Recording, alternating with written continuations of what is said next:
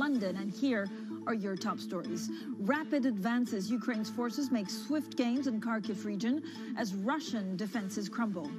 Dollar weakens, stocks rise, Asian shares build on Wall Street gains while the euro is higher as a Bundesbank voices support for more ECB hikes. Plus, Charles III, the new UK monarch, is officially proclaimed king as the late Queen Elizabeth's state funeral is set for September 19th.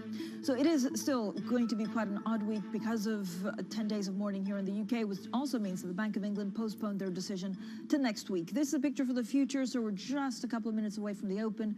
European stocks gaining some 0.6%. We're seeing similar gains actually for the DAX. Now, shares overall are climbing, the euro advancing again. Investors are weighing on the prospect of Europe following the Federal Reserve with more outsized interest rate hikes. The other thing we're looking out for, and this is why it's so good to have the GMM, this is a great Bloomberg proprietary board looking at euro, for example, leading gains versus the dollar. This is after Joachim Nagel of the Bundesbank signaled support for further interest rate hikes in Europe. We also look at commodities. Again, it's the start of the week, so a lot can happen in the next 5 days. Euro, as I was saying, 101.40, British pound 116.56. We have quite a lot of politics story here in the UK, maybe under the radar because of the monarch's passing and the fact that King Charles III today will also address the two houses in Parliament at Westminster Hall. The FTSE opening up 0.4% higher. Let's also have a look at what treasuries are doing.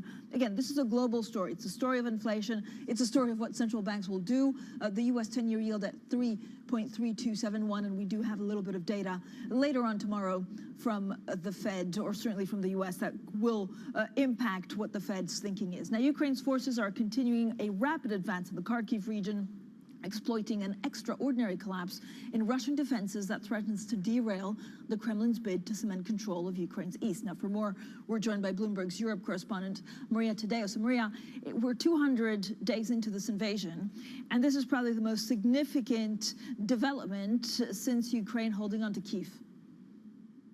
Yes, and Francine, this is militarily the biggest collapse since the Russian army failed to take on the Ukrainian capital. We all remember the pictures of that convoy that never made it to Kyiv. Now, overall, what we've seen over the past 4 days is a very quick but also very effective pushback operation from the Ukrainian army, especially in the region of Kharkiv. The Ukrainian president, Volodymyr Zelensky, was very defiant yesterday, saying, quote, "The liberation of our territories will continue," and he estimates that more than 2,000 square kilometers have been liberated since the start of September. Now, overall, Francine, what this shows is that, for the Ukrainian army, this is a huge booster morale. I can tell you every Ukrainian contact that I had on my phone on Saturday was telling me this is the happiest day of my life, but also, two, it does validate to some extent their theory that heavy weapons, heavier machinery on the battlefield makes a big difference. The Ukrainian army can score victories if they have the weapons. Yeah, the concern, and there are a lot of question marks on how will Vladimir Putin take it. So do we know there's any dissent between him and the generals and what he could do next? Yeah, Francine, and many actually now argue that the war has entered a very dangerous but also very volatile stage. The Russians did concede that troops had been retreated, that they were moved and pulled back. They do not call this a defeat. Of course, the Kremlin language talks about a regrouping of forces to better defend the people of the Donbass, but nonetheless, this is a very public and embarrassment logistical catastrophe for the Russian army. Now, remember, up until now, Vladimir Putin has talked about a special operation Federation. He doesn't talk about war. There's been no talk about conscription. But of course, the question now is, what does he do in the face of what is now a public embarrassment for the Russian Federation?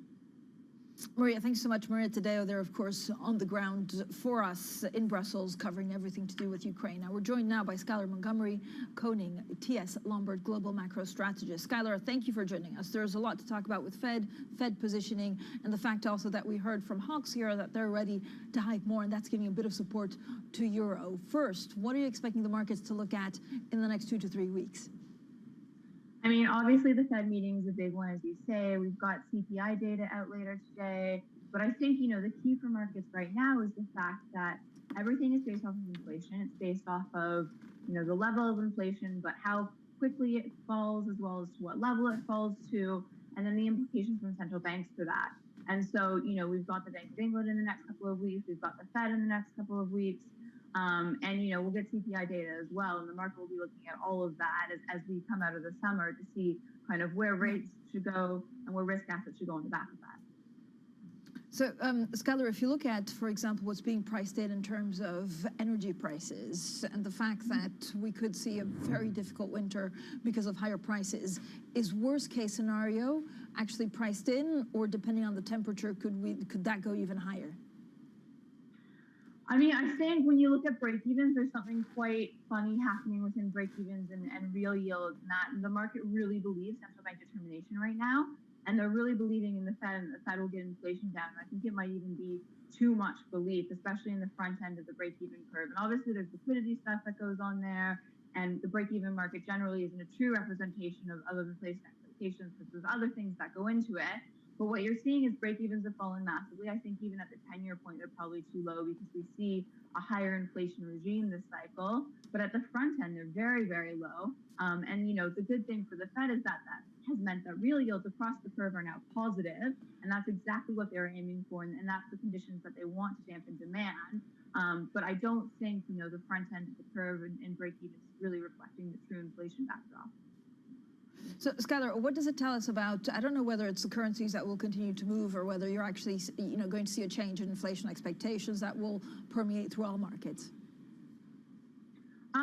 So I think what you'll see is inflation expectations will have to kind of go on the back of what's happening in energy markets and inflation generally. I will say that inflation right now, it is getting more positive, the outlook, right? And the biggest thing is that it's supply-driven inflation that's decreasing rather than demand-driven inflation. And obviously, you want both to come down, and that has a more positive outlook for risk assets. But it's very, very important right now that you're seeing supply-driven inflation come down, because that has two impacts, right? In terms of the Fed can't affect supply-driven inflation, and so they have to over-tighten if it's supply-driven inflation as well as demand-driven inflation. They're not sure which component is which.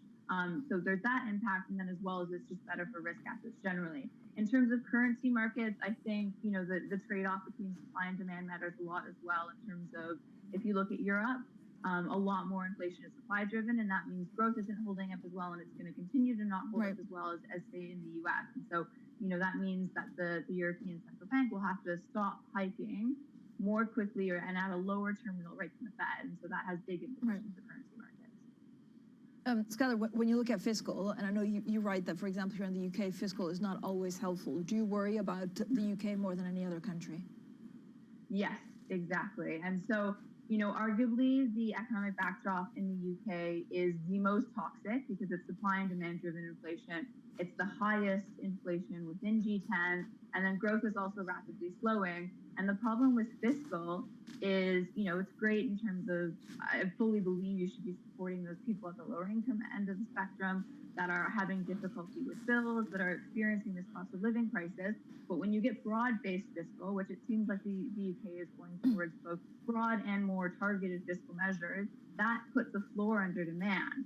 And that floor under demand increases those inflationary pressures that are already very evident and very bad in the UK, and that means the Bank of England has to tighten more, and that tightening puts downward pressure on growth again. And the other issue is that it increases the deficit, right? And there's a huge fiscal burden already in the UK, and so that's also, more economic pain probably down the line from that. Skyler, thanks so much. Skyler Montgomery Koenig there, TS Lombard Global Macro Strategy, stays with us. Now, coming up, we also speak to Franklin Templeton, Investment Chief Executive Officer. That's an exclusive conversation with Jennifer Johnson. Well, that's after 9:30 a.m. London time, and this is Bloomberg.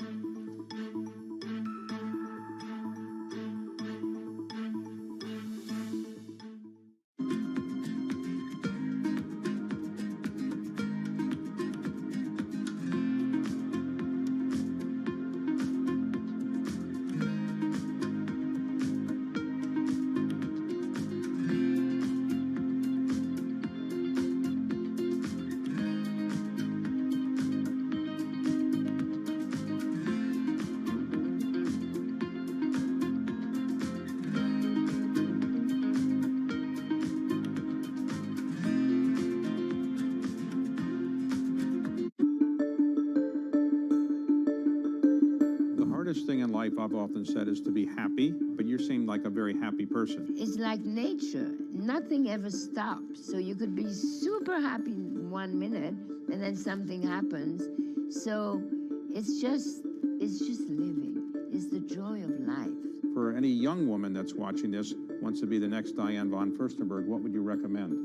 I think the most important thing in life is the relationship you have with yourself. Once you have a good relationship with yourself, any other relationship is a plus and not a must. And the second advice is to be as true to yourself as you possibly can. And you have to accept and own things you may not like, but the more you could be you, the happier you will be.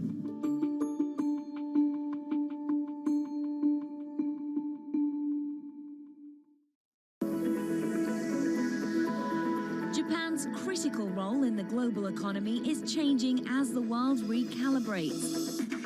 After decades of stagnation, Japan's leaders are forging a more innovative and sustainable path forward to revitalize the nation. Corporate giants, policymakers, and pioneers tell us how they're doing just that. Every week on Japan Ahead, right here on Bloomberg Television.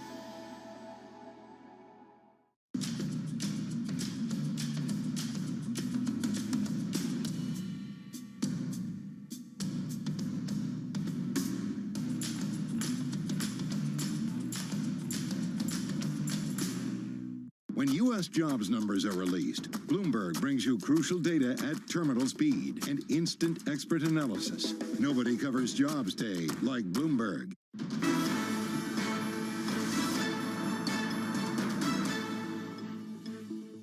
Once the reserves in the system get to a significantly lower level, the Fed's going to slow the rate of asset runoff, and then it's going to stop. It's basically going to stop. It's going to stop before they think we're at that critical point where reserves are too scarce. So they're going to learn from past experience, and I don't think they're going to make the same mistakes this time. That the constraints revealed by the pandemic are likely to be with us for some time, perpetuating imbalances, contributing to inflation, and likely requiring a sustained policy response. I'll also argue that constraints continued to bind policy. There on the inflationary outlook and the Fed's monetary policy. Now, we're also getting some breaking news out of China. China confirming that Xi Jinping will make his first trip abroad since COVID. Now, there had been indications that would entail actually a trip with him meeting President Biden. That would be a little bit later on in the year. This is China saying that President Xi will attend the SCO summit in Uzbekistan, and that is actually this month in September. Now, let's get straight to the Bloomberg Business Flash. Here's Laura Wright. Hi, Laura. Hi, Francine. Tens of thousands of U.S. railroad workers could be on strike by the end of this week, causing a potential new shock to the country's supply chains. Negotiators met through the weekend trying to reach a deal with two unions covering some 57,000 railway engineers and conductors. The Association of American Railroads predicts a nationwide shutdown could cost up to $2 billion a day. French power distributor Strasbourg Electricity oversold large quantities of its electricity due to trading errors earlier last week, a mistake that could cost the company 60 million euros. The FT says the French grid operator was forced to send an emergency power alert to neighboring countries, including the UK and Spain, asking them to be ready to help make up any shortfalls. Activist investor Dan Loeb has backed away from calling for Walt Disney to spin off ESPN. In a series of tweets, Loeb said he looks forward to seeing the sports network generate considerable synergies as part of Disney. Separately, Disney CEO Bob Chapek says ESPN is critical to his overall vision of the company, which includes sports betting. That's the Bloomberg Business Flash. Francine. Laura, thanks so much. Laura Wright in London. Now we're joined by Bloomberg's Christina Kino from our Markets Live team to go through the week that is, of course, here in the UK, very different because also of the morning of the Queen. Christine, thank you so much for joining us. So we know that the Bank of England, for example, nothing will happen this week. They've postponed it out of respect for the passing of the monarch. But overall, this country, and we saw some data today, is going to have a very tough time, especially if we have a bank holiday next Monday. Absolutely, Francine. I think really the overall mood as Truss is taking over the premiership is very much somber for various reasons, particularly with regards to the economy and what to make of the future of Britain, really. And, you know, we're seeing that a lot being reflected in the pound, of course. We're recovering a little bit here. We're above 116 versus the dollar today. But then in the UK bond space, for instance, that is still very much a big question. How is Truss going to fund this energy plan that she's expected to deliver over the winter time? And is that going to add to the pile of debt that the UK already has? Yeah, and I guess that will all play out in gilts, right, in the bond market. Absolutely, Francine. I mean, we are already seeing investors really pricing for that increase in debt, the run-up in gilt yields across the curve, really. Everything from the 2-year, which is more sensitive, of course, to interest rate expectations. As we know, the Bank of England, had they met this week, would probably have been pushed to that same 75 basis point rate hike discussion as the ECB and Fed were. But even so, even with a delay, I think that's still going to be a relevant discussion. And then, of course, the longer end of the curve also rising in terms of yields, because again, the question of what is this plan going to do with on longer term inflation prospects, and is that going to necessitate further borrowing in the UK? How does it play out in sterling as well? So what are the kind of the two things? I mean, when you say, you know, that Liz Truss, this is her first full week, and there was this firing of the top civil servant, and we had 2 former Treasury secretaries saying, like, this is actually disaster. We've never really seen anything like it. But we knew that she was going to be unorthodox. Yeah, exactly. And I think that was largely what had driven sterling lower in anticipation of an unorthodox Liz Truss regime, essentially, right? And we are already seeing that playing out in the early days. And I think, yeah, the pound is primarily probably the best and most immediate reflection of sentiment around this government. And so if we are going to see more unorthodox moves, more unexpected moves, especially with regards to Treasury and maybe eventually the Bank of England, because that is something that she had said she was going to look at in terms of its mandate, and then look to the pound for kind of the most immediate, pure reaction to all of these moves. Christine, give me a sense of what happens to dollar. I know there's a great, story actually saying that we could see a new regime shift for dollar. Absolutely, Francine. Yeah, it was very interesting. Our Odd Lots hosts there talking about this. But yeah, you know, I mean, the one camp, of course, Zoltan Pozsar arguing that, you know, the regime of the dollar as the world's reserve currency and its indisputable reign is really kind of drawing to an end now, given the fracturing of the world economic order as we know it, really. But, you know, of course, there are still big believers in the idea that the dollar is very much still the world's foremost reserve currency. And, you know, but I think we've seen a little bit of that dollar dominance this year. I mean, it has been the strongest currency out of everything, really, versus G10 and emerging markets. And it has been difficult for any other currency to kind of mount a convincing retort against the dollar. But you really have to wonder, how long is it going to last? Yeah, and this is the same question for euro, because we're just seeing from certain officials, I guess the hawks, saying, look, we should be ready for another jumbo hike.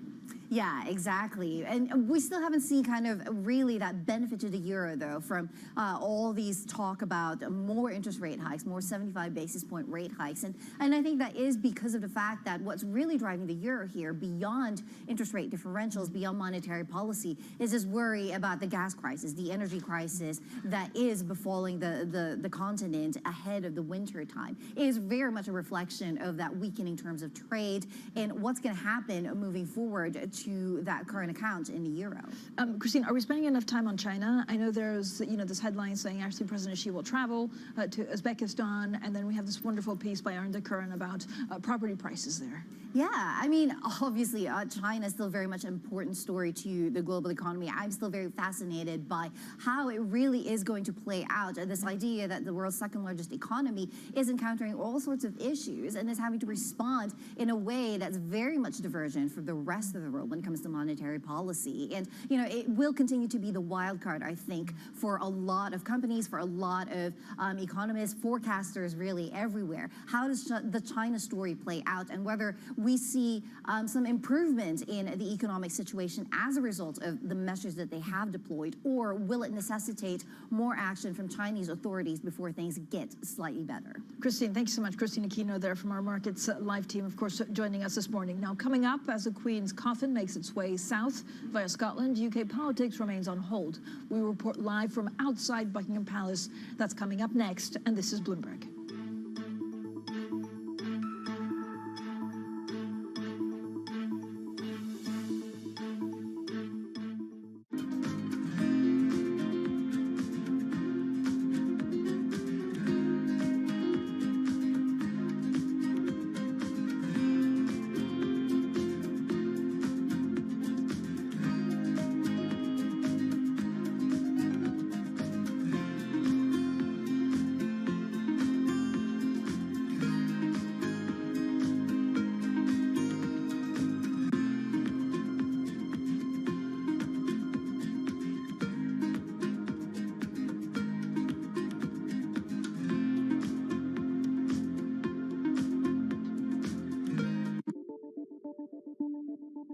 What do you think of when you think of a battery? For most, it's what we use to power devices for both work and play, and maybe even your car. Over the past few decades, they've gotten way more powerful, long-lasting, and affordable. But all of this is just a prologue to what the next batteries are going to do. As we drive to an increasingly renewable power-driven grid, we also need to be able to store energy and release it later to cover those periods of weather intermittencies that are driving this new grid that we're in. It's a multi-trillion-dollar opportunity, and it's imperative that we figure out the solution here. How we store energy on a massive scale is in many ways the central challenge of the fight to stop climate change.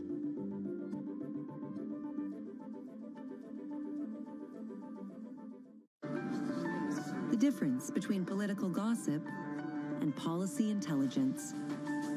Bloomberg Government provides our clients with expert reporting, analysis, and public affairs tools that give you the edge in reaching policymakers on the Hill. When you're in the business of influence in Washington, information and connections are the currencies on which you rely. For knowledge you can act upon, the difference is Bloomberg Government.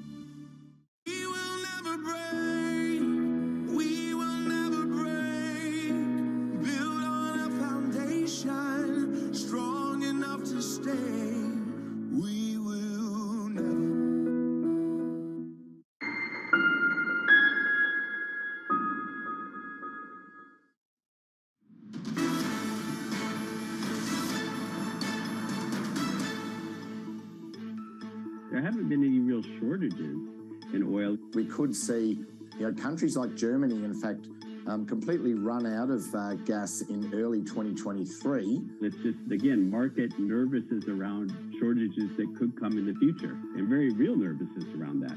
For me, where's the scarcity? It's going to come from a scarcity of liabilities or reserves, and I think that's going to blow out funding costs. I think that's probably one of the biggest risks. Certainly energy security has elevated its position, and certainly we're going through a transition. We have to do it more sustainably. The best case for consumers at the moment is really sad to say, is pulling back on consumption, conserving.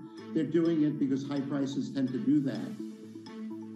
Well, some of our guests there are MLive, Paul's question on energy and commodities. Now let's check back into the markets, and this is a picture overall for a Monday morning. Again, a very different Monday morning, certainly here in the UK, because there are still 10 days of mourning. Stocks, though, extending a rally, a dollar gain actually pausing a little bit. Japanese and Australian equities were up, and if you look at the euro, leading some of the gains versus the dollar. This is after the Bundesbank president, he is, of course, Joachim Nagel, signaled support for further interest rate hikes in Europe. Now, Queen Elizabeth's coffin was driven slowly from Balmoral Castle to the Scottish capital, Edinburgh, yesterday, as the country continues a period of mourning.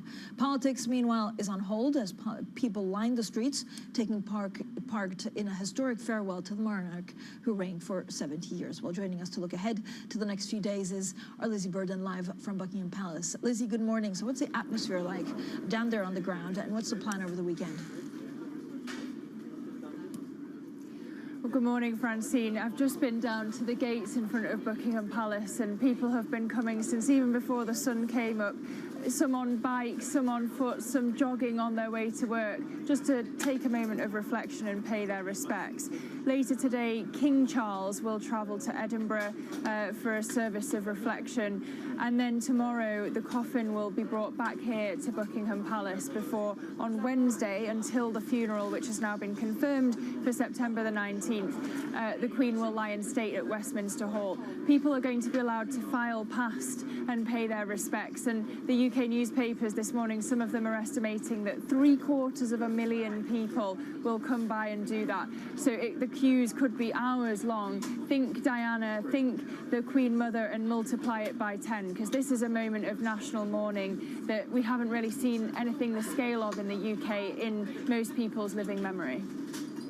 Yeah, and of course, politics and the UK take a little bit of a backstab. The BOE that was meant to come out with its decision on Thursday has delayed it by a week, but we have had some GDP figures from the UK this morning. What did they tell us? Yes, those figures showing a 0.2% increase in economic output in July. It's really just a technical bounce back from the 0.6% decline we saw in June, which of course had been hit by the bank holiday to celebrate the Queen's Platinum Jubilee. So a sad reminder that only a few months ago, that's what we were doing, celebrating 70 years of the Queen on the throne. But now that we're going to have another bank holiday for the Queen's funeral in September, and given the sombre national mood, Deutsche Bank and Nomura are warning that we could actually have a technical recession in the UK. We also get a load of other economic data this week. Jobs figures tomorrow are expected to show the labour market still tight. Inflation data on Wednesday expected to show another acceleration in price growth. And on Friday, retail sales figures expected to show the cost of living crisis still biting into consumer spending power. So put it all together, and Bloomberg Economics does see a half-point hike from the BOE in September. Lizzie, Liz Truss also announced her new energy plan. Well, we'll announce it next week. Last week, how have markets been reacting? Well, I would point to the brilliant piece by Javier Blas on the terminal over the weekend. He said the Treasury's taken the biggest short in history on the Good morning, traders. How are you today? Yes, last week, as you remember, we kept Bitcoin. We purchased over weekend, and we placed order to sell it at 20,725. It jumped up, so we didn't have a chance to sell it. That's good, because right now we place an order stop loss for at 20,923. It will give us 5% in profit. It means £5,000. As you can see, we purchased at 19,927. Plus 5% will give us 20,925. Plenty of room because it jumped, as you can see, 10% from the point we purchased Bitcoin. So it's good start of the week.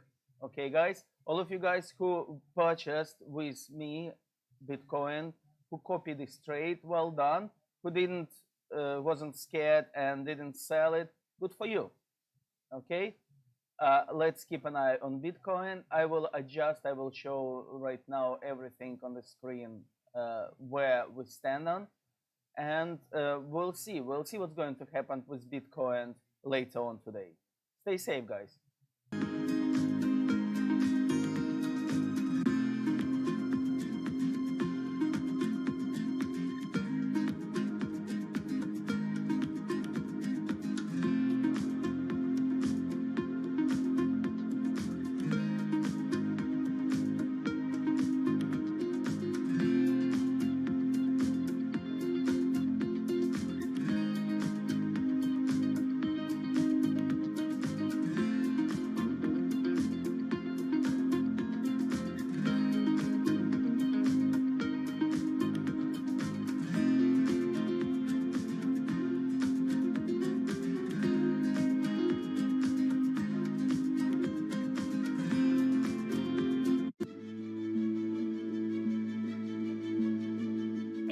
is the chance of humankind to really understand itself. How much of that is true? How confident? Did you actually overachieve? Did you, back then realize that we would be using AI in many different jobs? Was it slower or faster than you thought at the time? I think if I had a 35 or 40 year prediction task, I would have been more or less on track as to where we are today. But I would have predicted steady linear increase over time. But instead, the field had very minimal improvements until the last 5 or 10 years. Then it really took off. I think we ended up in the right place, but I was very wrong about the trajectory. To this date, we still know very little about how the brain works, but these machines are getting ever more powerful. And I feel in some sense, we did end up learning what human intelligence is by learning what it is not. If we exclude all the things machines can do better than us as what makes us unique in our human intelligence, then now we can rule out many, many things, because AI or machine learning has become so good at so many things that what's left must be the key aspects of human intelligence. BSO Now is your online home for weekly Boston Symphony Orchestra and Boston Pops performances. See new concerts that go behind the scenes, plus acclaimed archival concerts. Visit bso.org/now, where the music plays on. BSO season sponsor, Bank of America.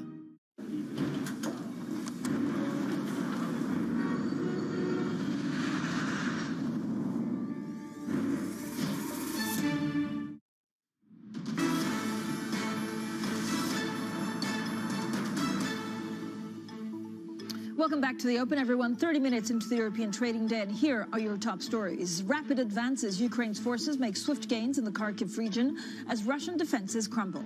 Dollar weakened, stocks rise. Global stocks rise on Wall Street gains, while the euro's higher as the Bundesbank voices support for more ECB hikes. Plus, Charles III, the new UK monarch, is officially proclaimed king as the late Queen Elizabeth's state funeral is set for September 19th. So the picture overall on the indices is a bit of a rally, or certainly a bit of support when it comes to European stock 600, gaining some 0.3%. The DAX actually 1% higher. Now, shares are climbing. The euro also advancing again. Investors really weighing the prospect of Europe following the Federal Reserve with more outsized interest rate hikes. The focus this week, of course, is on August U.S. inflation data.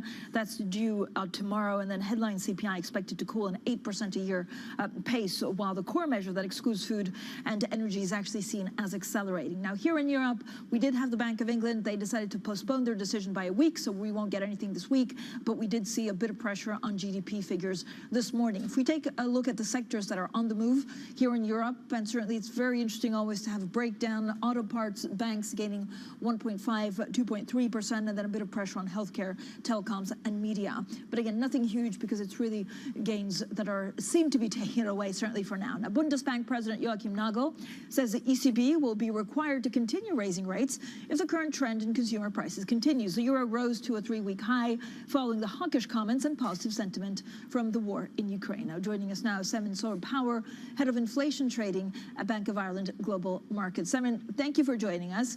What kind of trend are you seeing inflation doing? Here in the UK, has it peaked? Hi, good morning. Thanks for having me. We are actually seeing a significant pullback in energy commodities, and also we've been closely watching the measures announced by governments. So we are actually seeing headline inflation prints stabilize around current levels.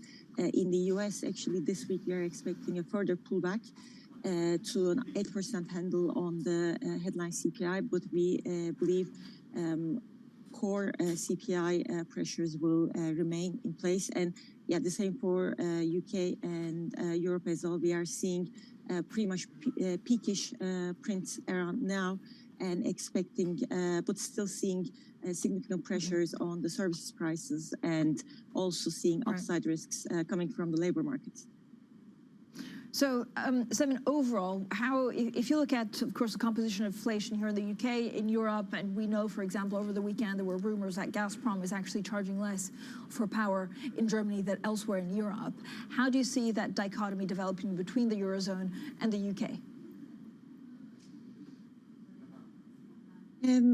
Obviously, what we are seeing now is energy crisis being handled through active use of fiscal policy space, and that's a big difference. So in Europe, we have seen a number of countries announce significant fiscal policy measures.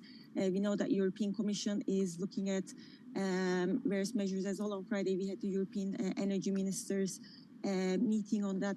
They are discussing caps on energy prices, and Liz Truss's announcement last week again in the UK is introducing a cap for consumers, which will be supporting household demand, which will be supporting businesses.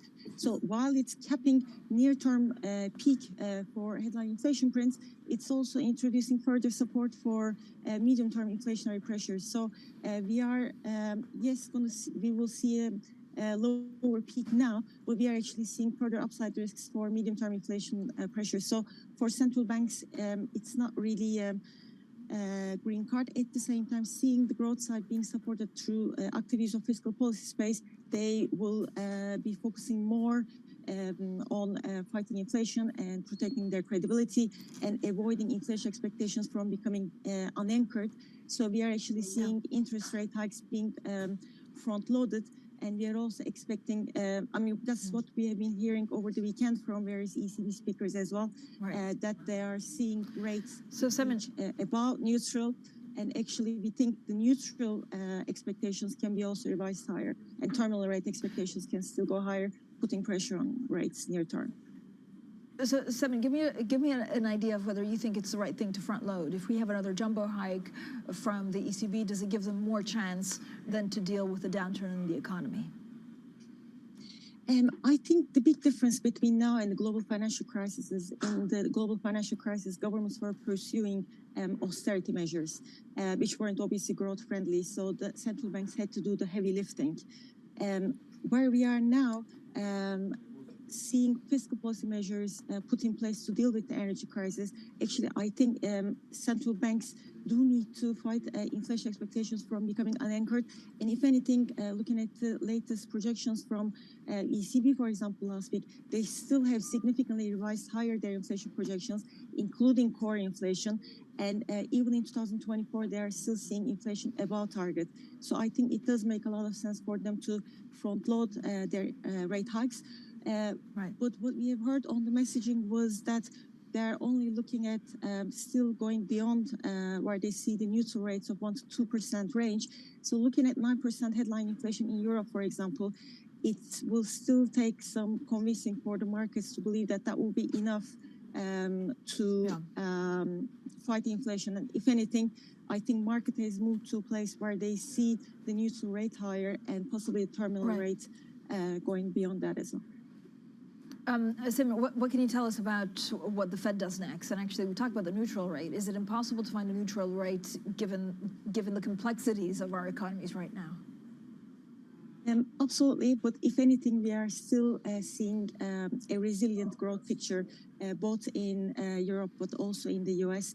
And while the market has jumped on this view that peak inflation is behind us, and we are expecting, as I said, a pullback in headline inflation this week again, I don't think it will be enough to convince central banks to lower their pace of rate hikes. We are still expecting another 75 basis points from the Fed as well, because what we have heard from the central banks is that they do not want to prematurely announce a victory over inflation, only to see that actually the labor markets still remain tight and services prices still surprise on the upside, and they have to backtrack on that language. So we are still expecting central banks to continue with their hiking cycles. All right, Simon, thanks so much. Simon Power, their head of inflation trading at Bank of Ireland Global Markets, joining us this morning. Now, coming up, we'll speak to the former UK Cabinet Minister, David Lidington, about a new era for the United Kingdom. That's up next, and this is Bloomberg.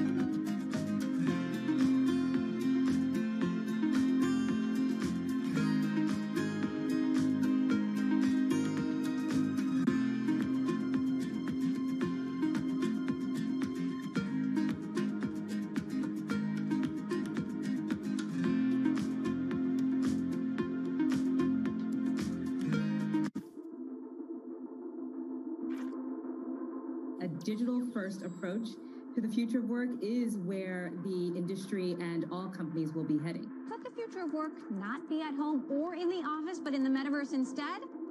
There's that word, metaverse. Doing well. How are you doing? When I think about the metaverse, I think about immersive experiences that have a sense of active presence. Wow, look at this. This is me. The metaverse is projected to become over $1 trillion market by the end of this decade. And whether you know it or not, you'll probably be working there in the future. We're moving into a world where we're going to be interacting with computers with our bodies. This is definitely trippy. I think the adoption curve is going to be slow. It's weird. Like a weird floaty thing right now. But look at you. You have no legs.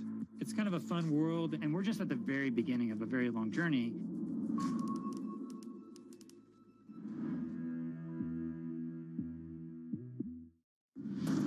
No one covers the world like Bloomberg. We have to get interest rates higher and bring inflation back to our target. 33 million people have been affected by this flooding in the Amazon. Disruption is the whole point of a strike. With unmatched reach and resources from more than 120 countries, the moment news breaks, 24 hours a day. Bloomberg, your global business authority.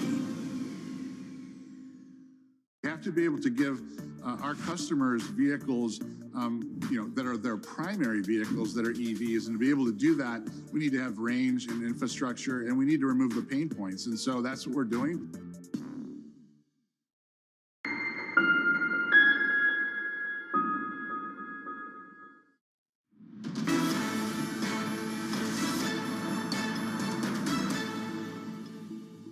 Welcome back to the Open, everyone. 40 minutes into the European trading day, and this is a picture across the board. We're seeing gains. You can see European stocks actually gaining some 0.3%. Similar gains for the FTSE. Actually, the FTSE is powering ahead, really, 0.8% higher than the DAX, also gaining 1%. Now, the picture is also one of euro surging on the rate outlook for the ECB. We heard, for example, from the Bundesbank president saying that he's expecting more supersized hikes. And then the other thing, of course, is news in Ukraine and the fact that Ukrainians seem to be gaining in the war against Russia. That boosts sentiment. European bonds actually falling. I'm looking at my terminal, and a gauge of the dollar declining for a second day. Treasury yields pretty much steady. Now let's get straight to the Bloomberg First Word News with Laura Wright. Hi, Laura. Hi, Francine. Sweden's coalition of right-wing parties looks set to secure a narrow victory in the country's general election. The likely result hinged on the rise of the anti-immigrant party, the Sweden Democrats, which saw the biggest gains to become the nation's second largest political force. With 95% of districts now counted, the opposition bloc has 175 seats in the 349-seat parliament, giving them a slender advantage over the ruling Social Democrats and its allies. Ukraine's forces have reportedly continued their rapid advance in the Kharkiv region, exploiting an extraordinary collapse of Russian defenses. Unconfirmed reports suggest Kyiv's troops have taken a key town around 55 miles from the Russian border. Russia's defense ministry published a map showing much of the country's forces out of the Kharkiv region, but without commenting further. Japan is reported to be planning to allow foreign visitors to book trips directly and travel freely within the country. According to broadcaster FNN, officials are also set to scrap daily arrival caps and reinstate visa waivers for tourists. The rules are expected to apply for travelers who've had 3 vaccine shots or can provide negative test results. The Biden administration is reportedly planning to broaden curbs on the export of semiconductors used for artificial intelligence and chip making. Reuters cites unidentified sources saying the Commerce Department plans to publish new regulations next month. The rules will codify restrictions already communicated to companies including NVIDIA and AMD. Global news 24 hours a day on air and at Bloomberg Quick Take, powered by more than 2,700 journalists and analysts in more than 120 countries. This is Bloomberg, Francine. Laura, thanks so much. Laura Wright in London. Now, it's been a momentous week for the United Kingdom. Last Tuesday, the new Prime Minister met the Queen and addressed the nation. Wednesday saw Liz Truss take on her first Prime Minister questions. On Thursday, the country lost its longest reigning monarch, Queen Elizabeth II. Finally, on Friday, a new era for the UK was ushered in as King Charles III David addressed the nation. Well, let's bring in David Lidington. He's former UK Cabinet Minister and Member of Parliament since 1992. Sir David, thank you so much for joining us. We have, of course, another 8 days of mourning for the Queen, a much, much loved monarch, not only for UK citizens, but really from people around the world. How will the UK change? I think that some things will stay the same, and I think that the continuity that the Queen stood for, the succession passing smoothly to King Charles, is a demonstration of political stability. I mean, there's not many countries, I think, where you'd have a change to the head of state and a change to the head of government taking place peacefully, everybody accepting the outcome within the space of just a few days. And crowds out on the streets in huge numbers, and that's a good sign. People showing respect, wanting to show solidarity to the royal family in their mourning. But I think King Charles will probably make some changes to the monarchy, a bit less of the formality. We saw that with the handshakes with the crowd outside Buckingham Palace the other day, and I think he's long wanted to slim down the number of members of the royal family who are carrying out public duties and have a high profile. So, Sir David, I mean, we talked a lot, and we used to talk a lot about the survival of the monarchy. I mean, it's incredible when you go to Buckingham Palace, when you're at Balmoral, the love that this Queen had from really people around the world. Do you expect the love for the monarchy to change, or do they need to update how, for example, they speak to their citizens?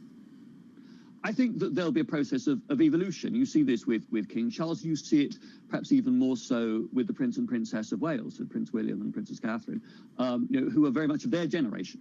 There is huge support for the monarchy. I mean, republicanism is a very much a minority cause in the UK, but King Charles, like the rest of the royal family, know that the monarchy survives because it has public consent and public support. The divine right of kings went out several hundred years ago. So I think that we've seen King Charles say he will uphold the constitutional principles, that he will act and speak on the advice of elected governments and Parliament, and he'll have less time to speak out freely in the way he was able to do when he was Prince of Wales and the heir to the throne, not the sovereign. So I think they will adapt as things go forward, and I'm very confident that on what we've seen this week, it's not just been mourning for the Queen, but real support for the new head of state as he takes up what are very onerous duties. And from meetings I had with him when I was in government as a minister, he's been very committed in the past to such things as reconciliation between the different communities in Northern Ireland, better relations between London and Dublin. A lot of quite low profile, but very important work in the Western Balkans, trying to bring communities and faiths together to be reconciled after the bloody conflicts as Yugoslavia broke up in the 1990s and early 2000s. Sir David, we know, of course, that sovereign is apolitical, but how will King Charles III behind the scenes work to keep the Union together and possibly keep the Commonwealth together? I think we have already seen, as far as the Union is concerned, a change that with no previous accession has the new monarch made a point of going in his first few days as sovereign to all the nations of the United Kingdom. Yet, King Charles will be going up to Edinburgh later today to go to the Scottish Parliament and then to attend a service in Edinburgh in memory of his late mother. He will be going to Northern Ireland and to Wales later in the week. And I think there'll be a very deliberate effort by the King and the whole of the royal family to demonstrate that they respect the nationhood, the particular constitutional, legal, cultural traditions of each of the component parts of the United Kingdom. And I think similarly with the Commonwealth, although there was always a recognition by the royal family that at the end of the day, it is for the peoples of those Commonwealth realms and territories to take their decisions democratically about their constitutional future. And so if others decide to go down the path towards a republic, there'll be sadness, but there will not be an attempt to fight that if that is clearly the public democratic will in those countries. But I note today, Mr. Albanese, the Prime Minister of Australia, said that he thinks that any question of a republic is now years away, that the monarchy remains strong in those realms. Sir David, King Charles is also 73. He's spent all of his life trying to push a more sustainable and green agenda. Will he continue to do so as monarch? Oh, I'm sure that he will. When he has his weekly private audiences with the Prime Minister, and when he has private meetings with other ministers, that he will be asking them very intelligent and searching questions about the environment. But I think he's already made it clear that in terms of public statements, as head of state, he is very limited now by constitutional convention. But he has the right to express his views in private, and I'm sure he will want also to help the Liz Truss government and any future governments that follow hers to promote a net zero agenda, to promote causes on climate change and on biodiversity in the international network of contacts that as monarch he will have. Sir David Lidington, thank you so much. Former UK cabinet member stays with us, and we'll also talk about the first week in office for Liz Truss and, of course, the challenges ahead. Coming up, we'll continue the conversation about what's next for the United Kingdom. David Lidington stays with us. This is Bloomberg.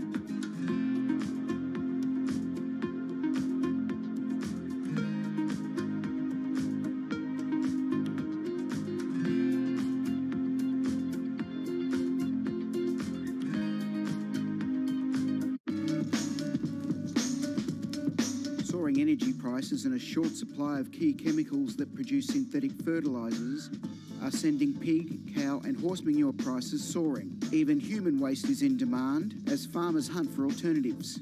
Fertiliser helps increase crop yields.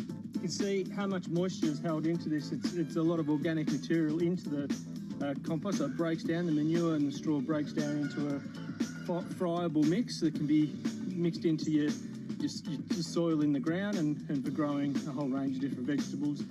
Holds the nutrients in, holds the water in, and it really increases the kind of biodynamic profile of the soil. The recent price spike could mean more farmers going organic for the long term.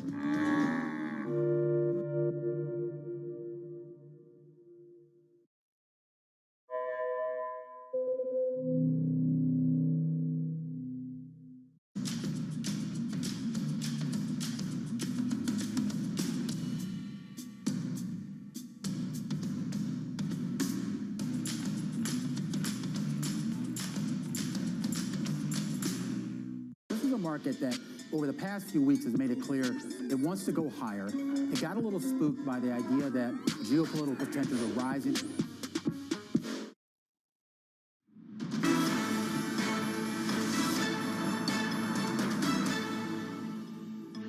Welcome back to the Open, everyone. We're 52 minutes into the European trading day, and look at that. Actually, we're seeing support for European stocks, the euro higher, and this is after we heard from the Bundesbank president saying that he's expecting the ECB to do more. The DAX actually gaining 1.2%. Now, let's continue the conversation, though, on the UK with Sir David Lidington. He's former UK cabinet minister. Sir David, thank you so much for staying with us. It was quite an extraordinary week that we had with, of course, Liz Truss having to deal also with the death of monarch, a much-loved monarch, a couple of days after she took office. What was a little bit under the radar, and is getting quite a lot of attention today, is the fact that there was a senior civil servant being fired from Treasury. What does it tell us about how the Chancellor will deal with the so-called bean counters at Treasury?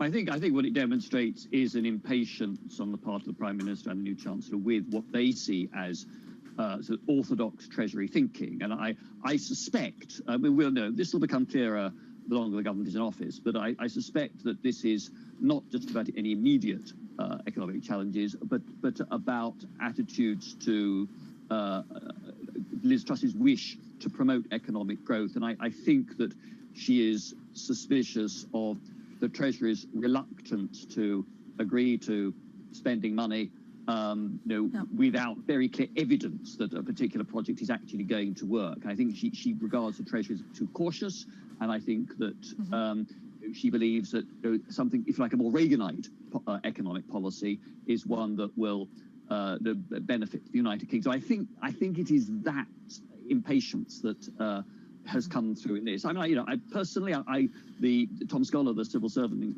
concern, is something I worked with closely when I was in the Cameron government, and I'm very sorry to see him go, because I think he is a loss, and I think there were better ways of handling this, but that decision has clearly been taken. Do you expect more of these kind of, things to happen? I know that there's concern, certainly at Westminster, that this is not only about the fact that, she thinks a profession obsesses too much about deficits and debt, but a way of governing that will be seen as different. I think that there will be a kickback if there's too much of this. I mean, it's one thing to sort of bring in some outside expert who is politically sympathetic and give them an advisory role, and that's perfectly understood within the UK system. But our constitutional arrangements regard the civil service, the full-time career officials, as permanent and politically impartial.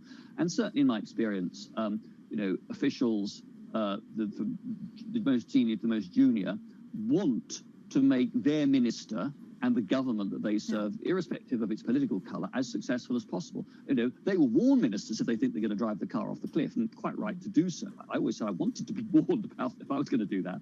But it's then the minister's decision. And civil servants always follow what ministers want to say. So I hope this doesn't go further. Sir David, talk to me a little bit about how you see the UK economy in 3-4 years. So given what we heard from Liz Truss, it seems like it's very Reagan style.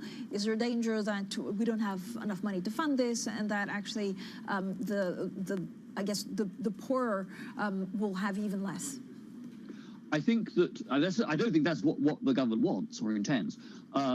But I think that there are some major challenges. I mean, it looks now, the latest figures, that the inflation peak may be sooner and less high than was feared even a few weeks back. But the government's not only got to explain at some point how it is going to fund the necessary rescue package for domestic and company energy bills this winter, but also how it's going to address some of the very deep-seated challenges that have held back UK competitiveness and growth for a very long time under governments of all political colours. And that is partly about such things as infrastructure. And that's where I think some of the Truss impatience with the Treasury comes in. I suspect she will want to get infrastructure projects going, better broadband, a fast rail link, east-west, linking up northern cities to projects Sir like David. that. Yeah. Thank you so much, Sir David Livington. Unfortunately, that's all we have time for. The former UK Cabinet Minister. We'll have plenty more, of course, on the UK throughout the day. This is Bloomberg.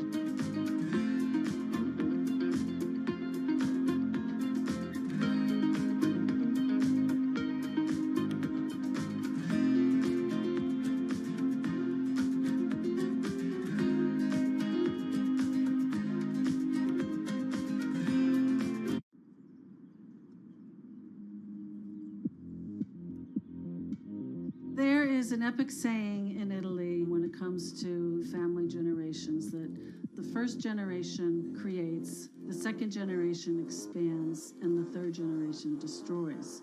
And that's almost what happened in the Gucci story. So hate and love together. Now I would have a much more experience about those who says I love you and then betray you. The Gucci family was the strength, but also the weakness of the label. The situation became dire with Gucci's finances. They were not able to pay salaries. They were not able to pay suppliers. Gucci's really teetering on the brink at this stage.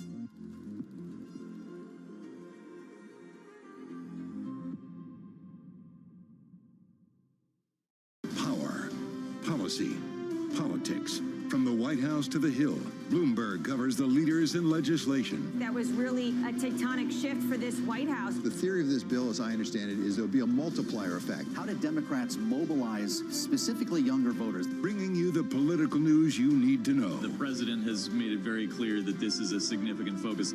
For the intersection of Wall Street and Washington, nobody covers politics like Bloomberg.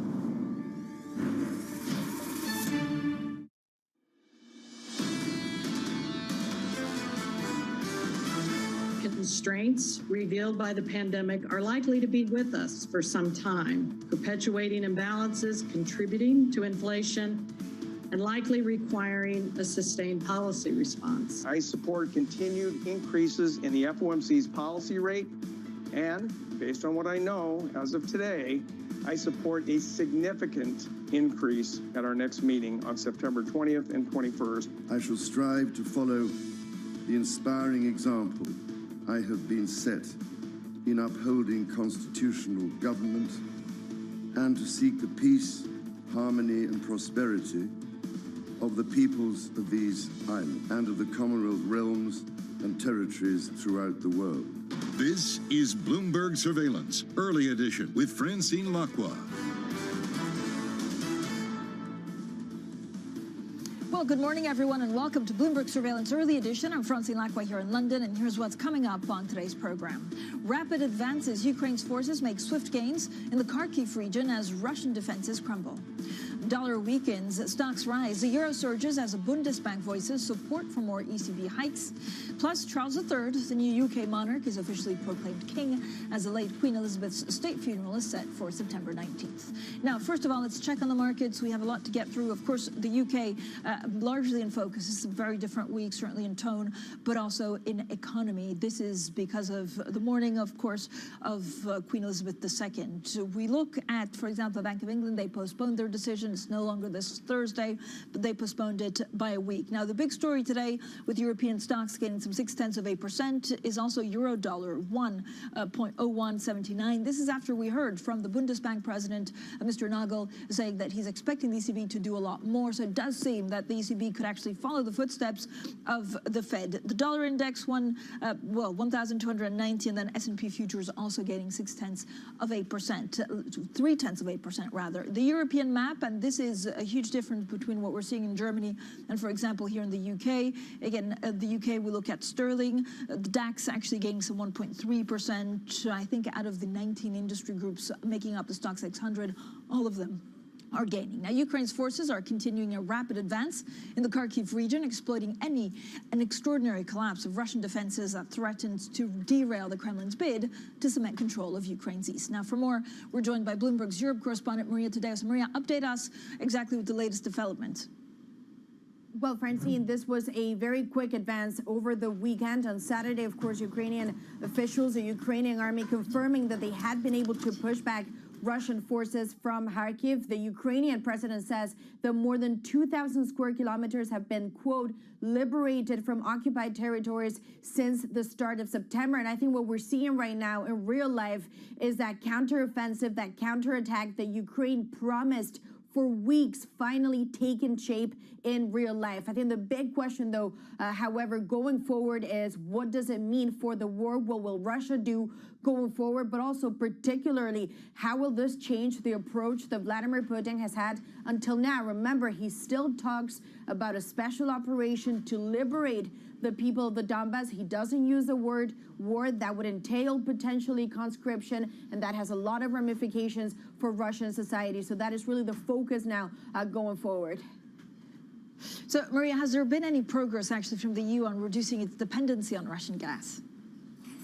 Well, Francine, we do have new data. The head of the European Commission, of course, Ursula von der Leyen, says that at the start of the year, so this is before the war started, 40%, of imports of gas were coming from the Russian Federation. Now that has gone down to 9%. She says the goal from now until the end of the year is twofold. One, to bring down the revenues. Vladimir Putin is making a lot of money even as he wages war. And then the other one is to stabilize prices for European consumers. There is a very important speech by Ursula von der Leyen on Wednesday. She is expected to unveil executive action on that. And of course, we'll be paying close attention there because we'll be live from Strasbourg that day on Wednesday.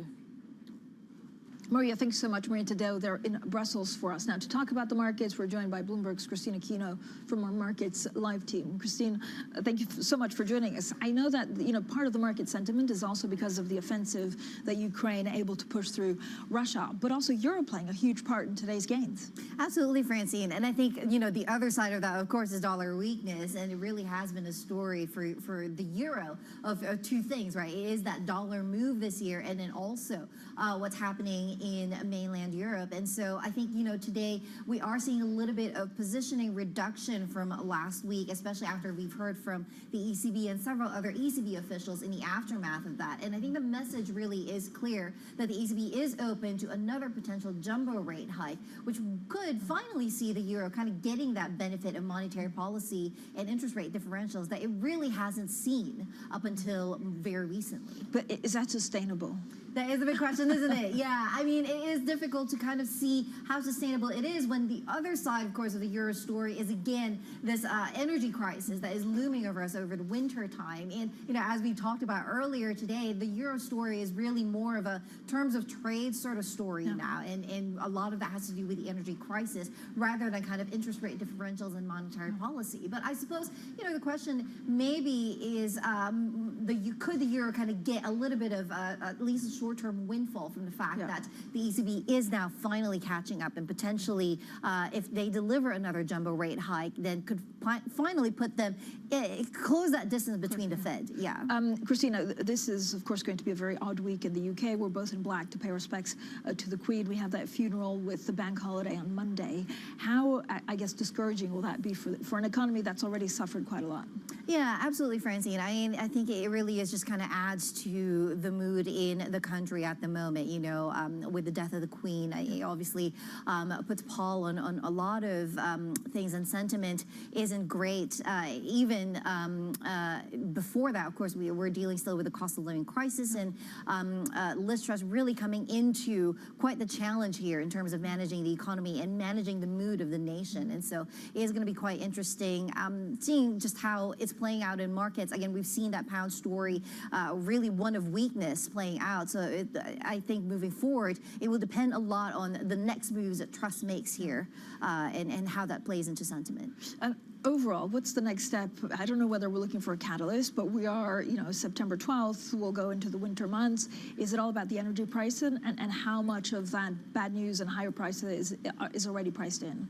Well, I think the initial down leg in the pound was very much part of that whole story of, bracing for the winter time, really a tough winter, the cost of living crisis still kind of making its way through the economy. And so, I think there is a little bit of, given that positioning is very heavily skewed towards a weak pound, we could see a little bit of green shoots here, just as a matter of positioning adjustments along the way. And then the different catalysts that we could see along the way as well. The Bank of England, what they say about a potential rate hike there, whether they're going to go the way of the ECB and the Fed in terms of 75 basis points. And then, of course, from Truss herself, what she's going to be doing in terms of providing support to the economy and the details of that. I mean, that was originally pound around positive. So if you see more details, we could be in for a bit more of a lift here. Christine, thank you so much. Christina Aquino there from our Markets Live team. Now, we're also getting some breaking news out of Lufthansa saying that the pilots union have actually agreed on an increase in basic pay.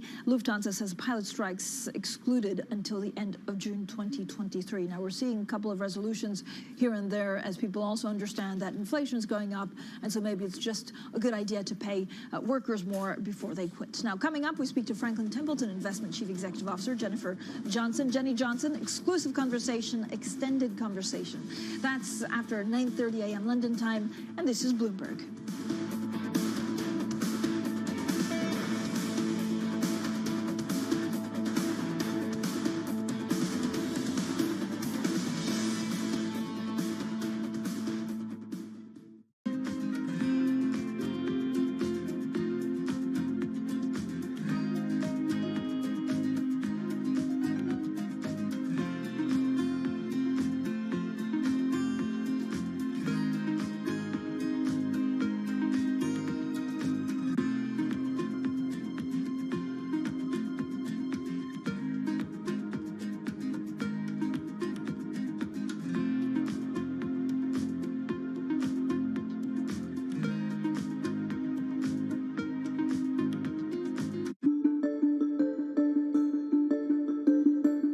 Thing in life I've often said is to be happy, but you seem like a very happy person. It's like nature. Nothing ever stops. So you could be super happy 1 minute and then something happens. So it's just living. It's the joy of life. For any young woman that's watching this, wants to be the next Diane von Furstenberg, what would you recommend? I think the most important thing in life is the relationship you have with yourself. Once you have a good relationship with yourself, any other relationship is a plus and not a must. And the second advice is to be as true to yourself as you possibly can. And you have to accept and own things you may not like, but the more you could be you, the happier you will be.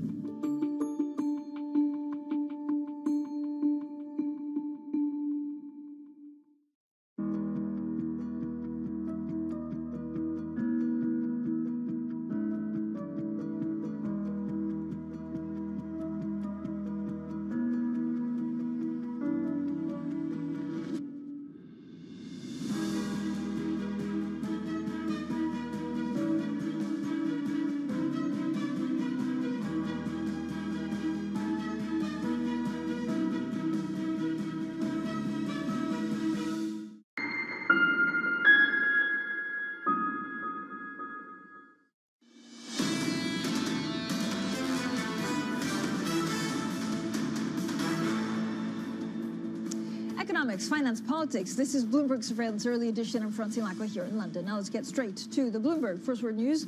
Here's Leanne Gerrans. Hi, Leanne. Hi, Francine. Sweden's coalition of right-wing parties looks set to secure a narrow victory in the country's general election. The likely result hinged on the rise of the anti-immigrant party, the Sweden Democrats, which saw the biggest gains to become the nation's second largest political force. With 95% of districts now counted, the opposition bloc has 175 seats in the 349-seat parliament, giving them a slender advantage over the ruling Social Democrats and its allies.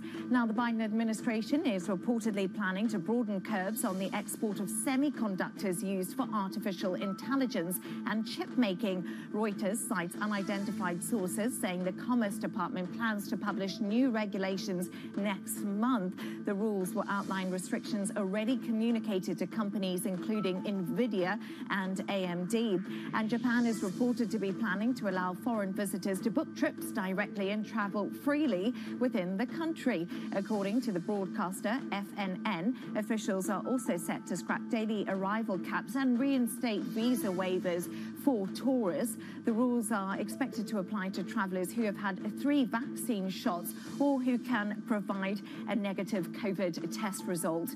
Global News 24 24 hours a day on air and on Bloomberg Quick Take, powered by more than 2,700 journalists and analysts in more than 120 countries. I'm Leanne Gerrans. This is Bloomberg.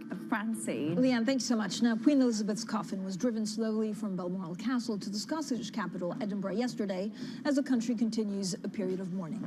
Politics, meanwhile, are on hold as people line the streets, taking part in a historic farewell to the monarch who reigned for 70 years. Now, joining us to look ahead to the next few days is Lizzie Burden, live from Buckingham Palace. Lizzie, what's the atmosphere like down there? I have to say, Francine, it's less tearful, more sombre, respectful. People are coming here to say thanks to the Queen for all those decades of service. I was here before the sun came up and people were just taking a quiet moment of reflection at the palace gates. The King, Charles III, is going to travel to Edinburgh later today for a service of reflection before tomorrow the coffin is brought back to here, Buckingham Palace. And then from Wednesday until the funeral, which is now confirmed for September the 19th, people will be able to pay their respects as the body lies in state at Westminster Hall. Some of the UK newspapers are expecting 750,000 people to file past. It's going to create very long queues, security challenges, and really, if you think about the death of Princess Diana or the Queen Mother, multiply it by 10, because this is an outpouring of national grief, the scale of which we haven't seen in our lifetimes in the UK at least. So it does put the business of government on hold. It's not Liz Truss's fault, but it's difficult for her second week of her premiership. So what are we expecting over the next few days, Lizzie? We know that the funeral, of course, is next Monday, and then we'll have a week long of pageantry and processions. Quite exactly, and we're already seeing significant moments in the royal family. We saw over the weekend the Fab Four, as they were affectionately known, Prince William and Prince Harry and their spouses, joining together to speak to members of the public and share in the public grief. It's really a deliberate acknowledgement of the need to do that, something that the royal family has been criticised for not doing in the past. And so I think you can expect to see more of those moments as Prince Charles and King Charles and the Queen Consort go around the different regions of the UK, meeting people and sharing in their grief. Lizzie, Liz Truss also sacked a top civil servant in the Treasury in her first days. What's the significance of this? It's a big, bold move, Francine. Along with the energy bailout, one of the first things that Liz Truss has done in office. Remember, she did say that she wanted to take on the blob of Treasury orthodoxy, and this is a symbol of that. We heard over the weekend from one of the government's former top civil servants that this could undermine the UK, a huge moment of change in British history. City says that it could open the door to yet more unconventional policy, and really it leaves a vacuum of power at the top of the Treasury when you've got a background of double-digit inflation. But the other thing that this could lead to is brain drain at a department that has some of the UK's most employable civil servants who are likely to be dangled with the biggest alternative salaries in the private sector. So it is a worry. Lizzie, thanks so much. Lizzie Burden there outside Buckingham Palace. Now, the former New York Fed president, Bill Dudley, says the central bank will not be making the same mistakes it did in 2019 as it reduces asset purchases and shrinks its balance sheet. Well, he spoke to Bloomberg Surveillance. The Fed has the experience of last time to go by. Last time they were surprised by the demand of banks for reserves, and so they unexpectedly drove the amount of reserves too low relative to banks' demand. That's why you got the spike in repo rates in September 2019. So they've learned from experience. Second, they put in place a standing repo facility now, which is available just slightly above market rates. So repo rates were to spike up, banks would turn to the Fed's standing repo facility. So you wouldn't see a big spike. It'd be a little spike this time. Lastly, I think the Fed's going to be tapering the rate of how its balance sheet shrinks as we get deeper into this process. At first, we're running off $60 billion of treasuries, up to $60 billion of treasuries and $35 billion of agency MBS each month. But once the reserves in the system get to a significantly lower level, the Fed's going to slow the rate of asset runoff. And then it's going to stop. It's basically going to stop. It's going to stop before they think we're at that critical point where reserves are too scarce. So they're going to learn from past experience, and I don't think they're going to make the same mistakes this time. Bill Dudley, have we done this before? Is the New York Fed down in the basement? It's underneath one of the pizza parlors down in lower Manhattan. Have you done an experiment that says this is going to work, or are you flying blind? Well, I think you did the experiment last time following the great financial crisis. The Fed shrunk its balance sheet, and we had that experience in 2019 where they shrank it a little too much. Right. So they're going to learn from that episode and not do the things that they did last time. Last time, they never slowed the rate of asset runoff. They never stopped the asset runoff prior to the reserves becoming scarce. And I think this time, they didn't have a standing repo facility. So I think this time they have sort of a belt and suspenders, and they didn't have either a belt or suspenders last time. So they've belts and suspenders for a problem that won't necessarily repeat itself. But where are the belts and suspenders for a dollar getting too strong for the rest of the world to really sustain its momentum? Well, this is a problem always, that the Fed follows monetary policy based on what's best for the United States, and the consequences of the rest of the world are the consequences for the rest of the world. And a strong dollar is one of the consequences of the Fed tightening monetary policy now quite aggressively. The Fed actually wants the dollar to be relatively firm because a stronger dollar restrains economic activity, and it reduces inflation because it reduces the cost of imports into the United States. So the Fed is not unhappy with the dollar strength. This is just part and parcel, one aspect of how you tighten financial conditions. Coming up, the world's hottest housing markets are facing a painful reset amid soaring borrowing costs. We look at the big take next. This is Bloomberg.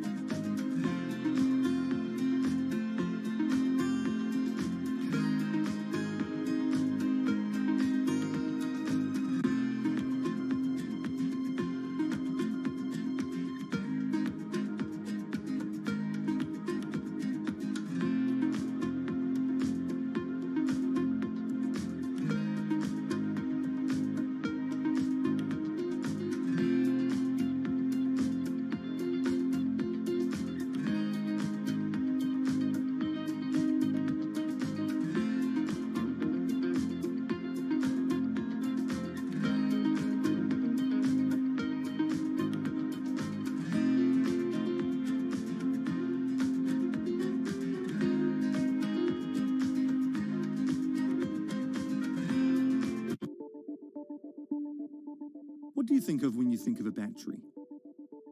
For most, it's what we use to power devices for both work and play, and maybe even your car. Over the past few decades, they've gotten way more powerful, long-lasting, and affordable. But all of this is just a prologue to what the next batteries are going to do. As we drive to an increasingly renewable power-driven grid, we also need to be able to store energy and release it later to cover those periods of weather intermittencies that are driving this new grid that we're in. It's a multi-trillion-dollar opportunity, and it's imperative that we figure out the solution here. How we store energy on a massive scale is in many ways the central challenge of the fight to stop climate change.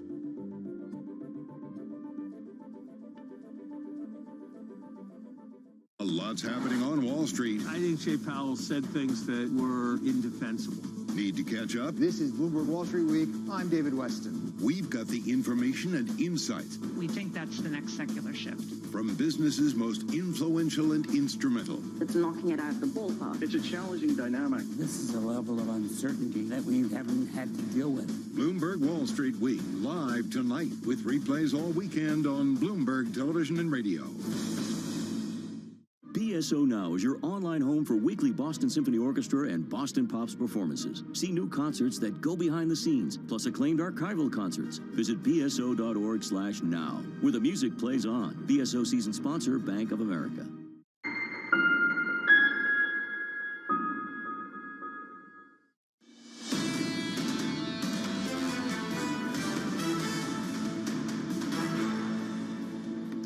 Economics, finance, politics. This is Bloomberg Surveillance Early Edition. I'm Francine Lacqua here in London. Now let's turn to the global housing market, and the hottest regions are feeling the pain as they face a reset. That's as soaring borrowing costs squeeze home buyers and property owners alike. Now that's the subject of today's Bloomberg Big Take. Now for more, we're joined by Neil Callanan, our London bureau chief. Neil, I know you're a great student, and for many years actually you've been reporting on properties. How painful is the reset, and in which country specifically? Yeah, I think we're going to see the biggest pain in the housing market that we've seen since the global financial crash. The Fed and other central banks' policy of quantitative easing has driven yields for real estate lower and driven cheap credit has pushed prices higher. With Treasury yields now going up and bond yields generally going up, that means for international investors, real estate is less attractive, but also you've got a cost of living crisis and an inflation crisis meets rising interest rates. So in those countries with variable mortgage rates or with short-term fixed rate mortgages, you're really going to see pain. So that's the UK, Canada, Australia, New Zealand, China, and Sweden. Sweden will be the canary in the coal mine for Europe. So out of those countries, is one we should worry about the most because of its over-reliance in terms of GDP? And see, I remember, and I don't remember because I was too young, but I keep on going back to the 70s and say at the time that it was also refuge, right? Because inflation was going higher. Yeah. So people would take money out of the markets and put it in real estate. Yeah, and that was the theory as well in the 90s, and it really didn't work out in Canada in particular. In Toronto, people put money into housing as an inflation hedge, as an investment, and it really didn't work. So again, Canada and Australia in that sense are probably the most vulnerable. China's already going through a bubble as well. And in Sweden, they've been borrowing for so long. I mean, 50-year mortgages aren't unusual there, that the market can change quite quickly and has. And you're looking at double-digit falls in a number of markets this year, particularly Sweden, Australia, New Zealand, and possibly Canada as well. So should we really worry? And I know also Aaron the Current has done quite a lot on China. I mean, what does this mean for China? Do the global markets understand how ugly this could be? I think with China, the big qualifier is always what will the government do and whether the government will bail out the property developers. So it's hard to predict. But based on current trends and the lack of investments and the fall in profits, you are going to see a big squeeze there. There has been already, and that's likely to continue. One of the things I would be interested in is how much development land values fall there, and that's really what can cause a lot of trouble for developers. Neil, thank you so much. Neil Callanan there, our London bureau chief, and you can read more online or at NI Big Take on the Bloomberg terminal. Coming up, Bitcoin rally cools and the dollar retreats. We chat markets with Franklin Templeton President and Chief Executive Officer Jenny Johnson. That's coming up next, and this is Bloomberg.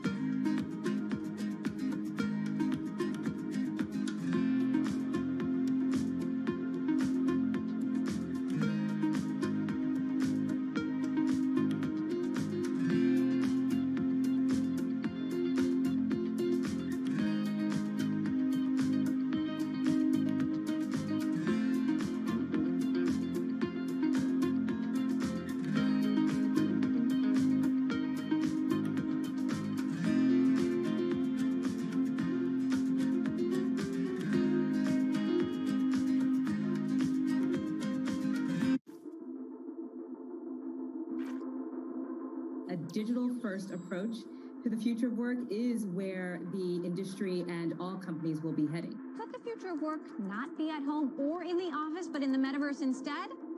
There's that word, metaverse. Doing well. How are you doing? When I think about the metaverse, I think about immersive experiences that have a sense of active presence. Wow, look at this. This is me. The metaverse is projected to become over $1 trillion market by the end of this decade. And whether you know it or not, you'll probably be working there in the future. We're moving into a world where we're going to be interacting with computers with our bodies. This is definitely trippy. I think the adoption curve is going to be slow. It's weird. Like a weird floaty thing right now. Oh, look at you. You have no legs. It's kind of a fun world, and we're just at the very beginning of a very long journey.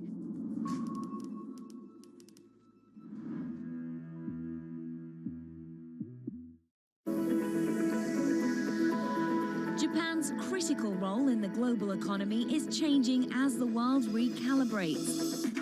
After decades of stagnation, Japan's leaders are forging a more innovative and sustainable path forward to revitalize the nation. Corporate giants, policymakers, and pioneers tell us how they're doing just that. Every week on Japan Ahead, right here on Bloomberg Television. We have to be able to give our customers vehicles, that are their primary vehicles that are EVs. And to be able to do that, we need to have range and infrastructure, and we need to remove the pain points. And so that's what we're doing.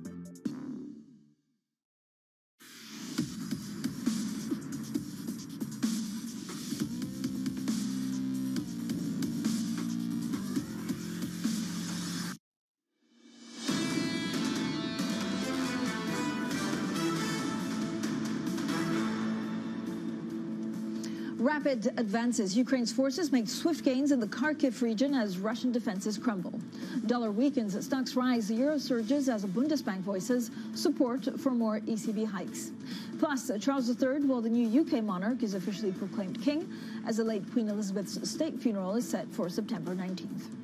Well, good morning, everyone, and welcome to Bloomberg Surveillance Early Edition. I'm Francine Lacqua here in London. Now, shares are rallying this morning. The dollar is retreating on strong euro performance. Now, that's as investors now weigh the prospect of more outsized interest rate hikes in Europe. If you look at, for example, the gauge of the dollar falling for a second day as all G10 peers surge, except actually the yen. Now, to talk broader, not only about the markets, but really some of the strategy at Franklin Templeton, we're delighted to be joined by Jenny Johnson, President and Chief Executive of Franklin Templeton.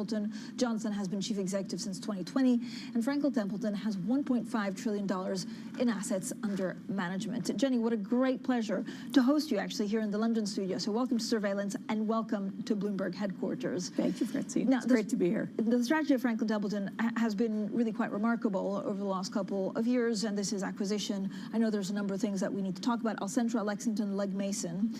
So pretty bold moves in terms of M&A. What comes next? Well, so we've been pretty clear on our approach to acquisitions. It's either filling out product-based, right? So we see the industry moving towards alternatives. We wanted to make sure that we not only had traditional asset management capabilities, but also we're strong in the alternative space. So you saw our acquisitions there.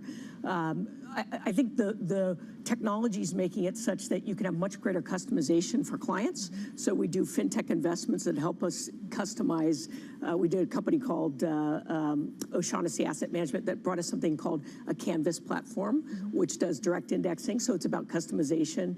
And then building just deeper relationships with clients. So providing additional products to be able to engage with them. So, Jenny, as you bring these into the family hold, what's been the biggest challenge? Is it keeping their own identity? Is it somehow bring them together with a common purpose? So I think the key for us has been, in the asset management business, what are you buying? You are buying people and their investment process. So as long as you're willing to leave that independent and provide additional services, we think active management, things like data, become more and more important, data analytics. So being able to provide platforms. We have a centralized investment data lake, so any of our investment teams can leverage it. Those types of value add to help the investment teams that we acquire be able to have additional capabilities. That's critical. The other thing is, you'll have this ability to create this more customized solutions. So, for example, our Middle East fixed income team, that we're one of the largest Sharia-compliant managers. They were talking to a sovereign wealth fund that wanted private credit, but wanted the Sharia overlay. Well, they didn't do private credit. So, bringing Benefit Street Partners, ultimately Alcentra, with their screen of Sharia compliance, offers a completely new product. So, getting the teams to talk to each other, to think about creative ways that we can customize for clients. So creative ways also go to alternatives, right? Is this the future, and how has that been performing over the last 5 to 6 months, where there's quite a lot of uneasiness in the markets? Well, what we've seen is that, from 2000 till now, there are half the number of U.S. public equity companies, and there are 5 times the number of private equity-backed companies. Companies are waiting much longer to go public. 2000 average, they went public after 3 years. Now it's 9 to 10 years. So you can, from an investable universe, you have to be able to enter the private market space. With respect to credit, you'll hear banks say, look, the capital requirements have been raised. We're going to be very careful about how we deploy capital. We're going to use it for our best clients, which means there are a lot of people left out of the credit market. So private credit's grown dramatically. So I think from an investment standpoint, you have to be able to be in the alternatives in private. Does that change with actually these higher inflation? I mean, we're going through a huge uncertainty with cost of living crisis, inflation, that, in our markets that could be 8–10%. What does it do to the alternatives? I think that there's some question. Any kind of private equity strategy that was based on leverage, right, is going to be challenged. But many of them are based on growth, and companies, especially as you have technology companies, those aren't as reliant, and it's not as risky on the, from the interest rates rising. Jenny, is there anything else that you want to buy right now to actually fold, or are you, for the moment, are you done in terms of M&A? So what we've said, we certainly feel like our plate's pretty full, but areas we're always opportunistic. If to globalize our alternatives platforms, Alcentra was a move of taking a U.S. private credit manager and adding European capabilities. So if there were some geographies that made sense for us, we'd be interested there, or specific fintech type of strategies that we thought were interesting from distribution, we may be buyers and things like that.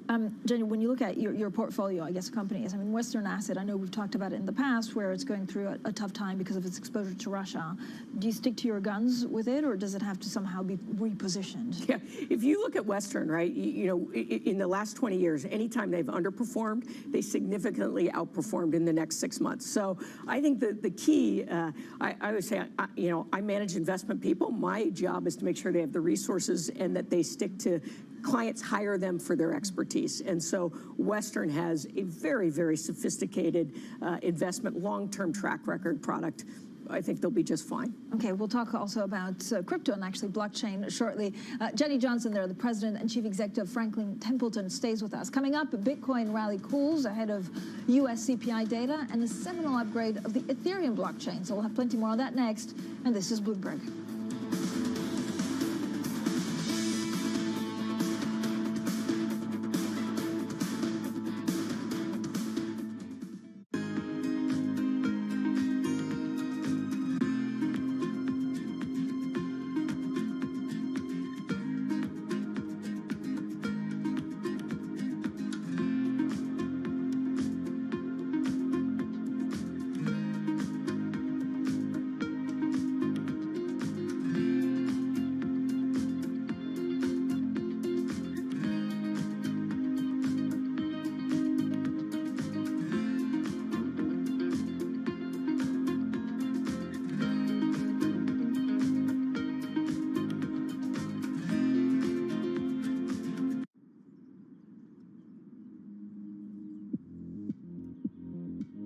There's an epic saying in Italy when it comes to family generations that the first generation creates, the second generation expands, and the third generation destroys.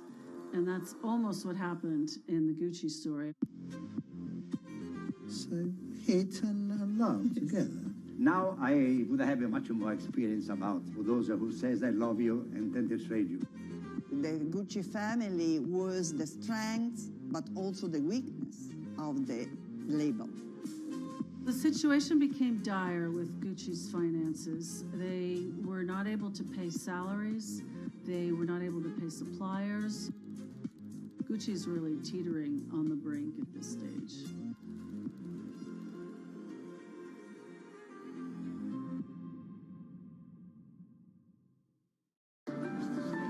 difference between political gossip and policy intelligence. Bloomberg Government provides our clients with expert reporting, analysis, and public affairs tools that give you the edge in reaching policymakers on the Hill. When you're in the business of influence in Washington, information and connections are the currencies on which you rely. For knowledge you can act upon, the difference is Bloomberg Government.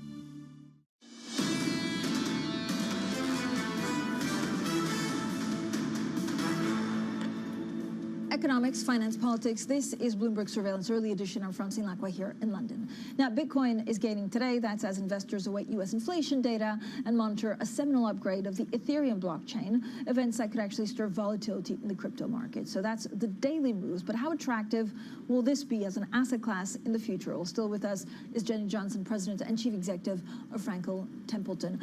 Jenny, thank you for staying with us. I mean, you are someone that right from the early beginning actually was an early adopter of blockchain, which doesn't necessarily mean Bitcoin, but you see this developing in ways that we can't even imagine right now.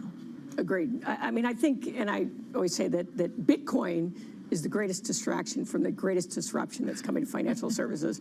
And that does not mean I think Bitcoin is worth zero. I think Bitcoin's more like art. If you and I agree this is the price it is. Yeah. What is lost in that conversation is all of the fundamental changes that can happen with Web 3.0. Yeah. So if you think about Web 1.0, that was kind of, think about a reading. Those who are old enough remember your internet site was going to be a billboard. Then you learned you could communicate. That became reading and writing. We could communicate back and forth. Web 3.0 is ownership, right? And so the types of businesses that are coming out, and most of them are really clunky today, but they will be significant. And as investors, I think they even impact equity markets. So an example, there's a company that wants to be the fastest streaming service. So if you're watching their content, you get paid to watch it because you're agreeing to let them use your device to cache content to pass off to somebody else. So now you've become a client, you're a user, you become almost like an equity owner because they pay you as the network grows, and you become part of the infrastructure. They can buy less AWS cloud because their clients are all providing it. And it's the blockchain technology that enables this kind of thing. As we talked about, alternatives, unlocking alternatives for the retail channel is going to be, I think, powered a lot by tokenization and blockchain. And I was going to ask, actually, how do you unlock that value? So if you're a believer that it actually changes, I mean, I guess, you know, the relationship from investor, it changes everything. How do you play it now in 2022?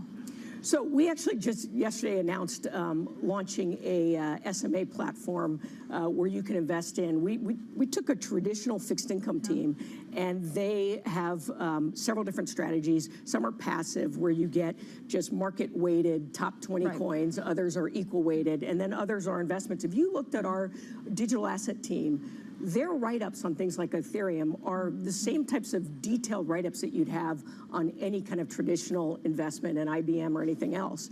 And so I think you want to get some exposure. The problem is there's going to be way more losers right now than winners, and that's the challenge. And is there a challenge because it will change the narrative of how it's portrayed in the media? I mean, is there a danger that actually if there are too many losers, then you don't have the positives advance in a timely fashion? I mean, I tend to personally like the platforms and things, and this is what people I don't think completely understand, is Ethereum is like the iPhone. When the iPhone first came out, you looked at the iPhone and you said, oh, this is pretty cool. I've got GPS, I got a flashlight, right?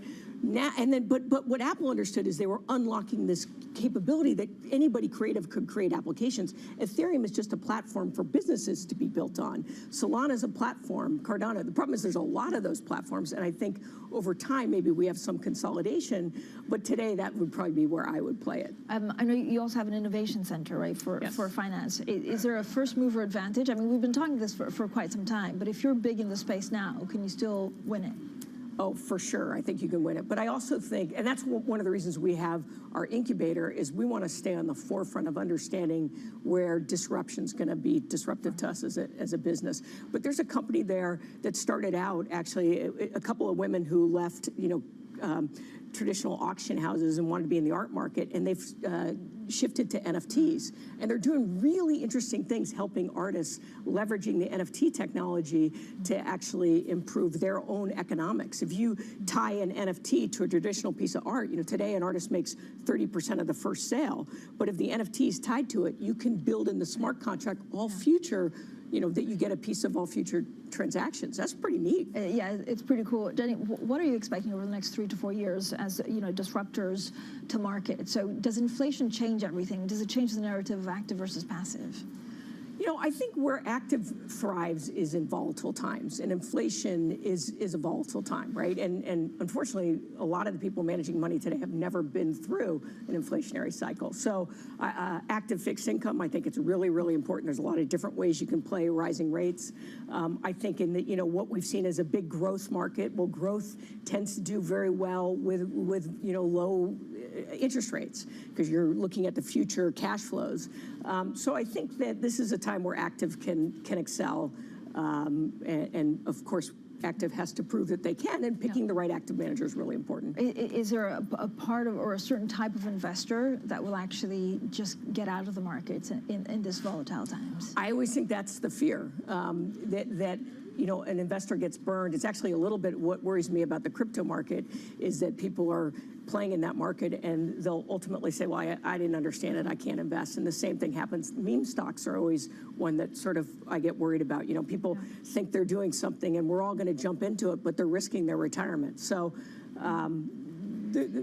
but this means what, right? Regulators are too slow to regulate it, and I guess it puts them in a really tricky position of how do you regulate a market without being seen as squashing, I don't know if it's innovation, but just misunderstanding what they're dealing with. Well, I think the regulators are afraid of making a mistake, and somebody described to me, they said, we've got flying cars and we're trying to apply traditional street laws, right? And so knowing what those unintended consequences of a regulation is, I think makes a regulator be pretty fearful. The problem is, I think that there are jurisdictions that are regulating, Singapore, some of the Middle East countries, and so what you're seeing is these digital asset companies actually setting up there. I think that's a bit of a risk too. If you don't regulate it, you get the Wild West and people get burned.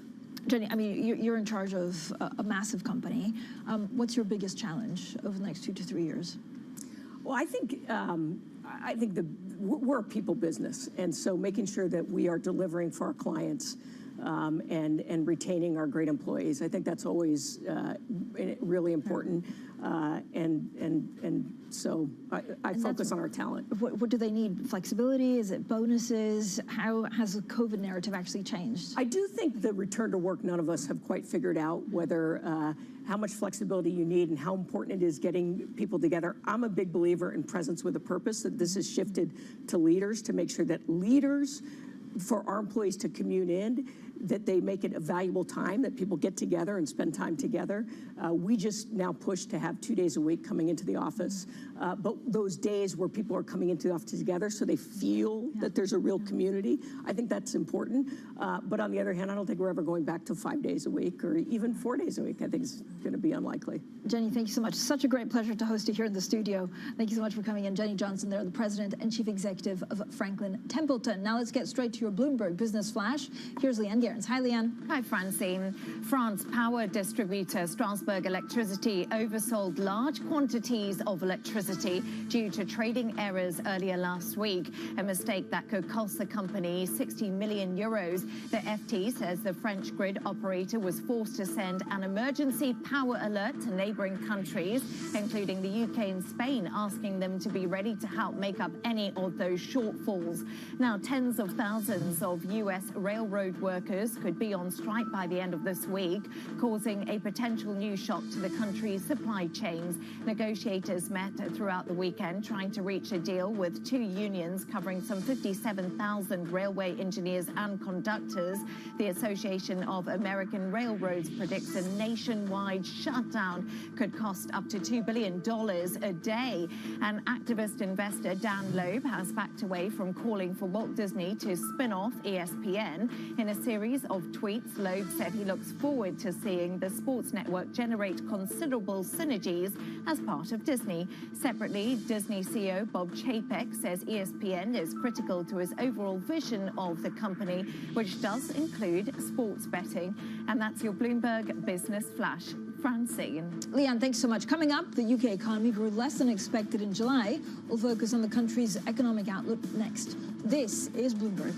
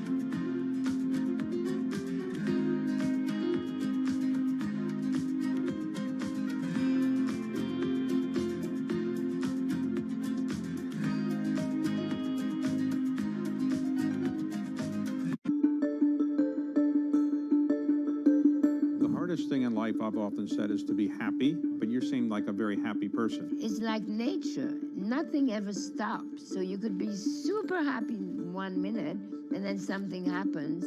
So it's just living. It's the joy of life.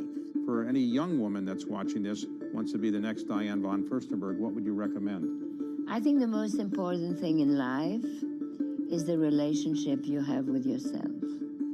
Once you have a good relationship with yourself, any other relationship is a plus and not a must. And the second advice is to be as true to yourself as you possibly can. And you have to accept and own things you may not like, but the more you could be you, the happier you will be.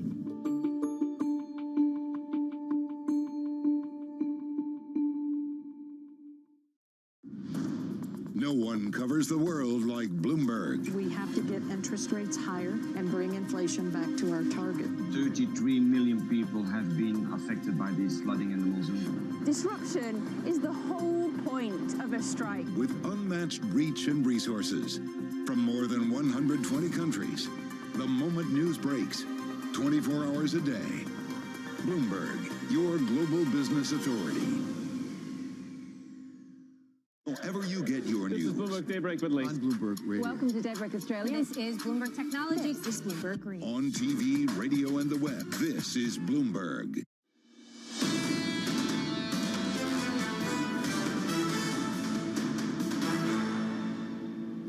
Economics, finance, politics. This is Bloomberg Surveillance Early Edition. I'm Francine Lacqua here in London. Now, a new era has dawned on the UK this week as the country has a new monarch and a new prime minister. Some things, though, remain the same. Inflation eye-watering, with the UK facing soaring energy bills and a wider cost of living crisis. Now, all things for the Bank of England, of course, and its Governor Andrew Bailey to monitor ahead of the next delayed rate decision. Joining us now is Andrew Sentence. He's Senior Advisor for Cambridge Econometrics and former member of the Bank of England's Rate Setting Committee. Andrew, always great to speak to you. You never mince your words when it comes to inflation and what the Bank of England should do next. Are you worried about the next 6 months? Well, it's going to be a difficult 6 months. The economy is really not growing. It saw an increase in GDP in July, but that was quite small. I think we'll see ups and downs in the economy, but the big worry is inflation. And their inflation watchdog is the Bank of England. And they've already pushed up interest rates a bit, but I think they're going to have to continue to do that to stop what is partly a temporary rise in inflation becoming more embedded in the economy. How much do you worry about weak euro and actually some weak pound and some of the things that Liz Truss is talking about? There's serious questions about how she funds all of her plans. Yes, I mean, the pound has been weak, particularly against the dollar, less so against the euro. Yeah. But increases in borrowing, continually rising inflation, those are not going to be things that are good for the pound. So it is a factor that needs to be taken into account by the new government in designing their economic policy. But on the other hand, there is a need to do something to ameliorate rising energy prices. So there's a balance to be struck there by the government. And there's a balance to be struck by the Bank of England, but I would expect interest rates to continue to rise to 3 to 4%. The market's expecting, I think, 4% in the early part of next year. What does that mean for mortgages? Is this your biggest concern when you look at the UK as a whole? Is it consumer spending, but actually could we see a mortgage collapse? Well, we've seen very cheap mortgages for a long time, and actually that's fueled house price inflation, which until recently was running at double-digit levels. It's come off a little bit. We can't sustain double-digit house price inflation, so if higher mortgage rates bring a bit more realism into the housing market and put a dampener on house price increases, that's not necessarily a bad thing, and it actually makes it easier for first-time buyers to get on the housing ladder. So interest rates have sort of mixed effects in the housing market. We tend to think of the whole UK economy as one big borrower. Which, of course, is, yeah. Which it isn't, because only about a third of people are borrowing on mortgages. Yeah. So there's a lot of other people in the housing market. Some are renting and want to get on the housing ladder. Some own their property outright. And therefore, in some ways, they benefit from higher interest rates. Where do you see the UK economy headed more on a philosophical level in 4 or 5 years? So if there's a lot of deregulation, which the Prime Minister wants to put in place, if we see, tax cuts, there's talk about us becoming like Singapore on Thames. Does this make sense for this kind of economy? I do think it's good to look at supply-side reforms, but supply-side reforms have to be, well designed to impact on growth. And we haven't really seen any detail. We've had talk about tax cuts, boosting growth, removing regulations. We need to see more detail, and there needs to be more consideration of the detail of what that's really going to mean. I don't like the idea of Singapore on Thames because Singapore is a much smaller economy. So a medium to large size economy like the UK needs a different approach, I think. I mean, it was Mark Carney that said, we rely on the kindness of strangers, and now there's talk and worry about the balance of payment. Should the Prime Minister worry about that more instead of, talking about this unorthodox economics? I think the balance of payments was more a preoccupation in the 60s and 70s, and when you've got a floating exchange rate, it's not necessarily a cause for crises. It's an indicator to look at, but just one of many indicators in terms of assessing the health of the economy. Where's your take on how the UK should deal with the EU, and how much pressure, if we have a very belligerent Prime Minister, that puts on the Bank of England to possibly do even more? I don't know whether the Prime Minister is going to be belligerent, but I think in terms of the European Union, we always have to have a close relationship with the EU, and we have to take into account our trading relationships with them. So I hope the new government will recognise that, even though we've had Brexit. We need to actually find ways of improving some of our relationships with the EU, for example, through getting perhaps a better system for allowing labour to come into the UK from the EU. So there are various ways we can actually cooperate and work together with the EU, and I hope that's what the new government will do. Andrew, thank you so much, as always, for coming in. Andrew Sentence there, Senior Advisor for Cambridge Econometrics and former member of the Bank of England's Rate-Setting Committee. Now, Bloomberg Surveillance Early Edition continues in the next hour. Matt Miller, Preeti Gupta in New York, Anna Edwards here in London, and this is Bloomberg.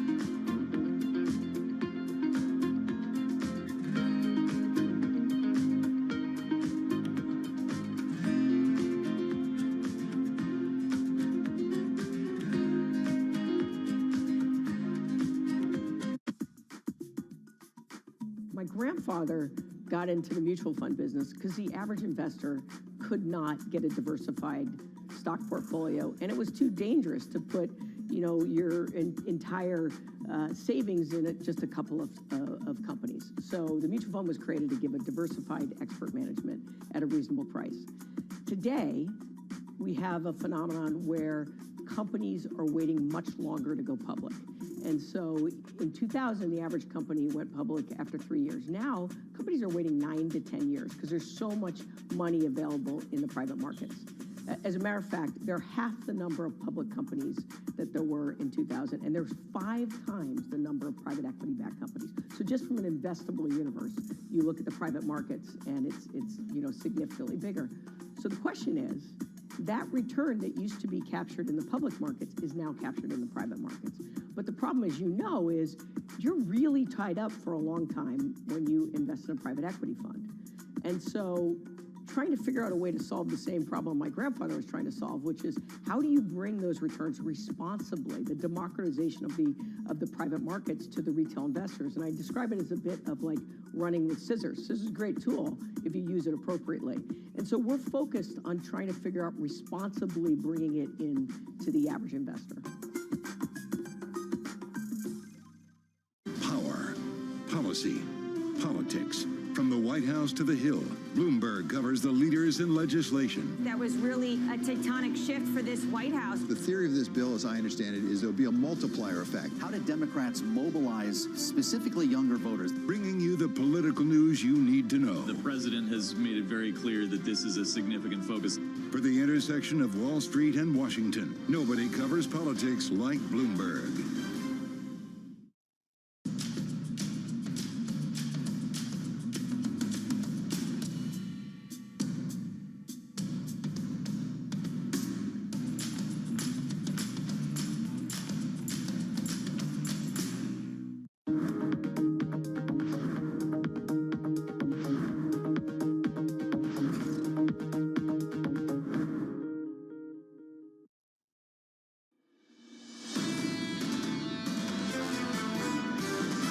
I think that there's still a lot of uncertainty. We are seeing a lot of volatility in the markets at the moment. The Fed is not unhappy with the dollar strength. I think it's very difficult to be the head of a central bank right now. It's very important for them, for investors and for the market to see inflation coming down. This is Bloomberg Surveillance, Early Edition, with Anna Edwards, Matt Miller, and Kayleigh Lyons. It's 10 a.m. in London, 5 a.m. in New York, and 5 p.m. in Hong Kong. Our top stories today. Dollar dilemma. The greenback tumbles ahead of key inflation data this week, while the euro strengthens on the prospect of more outsized interest rate hikes. Gaining ground, Ukraine's forces continued their rapid advance in the Kharkiv region as Russian defenses crumble. And housing pain from Sydney to Stockholm to Seattle. Buyers are pulling back as central banks raise rates at the fastest pace in decades, sending house prices falling.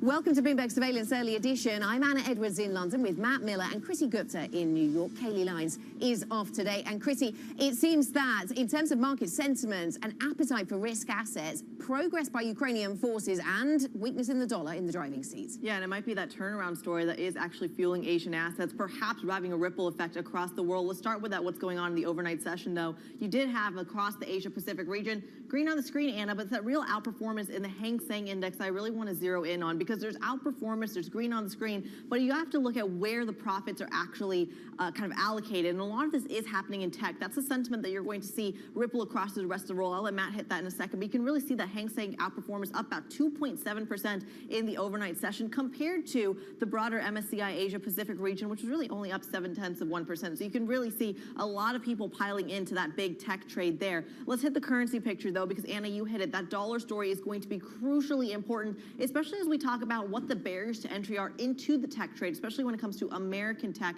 very specifically. Right now, you have a little bit of strength in the offshore renminbi or yuan, whichever you'd like to call it, some weakness in the dollar there. That's going to be crucial when we're talking about this race to who has the strongest currency. And right now, the United States and the Chinese yuan, of course, with that intervention is going to be a key part of that story. The other part of that story is going to be the Japanese yen. You are seeing weakness there once again, even after some perhaps attempts at verbal intervention intervention from the likes of Kuroda, from the likes of the Deputy Cabinet Secretary over there as well, not doing much to help the yen at the moment, Matt. Well, if it's a race, we are still winning by a lot against everyone. But we are coming down a little bit today. Here you can see the Bloomberg Dollar Index, the only red on my screen right now at 1289. Remember, we were well over 1,300 for the last few sessions, so it's a pretty significant drop, but the others have a long way to go to catch up with us, and I don't see it happening anytime soon. S&P futures right now up about 0.6% at 4111, so some pretty strong gains even after we finished up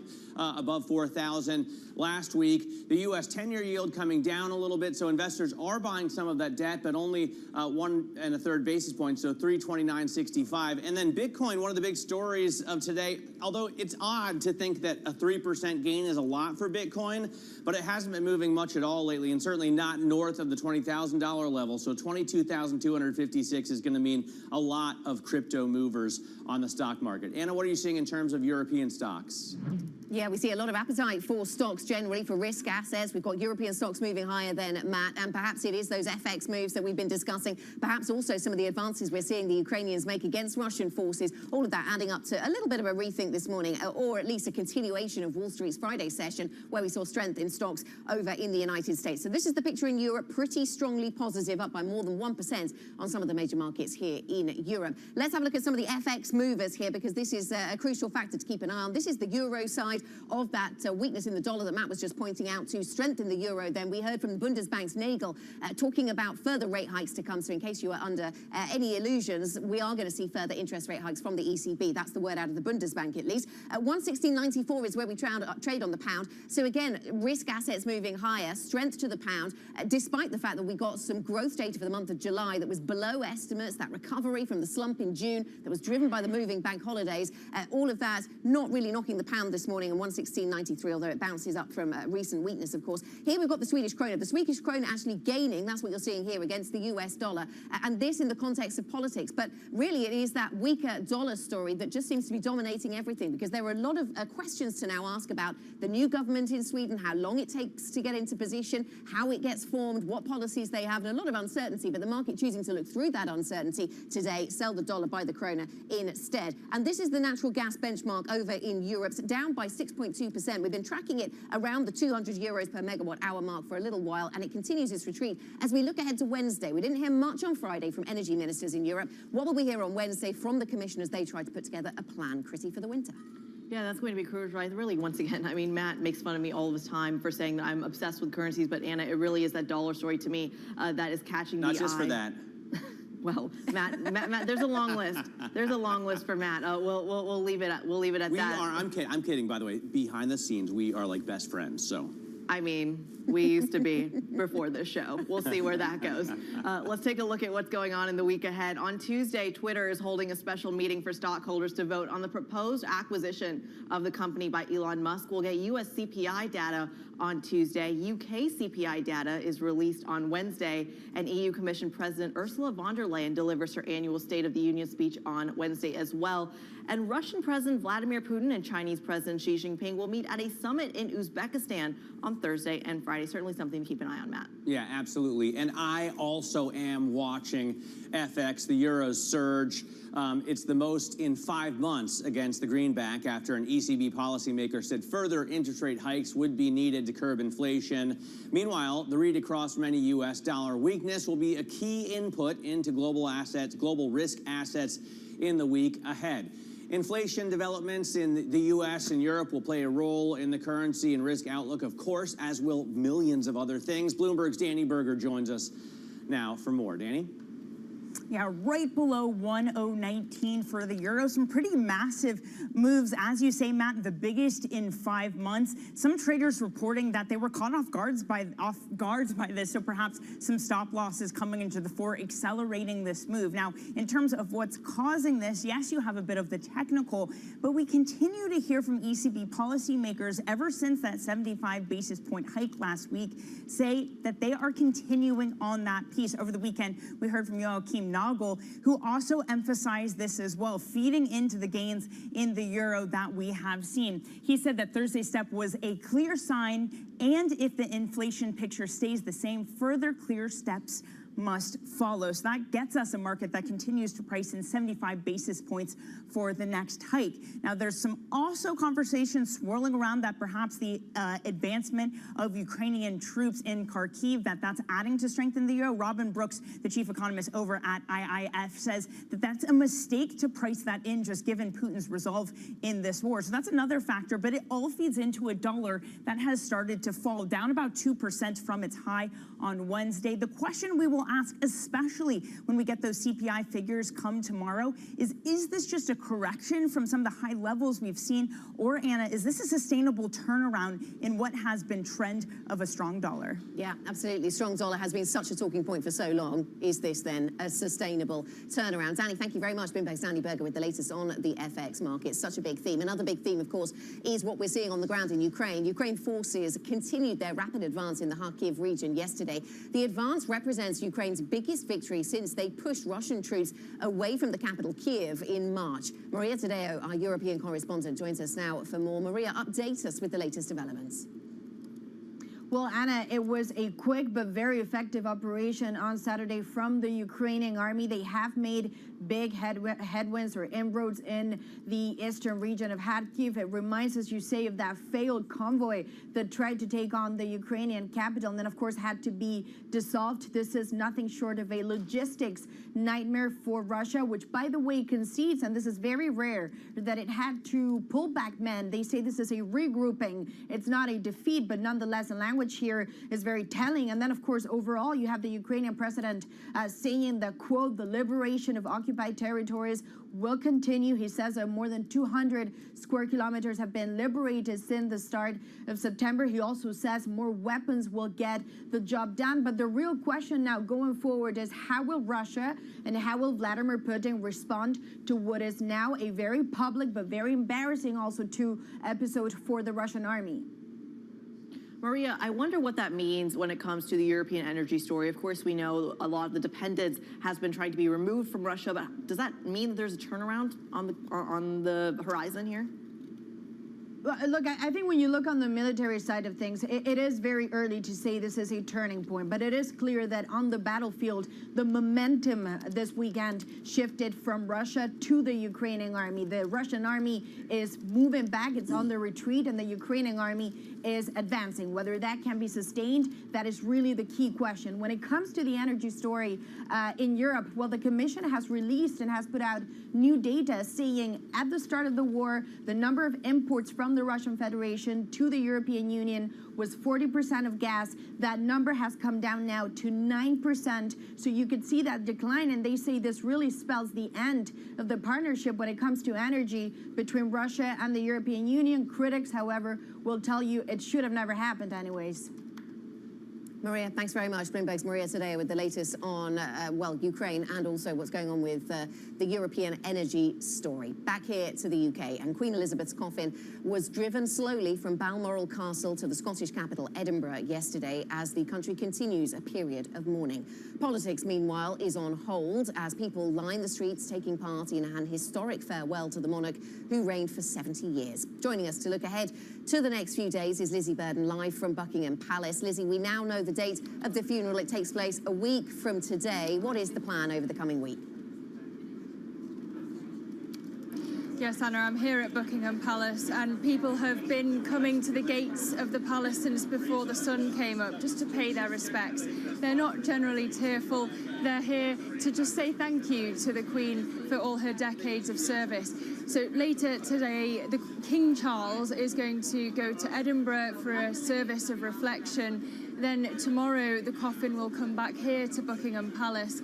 And then from Wednesday until the date of the funeral, the Queen will lie in state at Westminster Hall so that people, members of the public, can file past. And UK newspapers are reporting, estimating that 750,000 people will do so. It could be hours-long queues. Think Lady Di I think the Queen Mother and times it by 10, because this is really a moment of national outpouring of grief. It has meant that the business of government is paralysed. The Bank of England has postponed its meeting next week, and we also have to think about the economic consequence, not just of having a bank holiday for the funeral, but the weight on the national mood. You've got Deutsche Bank and Nomura now saying that this could push the UK into a technical recession. All right, Lizzie, thanks very much. Lizzie Burden there telling us all we need to know about the UK this morning amidst many changes. Now, in speeches and rallies across this country over the last 2 weeks, President Biden and Donald Trump have slugged it out as if they're contesting the White House already and not campaigning for congressional elections. Trump has even shadowed Biden's appearances rallying 4 days after the president in Pennsylvania last week and in Ohio. Next weekend, that'll happen. Anne-Marie Horder, Bloomberg Washington correspondent, joins us from D.C. for more. Anne-Marie? Yeah, Matt, as you're saying, what you really are seeing now, especially less than 2 months away from those midterm elections, is that the President of the United States, as well as the former President Donald Trump, are both out on the campaign trails. What you have from the President of the United States is he is going to make this election about the fact that you should be voting for Democrats because, as you heard him say a number of times, they cannot have the, quote, in his words, ultra MAGA getting these posts. Today, specifically, he's going to point out what his administration has done over the course of the year and a half. Most notably today is going to be about that hard infrastructure agreement they passed last year. That was with the help of Republican votes as well. And this is going to be talking about the revamping of Boston's Logan Airport. He's then going to talk about cancer moonshot later today, really revoking JFK and trying to garner public support to ending cancer as we know it. And then tonight, talking to those individuals at a DNC event. And then tomorrow morning, a big push of this administration, and really, I would almost say the kickoff for the Democrats in terms of campaigning for the midterm elections, is the president is going to host this celebratory event about the Inflation Reduction Act. And all of this comes at the times that the Republicans are trying to figure out what their messaging is really going to be in these final weeks ahead of the midterm elections. It was supposed to be inflation, but now you are seeing pockets of the country, whether it was Kansas or whether it was that swing district in New York, that abortion is actually really a live issue in these midterm elections. Bloomberg's Anne-Marie Horder reporting from Washington. We thank you as always. I'd like to take a quick moment and issue a surveillance correction here. I mentioned earlier in our Asia pre-market check that Asia did actually move overnight. It did, but certain parts of the region did not. China, South Korea, and Hong Kong closed for the Mid-Autumn Festival holiday. So that outperformance I mentioned in the Hang Seng Index, that was actually Friday's move. But the concept still holds. Risk sentiment is indeed coming over from Asia and spilling over throughout the rest of the day. Let's see if it holds on the macro basis. On the micro basis, I like to look at some of the stocks moving in pre-market trading, specifically Adobe here, cut to neutral over at Mizuho Securities, a price target of $440. It's trading at about $391 right now, so still a little bit of upside from the Mizuho perspective. Remember, they are also reporting earnings on Thursday. The shares are down about 0.9%. Once again, that is one part of the tech space where you're not seeing that outperformance. But speaking of tech, I want to go to another part of it. NVIDIA moving on reports that the Biden administration is planning to broaden curbs on U.S. shipments of semiconductors for artificial intelligence and chip-making tools to China. Here's why that's important. Moving the shares up about 0.9%. Not only, Anna, is NVIDIA a heavyweight in the S&P 500, it also creates a little bit more demand for American chips from around the world. And that's going to be a key story as we talk about easing of some of those supply chains. And the last one I want to hit is Riot Blockchain here. Of course, really magnifying the moves you are seeing in Bitcoin at the moment. RIOT is your ticker, up about 5% in the pre-market, Anna. Chrissy, thanks for that. Let's talk about what's coming up on this program. Shortly, we'll be talking to Gary Shilling, president of Gary Shilling & Co., and a Bloomberg opinion columnist. We'll get his take on where we are on these markets. Maybe also the strength of the dollar. Where does the strength of the dollar go? Where has it gone? And the world's hottest housing markets are facing a painful reset. Read more of today's Big Take story. Bloomberg.com is the place to go, or by typing NI Big Take into your terminal. We will also have coverage of this story a little bit later on this hour. This is Bloomberg.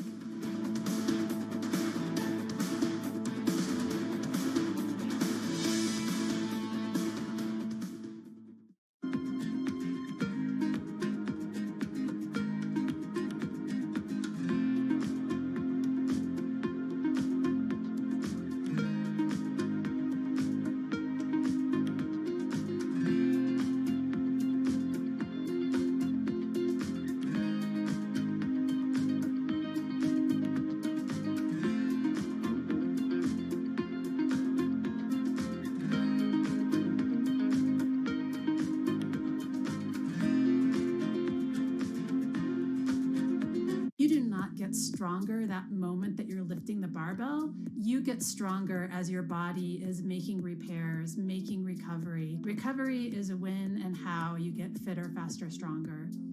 Recovery technology includes everything from massage guns and foam rollers to compression boots, hyperbaric chambers, cryo chambers, infrared saunas, and even infrared pajamas. And athletes are partnering to become investors to take those products mainstream.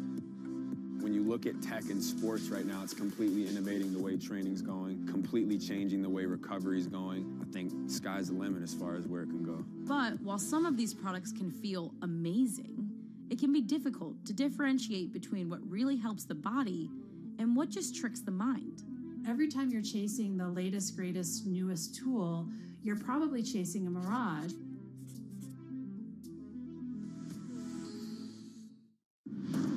No one covers the world like Bloomberg. We have to get interest rates higher and bring inflation back to our target. 33 million people have been affected by this flooding in the monsoon. Disruption is the whole point of a strike. With unmatched reach and resources from more than 120 countries, the moment news breaks, 24 hours a day. Bloomberg, your global business authority.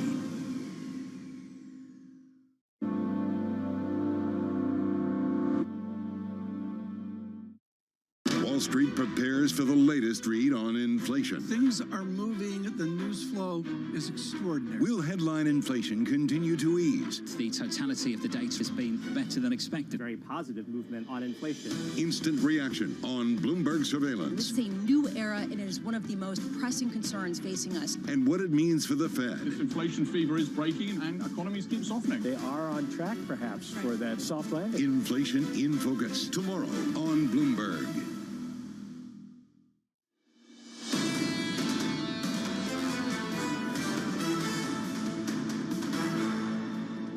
Welcome back to Bloomberg Surveillance Early Edition. We are simulcast on both Bloomberg Radio and Bloomberg Television. And we're focused in very much on the dollar this morning. Markets seem to be watching what's going on, especially with concern to the euro. But I've got a look at the Bloomberg Dollar Index. It's been on an incredible climb over the last few weeks. And last week, we eclipsed 1310 at an all-time high for this dollar index. But we've come back down to 1290. And the question is this just a blip in an ongoing bull market for the greenback, or is it an actual turnaround? Joining us now with his take is Ven Ram, Bloomberg Markets Live currency and rate strategist. So, Ven, what do you think about the Bloomberg Dollar Index and the strength of the greenback in general? Morning, Matt. As you said, I think this is a correction in the long-term secular bull run for the dollar. We are nearing a peak for the dollar, but that doesn't mean that we are there yet. There is still some traction for the dollar. Why do I say that? Because real yields, if you look at real rates in the US, they are in the ascendant. And as long as they are in the ascendant, the dollar will find plenty of support, notwithstanding what's going on in the markets today. But we are definitely nearing a top. So maybe 110 to 112 on the DXY index. And Ben, that seemed to be something that during Friday's session, well, the weakness in the dollar at the moment, during Friday's session and today, seemed to be propelling stocks. You doubt whether that continues, though? Absolutely, Anna. I think stocks are trying to get ahead of the game here. People are trying to bottom fish and thinking, okay, have we seen the worst? Is the Fed coming to a stop on its rate hiking cycle, and therefore should stocks rally? Now, if you look at any meaningful dividend estimate for the S&P 500 for next year, it's around $60 on the index basket. Now, even assuming a generous, very generous top-up, and assuming that it'll be $75, not $60, and that's a huge bump up, even then, you get a fair value estimate of $3,125 on the S&P. So where are we getting 4,000 from? I mean, the market is smoking something that it shouldn't be smoking, and I don't think we are going to get these levels are sustainable. Okay, we'll launch an inquiry. Ven, thanks very much. Ven Ram with Bloomberg Markets Live. Thanks for your thoughts on the markets. For more market analysis, check out MLIV Go on your Bloomberg terminal. This is Bloomberg.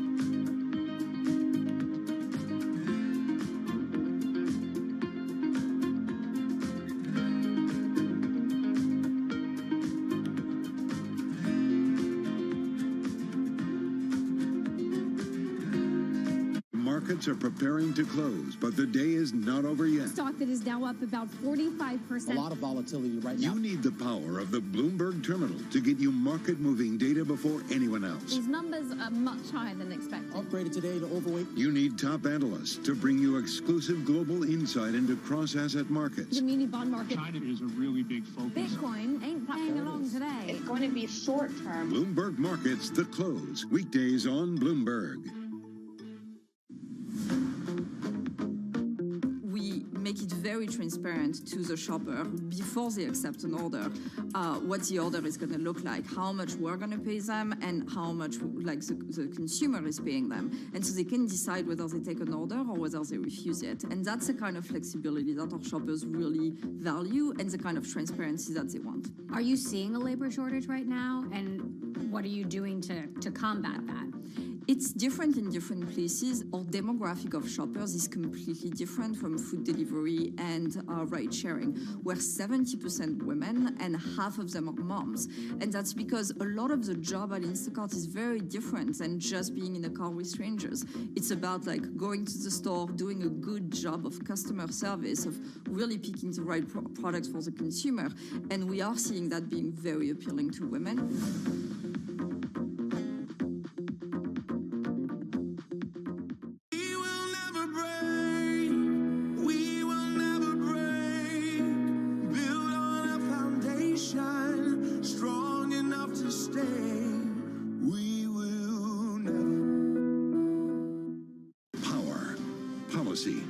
Politics. From the White House to the Hill, Bloomberg covers the leaders in legislation. That was really a tectonic shift for this White House. The theory of this bill, as I understand it, is there'll be a multiplier effect. How did Democrats mobilize specifically younger voters? Bringing you the political news you need to know. The president has made it very clear that this is a significant focus. For the intersection of Wall Street and Washington, nobody covers politics like Bloomberg.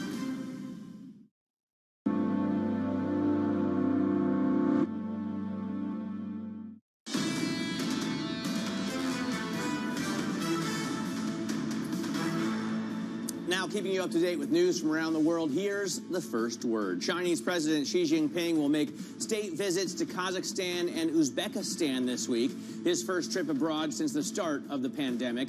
Beijing says Xi will attend leaders' summits and the Shanghai Cooperation Organization, and Russia said last week that Xi will meet with Russian President Vladimir Putin at the summit as Moscow seeks to bolster ties with Beijing. Sweden's coalition of right-wing parties looks set to secure, a narrow victory in the country's general election. The likely result hinged on the rise of the anti-immigrant party, the Sweden Democrats, which saw the biggest gains to become the nation's second largest political force. With 95% of districts now counted, the opposition bloc has 175 seats in the 349-seat parliament. This is Bloomberg.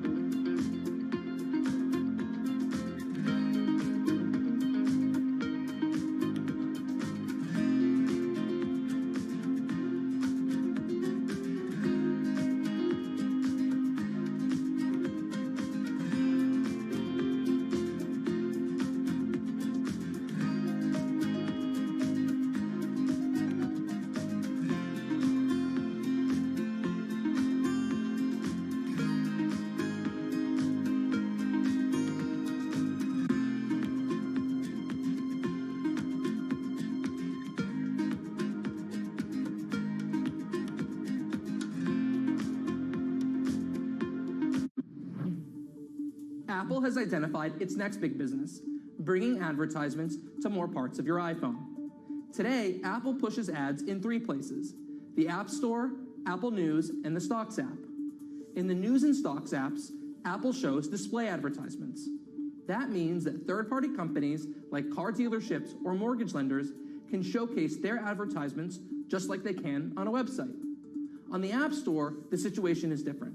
There, Apple has search ads. This allows developers to buy their way into showing up higher on search results.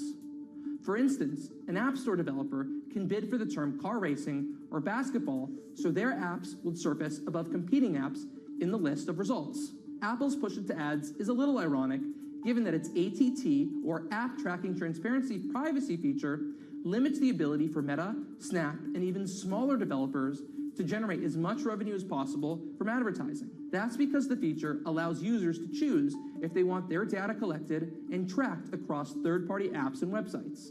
Still, Apple's hoping to expand its own ads business and is planning to add search ads to its Maps app. Other areas where ads could eventually appear are in Apple Books and Apple Podcasts, along, maybe one day, with an ad-supported tier of Apple TV Plus to compete with new offerings from Netflix and other streaming video providers. I'm Mark Gurman. This is Power On. You will put a woman on Mars. You will bring forth global cooling. Because when you subscribe to Bloomberg, you won't just get news.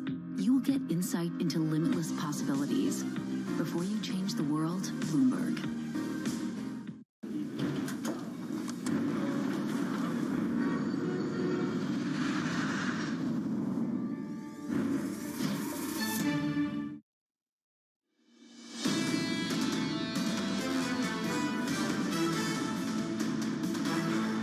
This is Bloomberg Surveillance Early Edition. Here's what you need to know. Dollar dilemma, the greenback tumbles ahead of key inflation data due this week, while the euro strengthens on the prospect of more outsized interest rate hikes. Gaining ground, Ukraine's forces continued their rapid advance in the Kharkiv region as Russian defenses crumble. And housing pain from Sydney to Stockholm to Seattle. Buyers are pulling back as central banks raise rates at the fastest pace in decades, sending house prices falling. I'm Anna Edwards in London with Matt Miller and Chrissy Gupta in New York. Kaylee Lyons is off today. And Matt, sentiment across European equity markets lifting stocks to session highs. How do we look pre-market in the US? Yeah, it's the same here, and I believe it's a lot to do with weakness in the dollar. Right now, we've seen a little bit of a retreat in the Bloomberg Dollar Index, and as a result, we have futures that are up about 0.6% after finishing well above 4,000. In the cash trade on Friday, we had a positive week last week, and it looks like we're going to head even higher today if this holds. Right now, there are some investors buying the 10-year right now, pushing the yield down about 1.5%. So 329.45 is a level there. Call it 330 on the 10-year. Still relatively high, but it leaves the question, had we peaked at 350 or could we head back there? We'll ask Gary Schilling that question in just a few minutes. Here's the Bloomberg Dollar Index right now down at 1291. We were up over 1310 last week, so it was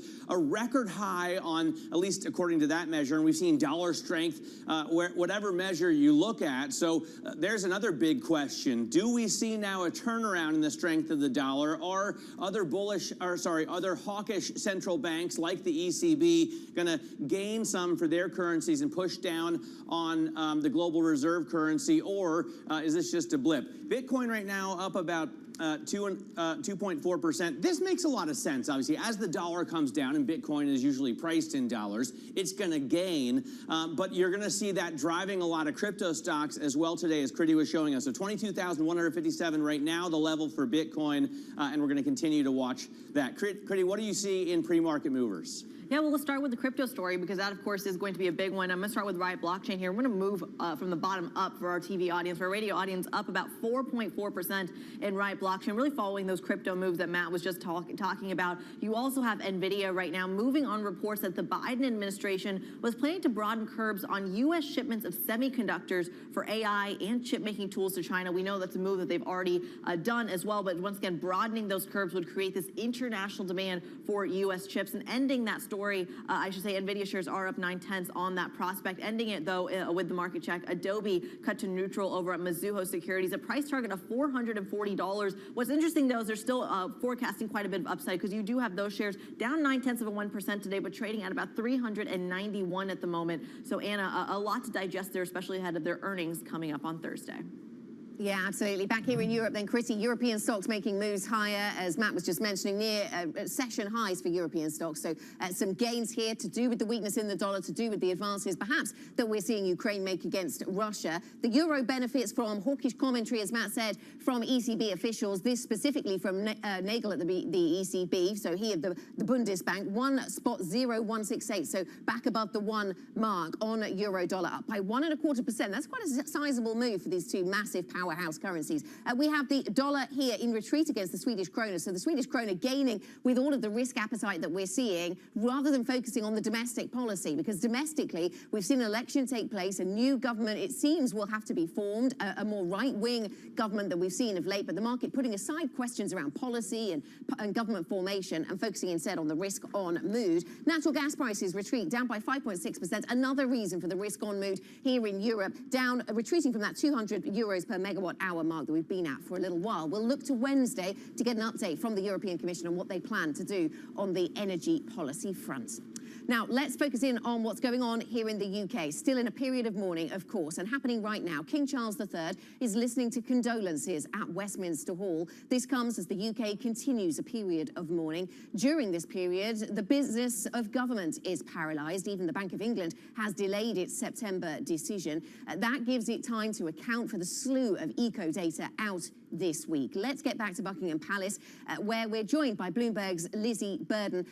Lizzie, business is carrying on, not as usual, but it is carrying on. We will have a public holiday on the day of the funeral, but other things are happening. But some areas, for example, government pausing to pay condolence, of course, to the new king over the loss of his mother. So how is the somber national mood affecting the economy? Indeed, Anna, we had the latest GDP figures out this morning, and they showed a 0.2% increase in economic growth in July, but really it was just a technical upswing from the 0.6% decline that we'd seen in June because of the bank holiday to honour the Queen's Platinum Jubilee. So a sad reminder that only a few months ago we were celebrating 70 years of the Queen on the throne, and it's a warning that when the Queen has her funeral and we're having a national bank holiday, together with the generally sombre national mood, as you say, it could weigh on economic demand. So Nomura and Deutsche Bank have warned that that will tilt us into a technical recession here, although Bloomberg Economics, our in-house economists, say that that recession won't last too long because of the stimulus from Liz Truss's energy bailout. But of course, the worry with that is, while it might temper short-term inflation, the risk is that it overheats the economy, and it means that interest rates from the Bank of England have to stay higher for longer. All right, very interesting stuff. Lizzie Burden there on Royal Economy Watch for us. Thanks very much. I'm sure we'll be checking in throughout the week, up at least until the funeral on the British royal family. Now, let's return to the U.S. and to markets. Gary Schilling joins us right now, president of A. Gary Schilling and Company. He's a Bloomberg opinion columnist, and before Mike Wilson and Savita Subramanian, Gary Schilling, David Rosenberg, Nouriel Roubini, and David Tice were the big bears. Are they back? Gary, of course I count you as one of the 4 big bears of the great financial crisis. Do we see significant drops from here on out in the market? I mean, we did rise back above 4,000. It looks like the mood has lightened up a little bit. Recession fears are calmer. How do you see the economy and the markets going forward? Well, the path to recessions, like the path to true loves, is never smooth. But I think we've got a long way to go. And one of the interesting things, Matt, is that we haven't reached what I delicately call the puke point, the point at which investors want to regurgitate their last stock and never own another one. You haven't seen that capitulation. And with a recession likely to stretch into next year, it seems to me that there's a lot of downside. Yeah, you've knocked some of the fluff off the market, but earnings weakness is really yet to come. How much downside in terms of, let's say, the S&P, and what kind of earnings do you expect? Well, I think that we'll see from the peak we saw in early January a total of 40% decline. Now, that would be about a 30% from here, because we were down 20, then you rallied. Of course, these numbers, you know, they up and down, they're not always exactly the same. But I think we've got a lot further to go on the downside. And earnings, I think earnings are going to be very disappointing, because And particularly when you look at them in real terms. That's what a lot of people are just not doing, and that was a big lesson of the late 60s and 70s. It was the real economy that counted, and the real economy is really very weak. You have this overlay of inflation. Yep. Anna? Gary, good morning. It's Anna in London. So talking about the earnings story is deteriorating, we have faced, up until the last couple of days, a really strong dollar. And some companies were mentioning that last earnings season. Is that going to be something that you're watching out for, the damage caused by the strong dollar? Yeah, I think so. I think we've got a lot of earnings weakness. And, you know, again, one of the issues is the dollar. The dollar's strength means that the earnings of U.S. companies, their multinational earnings are worth a lot less.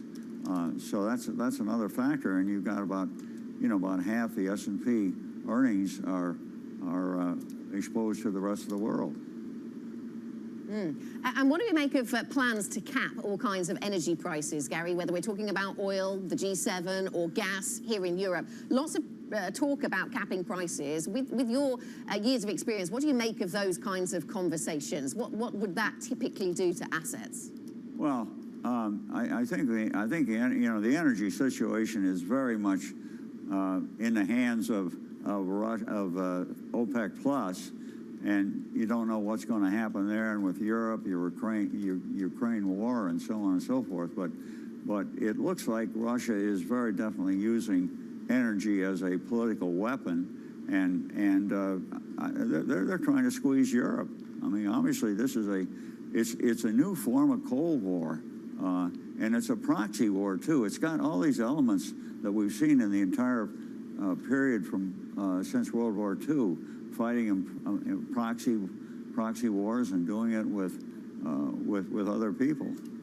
Well, Gary, speaking of the Cold War specifically, I'm a little bit of a history nerd, so bear with me. Back in 1962, we saw a very similar dynamic where you had a lot of gains in the S&P 500 at the time, driven by those growth stocks, only for it to be followed by 9 months of declines. The pivot point, though, was the end of the Cuban Missile Crisis, and I'm wondering if that is a history lesson that can be applied to today. Over the weekend, we heard about Ukraine taking back some more or reclaiming some more of the territory that the Russians had taken over. Is the end of that conflict perhaps the pivot point for stocks globally?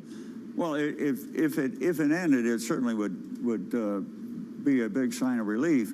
But bear in mind that during the Cuban Missile Crisis, we didn't have a weak economy. We didn't have a recession. We didn't have a Fed that was bound to kill inflation and in the process create a recession. And they virtually told us that.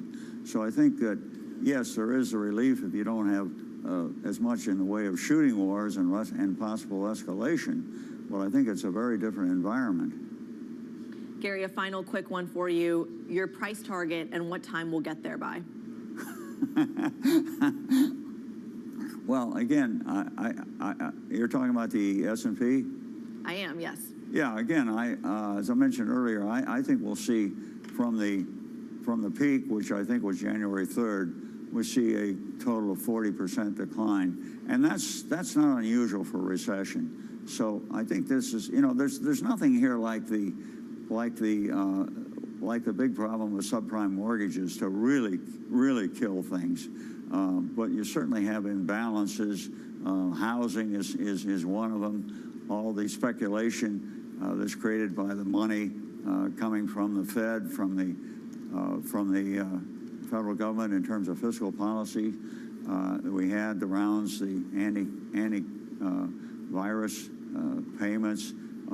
I think there's been a lot of speculation out there, and that's what's really needs to get wiped out. Okay, and we'll talk about housing later this hour. Gary, thank you so much for joining us. Gary Schilling of Bloomberg Opinion and, of course, of A. Gary Schilling & Co. Coming up on the program, Bitcoin gaining today as investors await U.S. inflation data and Ethereum's upgrade. That conversation next. This is Bloomberg.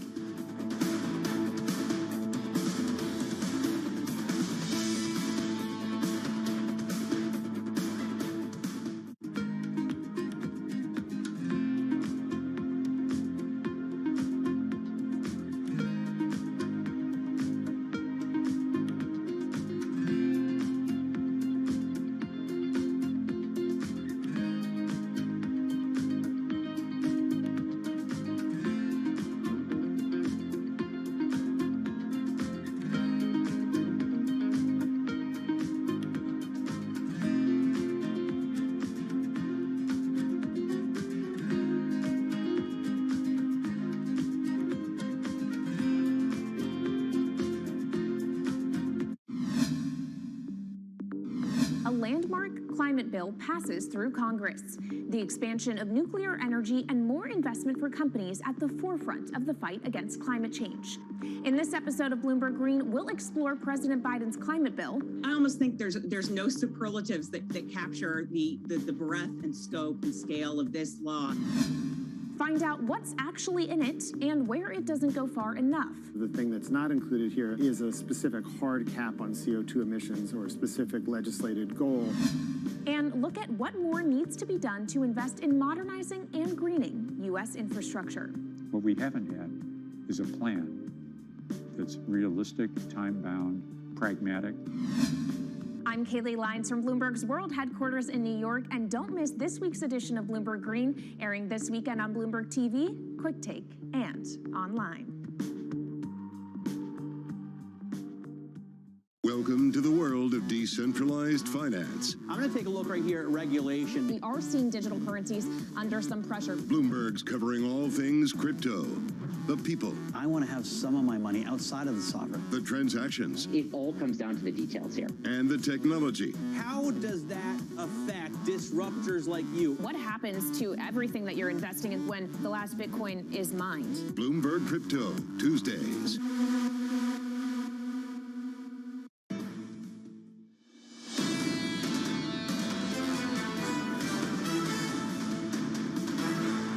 This is Bloomberg Surveillance Early Edition. I'm Matt Miller with Kriti Gupta in New York and Anna Edwards in London. Kaylee Lyons is off today. Now, Bitcoin is gaining as investors await U.S. inflation data and monitor a seminal upgrade of the Ethereum blockchain, although that looks to have little to do with Bitcoin and should have more to do with Ethereum. I think the weaker dollar has a heck of a lot to do with the rise in Bitcoin, the Bitcoin price as well, since those two seem to work at odds. Emily Nicole, Bloomberg crypto reporter, joins us now for more. Let me start with the merge, as it's called. It's this switch from proof of work to proof of stake, and I guess I thought it would drive the price of Ether up, but it doesn't seem to be happening. Is it really affecting Bitcoin? I think it's definitely having an all-around effect on crypto markets. I mean, it's such a major change, especially for the second largest token in the crypto market itself. And so therefore, any slight thing that could go wrong with that upgrade, any delays that could happen, that'll knock sentiment across the board. And so, yes, Matt, you're right. Bitcoin is quite tied to the S&P 500, for example, and, the strength of the dollar. It is also going to get that kind of wind from other things happening in crypto as well. It's still a cryptocurrency after all. Okay, so how do you work out what's driving crypto at this point then, Emily? If you've got the merge going on, you've also got the dollar moves, and you've got other momentum in risk assets, ongoing hawkishness from the Fed, what's in the driving seat?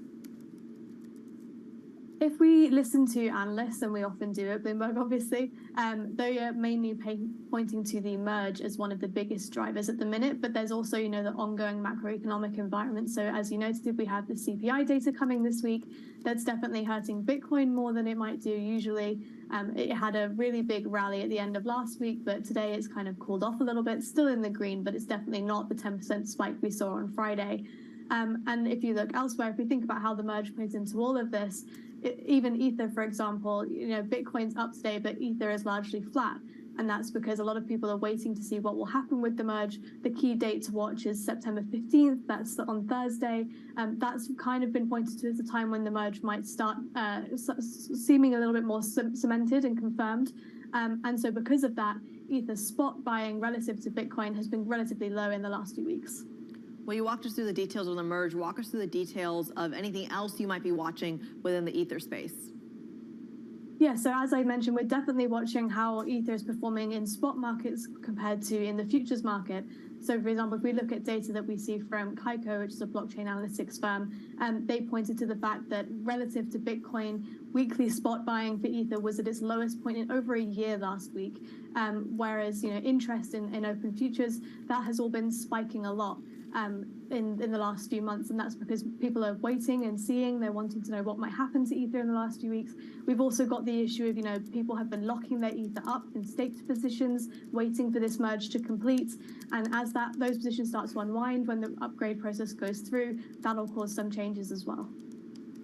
Emily, thanks very much. Bloomberg's Emily Nicole with what's going on in the crypto space. And be sure to watch Bloomberg Crypto. That is every Tuesday, tomorrow then, at 1 p.m. New York time with Matt Miller and Kaylee Lines. This is Bloomberg.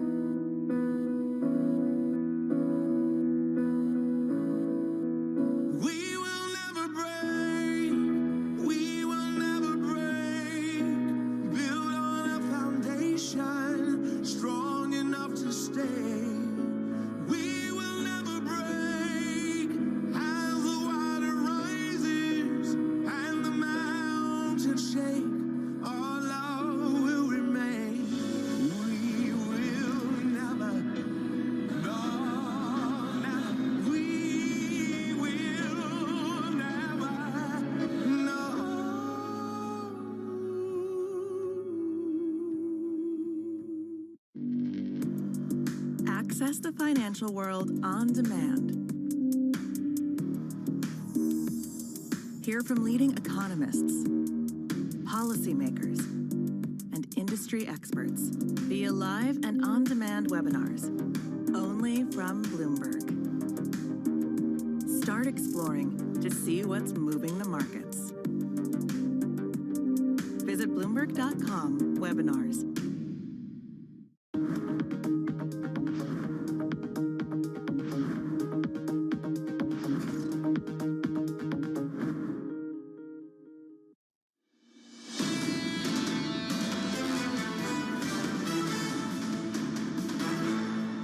We can't sustain double-digit house price inflation, so if higher mortgage rates bring a bit more realism into the housing market and put a dampener on house price increases, that's not necessarily a bad thing, and it actually makes it easier for first-time buyers to get on the housing ladder. That's Andrew Sentence, of course, Senior Advisor for Cambridge Econometrics and former Bank of England policymaker, speaking about the UK housing market. Let's broaden that conversation from the UK to the global housing market. The world's hottest housing markets are facing a painful reset, with frothy property markets poised for double-digit price declines. That's as soaring borrowing costs squeeze home buyers and property owners alike. For more on our latest Big Take story, we're joined by Neil Callanan, our London Bureau Chief. Neil, we heard there Andrew Sentence talking about the UK dynamic of this, but this is a global story that you've been writing about, driven by higher global rates. Absolutely. So a lot of the property markets that boomed during the pandemic, as central banks cut interest rates, are now facing the consequences of that. As interest rates rise due to higher inflation, those bubbly property markets, which range from Australia to New Zealand to China to the UK to Canada, are all starting to see downturns. The UK market is a bit different at the moment, double-digit inflation in terms of house prices, but what you're seeing at the moment is the market actually 4 months ago or 5 months ago, because those transactions are only coming through now. The situation on the ground is much slower than the headline figures would suggest. Now, you mentioned a number of countries, but you leave out the world's biggest economy, Neil. Is the fact that the U.S. home buyers mostly use fixed-rate 30-year mortgages going to going to kind of save the U.S. housing market, at least relative to what we're seeing elsewhere? Yeah, I'd be cautious about the soft landing theory, which everybody tends to say at this stage in the cycle. There are very, very few soft landings that happen in the real estate market. But on the other side, you don't see the same level of overbuilding that perhaps you did see before the financial crisis. So the U.S. will probably begin to see an impact in the housing market, particularly the new homes market, in the next 6 months. But maybe won't see the kind of level of price falls that you will see in some of the other markets where their economies were already booming and lower interest rates fueled a property bubble that maybe the U.S. didn't see because the economy was growing at a rate and house prices didn't grow at the same rates as elsewhere. Neil, very quickly, we're talking about historical precedents here. The buildup in the housing market you saw in 05 and 06, any lessons we can learn to this time around? Yeah, I think governments will get involved earlier. That will be one of the main things. If the housing market does pop, one of the things to remember, though, is the level of increases means that actually even with a 20% fall in most housing markets, you're only back to prices 3 years ago. I think the nearest analogy is probably at the moment to the 1990s, where inflation rose very, very quickly and property prices went down. And I think you're going to see probably a longer, slower recovery from the housing market this time than there was after the financial crisis. All right, Neil, thanks so much for joining us. Bloomberg's Neil Callanan there, London Bureau Chief, talking to us about today's Big Take. You can see that story by typing NI Big Take on your terminal, or you can see it, of course, on the web at Bloomberg.com. Now let's get to what else we're watching.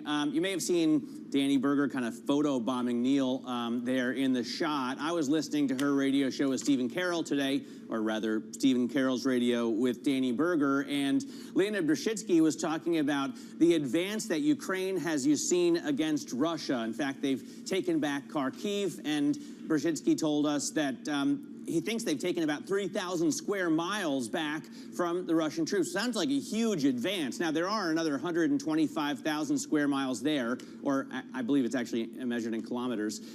So they have a long way to go, but it does look like there's been a real progress, real advance in Ukraine by the Ukrainian troops, and maybe they could win this war. So I'm keeping a close eye on that. Critty? Well, let's talk about the ripple effects of that. It has to be, of course, when it comes to the global food outlook, and that's really what I'm watching. You have a WASDE crop report coming out at noon New York time today. This is going to be crucial in terms of just how prepared is the global economy and the United States, by the way, for a prolonged conflict, if indeed there is one, especially as we have Ukraine and Russia making up over a quarter of the world's grain supply. Once again, how much room do we really have in storage, Anna?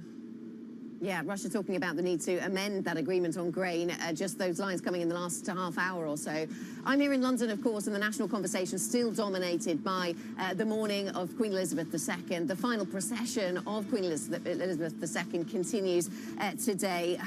The King will fly to Edinburgh a little bit later on today. The Queen's coffin goes from Holyrood House Palace to St Giles Cathedral later on in the week, coming to London. More surveillance is ahead. This is Bloomberg.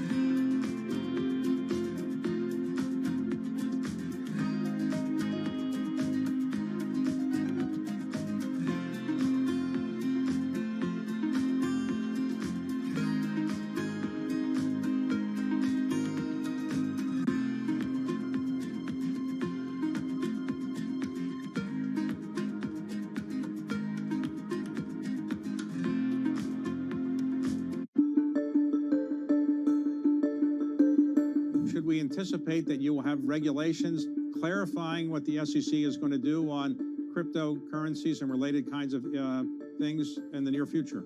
It's pretty clear that many of these tokens may be securities. What we've asked the trading platforms, the lending platforms, the other various venues to come in, to work with us, to get registered under the securities laws, because if a platform has 50 or some of them 500 tokens on their platform, probabilities are they're not all non-securities. Now, there's another issue that has arisen, which is called gamification, which is to say people are making a game out of trying to buy stocks. Are you worried about this phenomenon? We live in the 2020s in a new digital age where applications on our phones can use massive amount of data and then predict our behavior. What do we do when the digital algorithms are maximizing for the company's revenues rather than our returns? And so we're trying to think that through. It's not just gamification, it's a little bit more than that. It's whether there's a conflict between the app and our investment returns.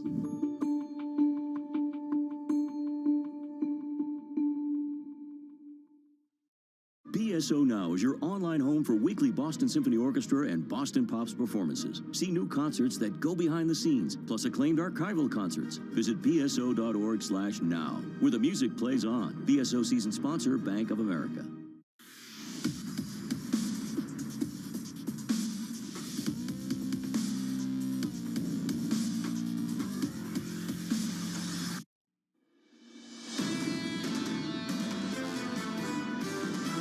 Central banks have doubled down on what they've said. We've seen such a surge in inflation that the European Central Bank, like the US Fed, has decided it needs to be seen as fighting inflation. The Fed follows monetary policy based on what's best for the United States, and the consequences of the rest of the world are the consequences for the rest of the world. The elephant in the room is global growth, and that's the elephant in the room of the euro. It's hard to say that we're done with the high prices and how that's going to affect people. This is Bloomberg Surveillance with Tom Keene, Jonathan Farrow, and Lisa Abramowitz. Live from London for our audience worldwide, good morning. This is Bloomberg Surveillance alongside Tom Keene and Lisa Abramowitz. I'm Jonathan Farrow. A momentous week in the history of the United Kingdom, a seamless transition from Queen to King. Tom Keene, from mother to son. It is that, John, but far more, as King Charles said at Westminster Hall in the last hour, an example of selfless duty. As we talked about here, he has to make the shift from Prince Charles to King Charles III, some of that happening over the weekend. His words earlier this morning, Lisa, I cannot help but feel the weight of history. And I think we all feel that in this very moment for the rest of this week. Especially because this queen really saw a massive transition for the United Kingdom, for the world on several scales. And King Charles II is entering a very new regime, both on an economic as well as a social level, that has a very different view toward the monarchy. John, one question I have to you. The stunning television footage on Saturday, I was honored to witness at Mansion House in the Royal Exchange, the announcement of the king. To see it on TV, the accession on TV must have been a shock for the nation. A series of proclamations across the country, and Tom, I think that one thing many people have said repeatedly over the last week is that we all knew this moment would eventually come. And then it comes and you feel utterly unprepared for the emotion that comes with it. And I think that emotion resonates with a lot of people across the United Kingdom today and this morning, and it will do through the rest of this week. As an American in the United Kingdom, I thought Therese Raphael for Bloomberg Opinion was stunning, and she said, "You're never prepared," and that's what the weekend felt like. We'll catch up with the Bloomberg team a little bit later this afternoon in London, this morning for you over in the United States. Got to whip through the price action as well. Decent couple of days. Best week of gains on the S&P 500 going all the way back to the end of July. We're up about 3.65% on the S&P last week. Futures right now positive 20 points on the S&P 500, up 0.5%. Yields coming in, Lisa, about a basis point or two, 329.45 on a 10-year. 10-year yields have been climbing for 6 straight weeks. It's sort of stunning, especially considering the fact that so many people were saying yields have already seen their highs, at least in the long end. And Deutsche Bank put out a survey this morning saying that more people thought that yields could go on 10-year treasuries to 5% than 1% next. I haven't heard that. Wow. Yeah, so that basically was the latest in the zeitgeist. Today, we are tracking the movement of the Queen's coffin as traveling to St. Giles Cathedral in Edinburgh, where she will be on repose for everyone to come and mourn and really deal with the emotion not only of her passing as a symbol, but also the reign that really amplified an entire era. for the United Kingdom, many eras, as well as the rest of the world. Then you have King Charles II flying to Scotland. That's where he is on his way. And he is going to be meeting there with Nicola Sturgeon, First Minister of Scotland, as well as being there with the coffin. At 8 a.m. Eastern Time, ECB's Isabel Schnabel is going to be welcoming remarks at the 7th Annual ECB Research Conference in Frankfurt. One of the biggest moves of the morning is the euro, strengthening the most in 6 months versus the dollar, as people take a look at some hawkish rhetoric over the weekend by a number of ECB officials and talk about how to counter some of the weakness that really has been driven by high electricity prices. And then at 12 p.m. Eastern, we're watching the food backdrop. The World Agricultural Supply and Demand September report is due out. And John, this comes as, I don't know if you've experienced this, but I've been going to the grocery stores looking for fruits and vegetables, and there's less and less available. And I know that this is just anecdotal, but if you look at the actual data, it is also bearing out, whether it's in the United Kingdom or whether it's in the U.S., because of weather, because of lack of planting, and a whole host of other issues that are really creating some issues. As someone funded in dollars this week, are you feeling wealthier in the United Kingdom at about 115, 116 on sterling? You want to know the truth? I would love to know the truth. Absolutely. Are you? 100%. Yeah, you could actually feel the difference because you can kind of transfer it into almost 1-to-1 rather than, 1 and 1 and a quarter. You know who else is feeling the difference is TK. You had a good weekend, Tom? It was an interesting weekend, if I can mention this. That's a punt. We've got so much to do to go to Lizzie Burden, but I attended the Requiem Mass for the Queen at the Westminster Cathedral, which the symbolism of this was really extraordinary. The Duchess of Kent there, who converted to Catholic faith in 1994, but that was one of the moments of the weekend. I took Lisa on a tour, Tom, a walking tour. Did you? All the way down to Buckingham Palace. How many bars did you hit on the way to Buckingham Palace? I gave her a history of the City of London. This is the Arsenal bar. Towards Temple, down to Westminster. Then we went down. Did you get out to West Ham? Did you go the other way? Made it to Mayfair, and it was phenomenal. It was an incredible walk through history. I made it you missed out. I made it to the Garden Room in Mayfair. I bet you did. Let's start the team coverage. Bloomberg's Lizzie Burden outside Buckingham Palace. Maria Tadeo is in Brussels. Lizzie, Lisa went through briefly the day ahead for this country. Can you walk us through again in detail what we can expect today and through the rest of this week? Well, John, I have to say, I arrived here before the sun came up and it was quiet, it was somber, people were paying their respects. But now the mood is really lifting here at Buckingham Palace. They've got the beefeaters, the bagpipes, the horses.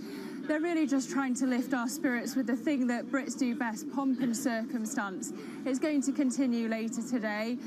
King Charles is going to go up to Edinburgh for a ceremony of reflection, and then tomorrow the coffin will be brought back here to Buckingham Palace. And then until the funeral, which is confirmed for September 19th, the Queen will lie in state at Westminster Hall. And the UK newspapers today, different estimates, but some reporting that up to 750,000 people are expected to file past and pay their respects. Could be hours-long queues. So think Princess Diana, think the Queen Mother, and times it by 10, because this really is a huge moment. Lizzie, for the American audience, for the international audience, explain the symbolism of this day of Scotland and the linkage to England and the rest of Great Britain.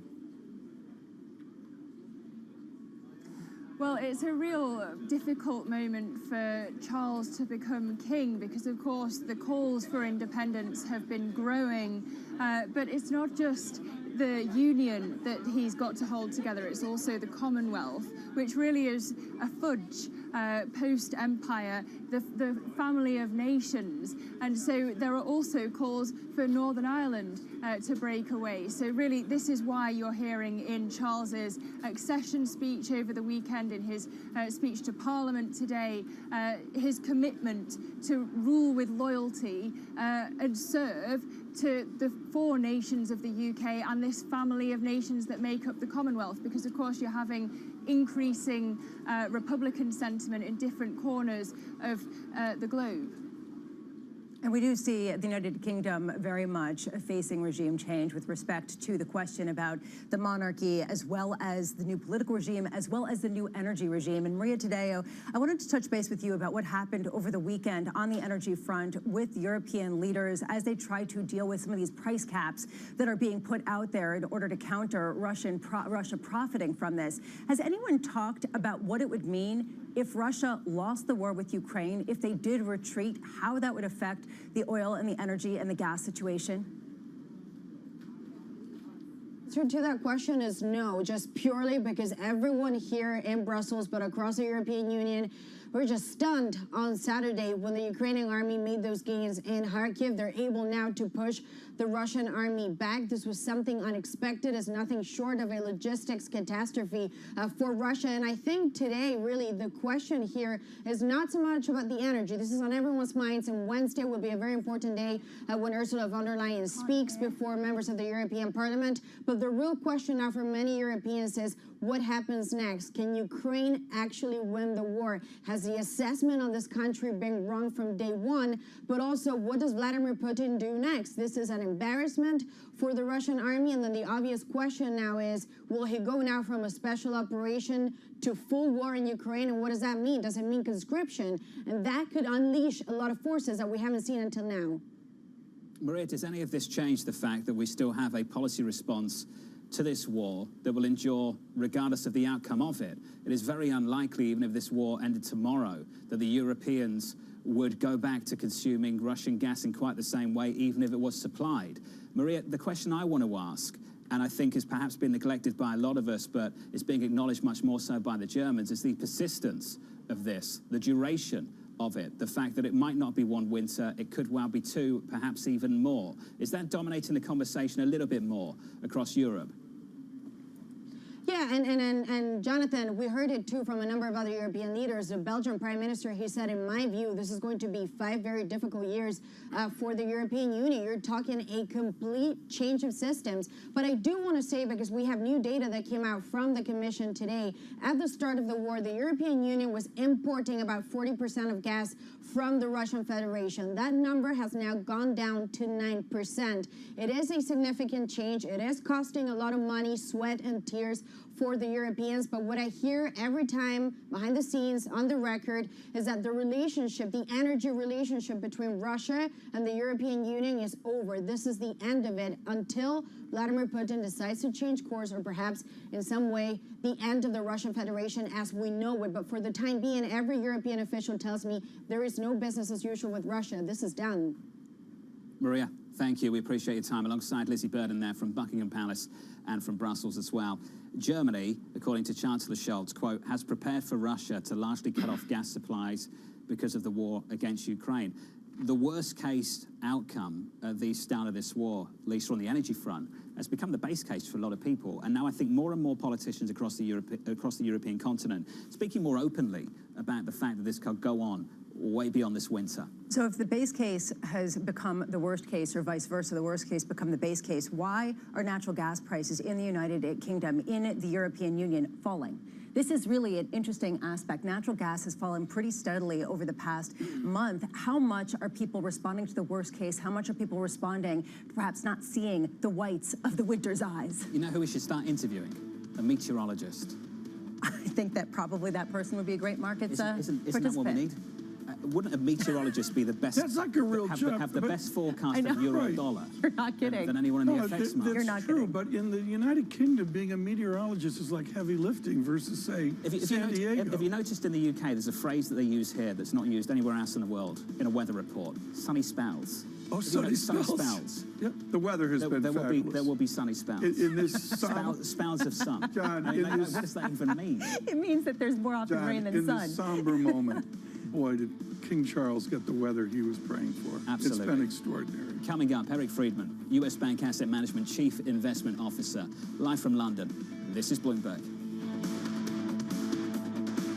Keeping you up to date with news from around the world with the first word, I'm Lisa Mateo. King Charles III addressed Parliament for the first time today. He told lawmakers he feels, quote, the weight of history which surrounds us following the death of his mother, Queen Elizabeth II. Charles is due to travel from Parliament to Edinburgh and accompany the Queen's coffin to St. Giles Cathedral for a service of remembrance. Meanwhile, the UK continues its period of national mourning following the monarch's death. The UK economy recovered more slowly than expected from a slump triggered by an extra public holiday in June. The 0.2% expansion had followed a 0.6% decline in June when gross domestic product was curtailed by an extra day off to mark Queen Elizabeth's Jubilee. Economists had expected growth of 0.3%. Tens of thousands of U.S. railroad workers could be on strike by the end of this week. Negotiators met through the weekend trying to reach a deal with two unions covering some 57,000 engineers and conductors. They're demanding better working conditions. Work stoppages that clog major arteries of the nation's food and energy supplies could pose a potential risk to President Biden and other Democrats. Global news 24 hours a day, on air and on Bloomberg Quick Take, powered by more than 2,700 journalists and analysts in more than 120 countries. I'm Lisa Mateo. This is Bloomberg.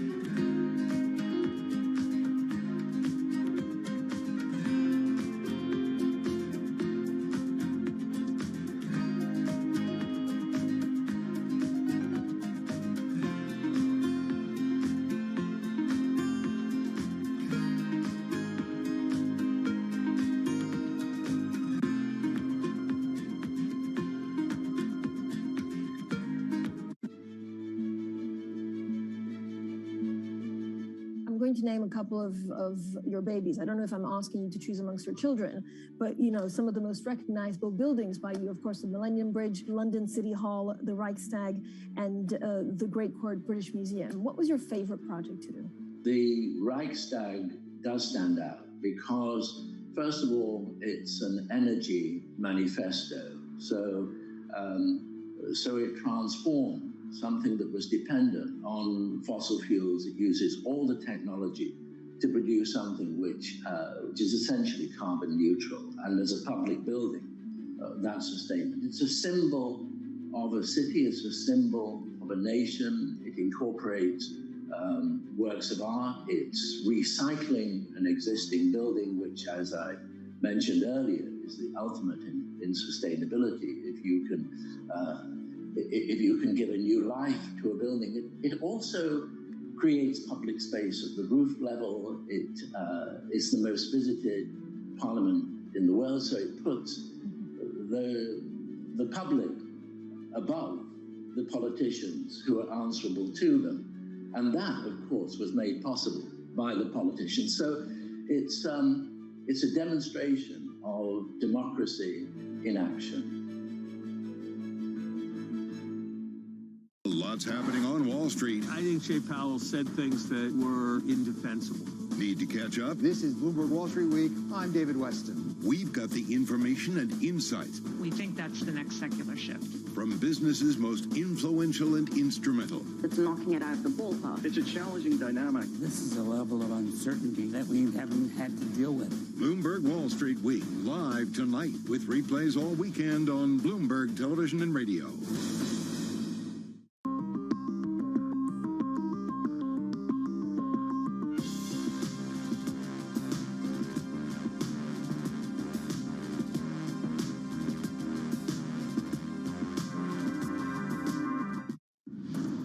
No one covers the world like Bloomberg. We have to get interest rates higher and bring inflation back to our target. 33 million people have been affected by this flooding in the monsoon. Disruption is the whole point of a strike. With unmatched reach and resources from more than 120 countries, the moment news breaks, 24 hours a day. Bloomberg, your global business authority.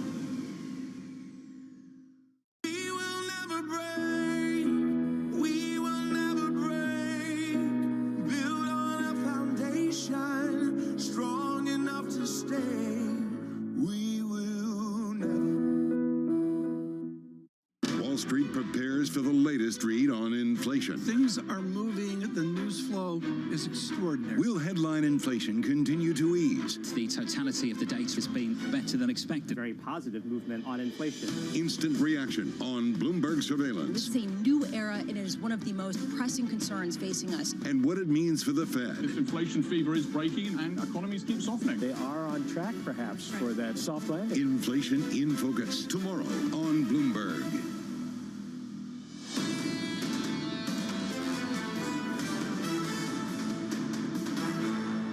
I support continued increases in the FOMC's policy rate, and based on what I know as of today, I support a significant increase at our next meeting on September 20th and 21st to get the policy rate to a setting that is clearly restricting demand. Christopher Waller there, the Federal Reserve Governor speaking at the Institute for Advanced Studies, not alone. His old colleague and good friend, President Bullard, saying the same thing. I'm leaning more strongly towards 75 at this point. Those comments going into the weekend. Live from London this morning. Good morning. Here's the price action for you. We're lifting this equity market. The first thing I looked at this morning on the Bloomberg terminal, a snapshot of foreign exchange. The dollar getting absolutely hammered. Euro dollar reclaiming a 101 handle, 101.35. Euro is not alone. It's basically the whole of G10. We're positive on that currency pair, Tom. 0.9%. So there's a snapback for you. That's a real bounce. Snapback is the right phrase. Snapback is the right phrase. We have you with us in London today. We're thrilled to be here through the week. We are going to continue to look at economics, finance, and investment very quickly now. King Charles, as he travels to Edinburgh, is at his airplane, and we'll continue to cover his travels and his sister and brother's travels up to Scotland for a walk of the Royal Mile, an emotional walk of the Royal Mile. The Queen Consort seen there on Bloomberg Radio. We say good morning on perfect weather for the King in his Great Britain. Right now, on what we do cover, Eric Friedman with an exceptionally important note with U.S. Bank Asset Management. He is, of course, their Chief Investment Officer. Eric, we sidle up to, I believe, a survey of 8% headline inflation, 6.1% core inflation. And in your research note, you say the tip point, the pivot in the fourth quarter ahead is the 10-year yield at 3.5%. Which way will the 10-year yield cut, and what does it mean for equity investors? Tom, good morning. And we think that 3.5 is a level that really has to hold for the equity market to do better. And the reason for that is because the Fed, and we're going to hear obviously more from the Fed next week, and we'll hear more about CPI in the U.S. tomorrow. But the Fed has really shifted its viewpoint from inflation can't just be better than expected. Inflation has to be on an absolute basis lower. And we think that Chair Powell and others have had the chance to reset expectations away from 2%, but they really held firm to say, look, 2% is where CPI and PPI have to kind of come out on a more sustained basis. So, Tom, we think that there's a trap door above 3.5% that would challenge both the bond market and the equity market. So we're still a little cautious. We'd be a little bit, let's call it, on the sideline as we wait for that 3.5% retest. But again, short-term cautious for us. We will reset at 2 p.m. on September 21st, an important Fed meeting, and then the focus will be on Q3 earnings reported in this fourth quarter. You're in an interesting position on this without being part of a securities research operation at a major Wall Street bank. What do you see for earnings as you distill all of Wall Street's research? It's time we're starting to see a moderation lower, both in this year, even though we only have a couple months left in the period here, to next year's earnings estimates are starting to really have that sine curve effect lower. And it's not been a massive revision, but we still think that there's downside pressure. Really the reason for that, and Lisa did a good job documenting this in tweets over the weekend. If you look at semis in particular, you look at what's happening with both supply chains as well as with enterprise spending, it's showing some signs of moderation. And of course, the big driver of this is what's going to happen with consumers. We're seeing consumers really reach from a credit perspective. They've been upping demand for credit. We've seen a little more activity in credit card demand as well. So we think that both the consumer as well as businesses are starting to, at the margin, roll over. So we do think there's some downward pressure. We do think the multiple people willing to pay will probably come down a bit as well. So, Eric, just to sort of build out what people are concerned about with the semiconductor industry, we've gotten one semiconductor manufacturer after another come out with some pretty stark warnings about the demand picture, the deterioration. Citigroup analysts came out a couple of weeks ago saying, we continue to believe we are entering the worst semiconductor downturn in a decade, given the inventory build, given the potential recession. Why has that not been priced into some of the biggest producers of goods that use semiconductors if that lack of demand comes from their products? I think two things, Lisa. So number one is because of the supply chain. There's I think just a guessing game happening right now, not just across semis, but across retail as well, in terms of just what that dislodging timetable may look like. And the second thing is people still, I think, have hope that enterprise spending will hang in there. Again, there's been so much focus right now on the labor force, but we really need to think about where we're tacking back to as a global economy. We're tacking back to an economy where CFOs are still going to spend marginally, we think, on information technology. Productivity is very important. They're really not going to get that from workers per se. So really emphasizing what they're going to spend time on, we think is going to be tech spending, specifically, broader technology infrastructure that is manifested in semi. So I think there's hope still that there is going to be some follow through next year with respect to enterprise spending. That's really the reason there's been some degree of holdup in prices right here. Eric, thank you for being with us. Eric Friedman there of US Bank Asset Management. Kit Jukes publishing moments ago, picking up on what many of you have picked up on, the progress being made by Ukraine in the war against Russia, and how the FX market and the gas markets are picking up on it as well, the bounce in the euro and the fall away in gas prices, Lisa, which you mentioned a little bit earlier this morning. Well, is it fair to attribute it, though, to the progress that Ukraine is making versus Russia? I just wonder, because we've seen the decline in natural gas prices pretty steadily over the past few weeks. So there's a question of whether this is all the bad news being priced in versus optimism about some sort of conclusion. Nevertheless, it is interesting to raise the question, what is the consequence if there is some sort of Russia full withdrawal? I give the Washington Post major credit, a stunning article in the last 12 hours, paragraph by paragraph, John, at the end, out of World War II, just vignette after vignette, village to village, and the FT with their interview of the defense minister of Ukraine, making clear there's that point, John, where you take too much territory, where you've almost gone too far. Yeah. And they're there this morning in London. This was the line from Kit Jukes of SocGen. The FX market has grabbed hold of the news of Ukrainian progress in its war with Russia with gusto. You see that across the FX market. Lisa, I think you're right to question the durability of this move. One thing that's frustrated me over the last couple of months is the way that we say the war. It's the response to the war that has driven gas prices to where they are. And it's not clear to me that even if we resolve some of these issues on the ground militarily, whether we'll actually address and readjust some of the policies that we've actually implemented in response to it. That's the right response, because what we've seen is Germany basically saying, we are not going to go back to Russian natural gas. Do you think that they're going to say, let's restart the Nord Stream 1 and let's rebuild Nord Stream 2 and let's go? No way. Euro dollar right now, 101.38. Positive about 1 full percentage point. Coming up, Gilles Moak, the chief economist at AXA Investment Managers. Live from London with Tom Keene, Lisa Brammitz, I'm Jonathan Ferro. This is Bloomberg Surveillance.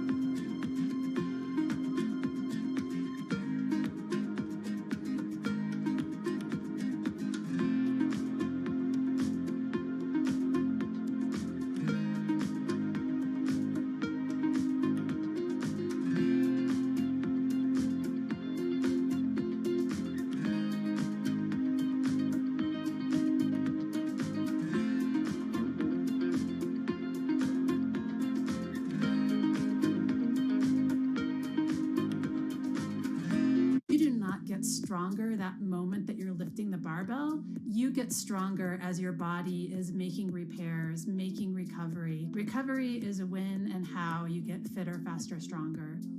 Recovery technology includes everything from massage guns and foam rollers to compression boots, hyperbaric chambers, cryo chambers, infrared saunas, and even infrared pajamas. And athletes are partnering to become investors to take those products mainstream. When you look at tech in sports right now, it's completely innovating the way training's going, completely changing the way recovery's going. I think sky's the limit as far as where it can go. But while some of these products can feel amazing, it can be difficult to differentiate between what really helps the body and what just tricks the mind. Every time you're chasing the latest, greatest, newest tool, you're probably chasing a mirage. Markets are preparing to close, but the day is not over yet. Stock that is now up about 45%. A lot of volatility right now. You need the power of the Bloomberg terminal to get you market-moving data before anyone else. These numbers are much higher than expected. Upgraded today to overweight. You need top analysts to bring you exclusive global insight into cross-asset markets. The muni bond market. China is a really big focus. Bitcoin ain't playing along today. It's going to be short-term. Bloomberg Markets, The Close. Weekdays on Bloomberg. You will put a woman on Mars. You will bring forth global cooling. Because when you subscribe to Bloomberg, you won't just get news. You will get insight into limitless possibilities. Before you change the world, Bloomberg.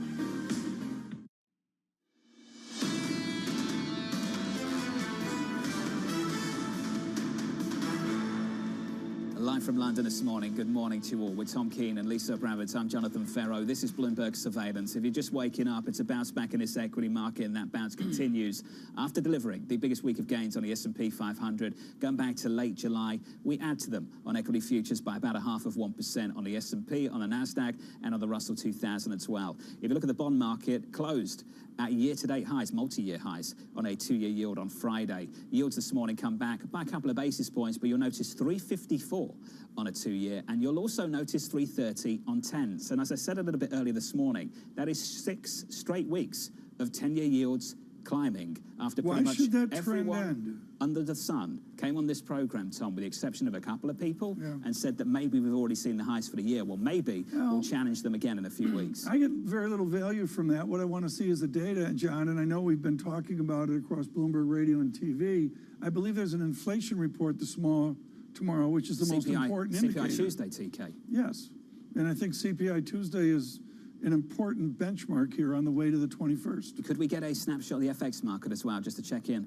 on euro dollar? Because a real bounce this morning and some real weakness in the US dollar. You see that captured by the euro. Euro dollar pushing higher, 101 handle. It's been a while since we can talk about a 101 handle, 101.33 on euro dollar, positive 0.9%. So some real dollar weakness out there, euro strength. Right. TK, getting a little bit better for Europe, relatively speaking? I don't know about that. And sterling from the Liz Truss 114 out to a stronger pound sterling 116.67. We'll continue to monitor the travels of King Charles III from London by jet to Edinburgh, an emotional day with his 2 brothers and sister, and the walk on the Royal Mile. Shumelweck now joins us for an important briefing. Why is this important? He is one of the great students of continental economics. It matters for America right now with the trading relationships that we have. Gilles, what is the distinctive uncertainty you have into fourth quarter? You are covering on a global basis, but you are covering for Europe a continent in war. What is the distinctive uncertainty you face into fourth quarter? Well, Q3, we still had some, support from the fact that we reopened our economy a bit later than the US. So, for instance, we had really nice spending on tourism, recreational activities, and so forth. That goes away in Q4. And we have this major uncertainty on the price of gas, and beyond the price of gas, the availability of gas. So at this juncture, we're still waiting for the details of the EU policy on the possibility of gas rationing and how the electricity market can be reformed. And we need to know whether or not there will need to be some actual rationing of gas, of energy in general this winter, because this could have a drastic impact on GDP. If you're forced to stop production in a number of energy spending companies, you will have a direct impact on GDP. The backdrop here as well over the weekend is electoral tumult in Canada, certainly the election in Sweden, and a coming election of some form in Italy as well. Give us the political backdrop as it folds into 2023 and a Europe in recession. Well, Italy is important, obviously, because all the polls are saying that the Fratelli d'Italia is probably going to win in coalition with Lega and Forza Italia, and there are questions, obviously, as to their approach to the commitments of Italy towards Europe. To be fair, Giorgia Meloni, the leader of Fratelli d'Italia, has mellowed a lot on her anti-European rhetorics. So the market is probably, ready to give some leeway to a new government in Italy in September. But more generally, if you look beyond the elections per se, what we've had so far is a willingness by governments across Europe to accommodate the shock from rising energy prices. With rising interest rates, it's going to be increasingly problematic for these governments to maintain this kind of fiscal policy, and obviously this could lead to some political trouble down the road. So we are in sort of a tipping point. For now, governments in general have been able to mitigate a lot of the raw impact of the rising gas prices that may become more complicated as we get into 2023, sorry.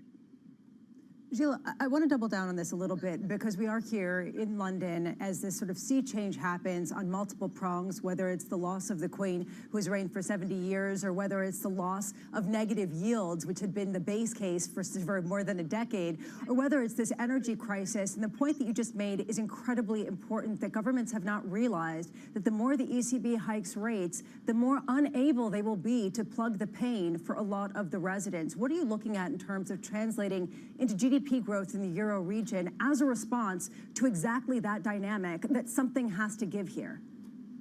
Yes, I mean, basically what's happening is that we are mitigating the current shock. I mean, you can see that everywhere in Europe, including now in the UK, which was hesitant actually as to whether they would mitigate the shock.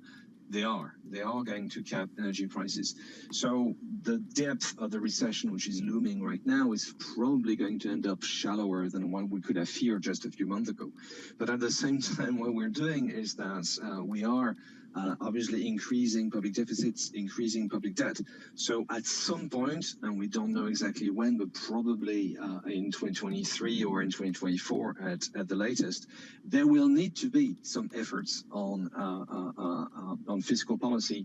This will probably have a dampening impact on domestic demand. So in a way, we are just changing the timing of the pain.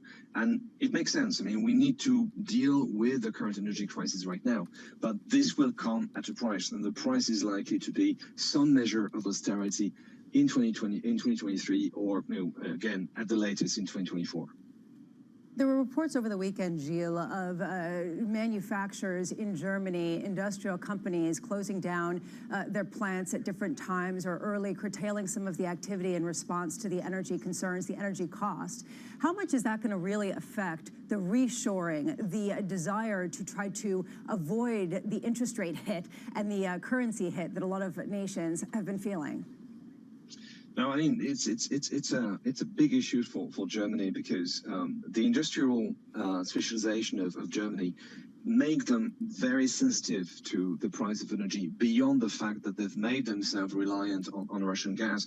The very fabric of German industry is quite energy intensive. So there are questions actually as to how this model could continue of maintaining on German territory those energy intensive companies. It's not the first time that we have questions as to the German industrial model, their reliance on exports. This question is becoming even more crucial today. So what's helping Germany obviously is that they have massive policy space. They don't have much of a public debt. They can actually take time to rejig the way their economy is specialized at the moment. But yeah, there are questions specifically to Germany at the moment. Gilles Moak, to borrow from Ian Bremmer, what is the power of Brussels now, the force of Brussels right now, or is it every nation for itself? Actually, for the time being, I would say that the level of solidarity that has been achieved in Europe in the face of this crisis is quite high. I mean, you have, for instance, this principle of European solidarity on gas. It was not obvious, and it has been actually confirmed. The French president said publicly in a TV address that France, the winter, would actually help Germany with the gas supply this winter. So actually, there's quite a bit of solidarity.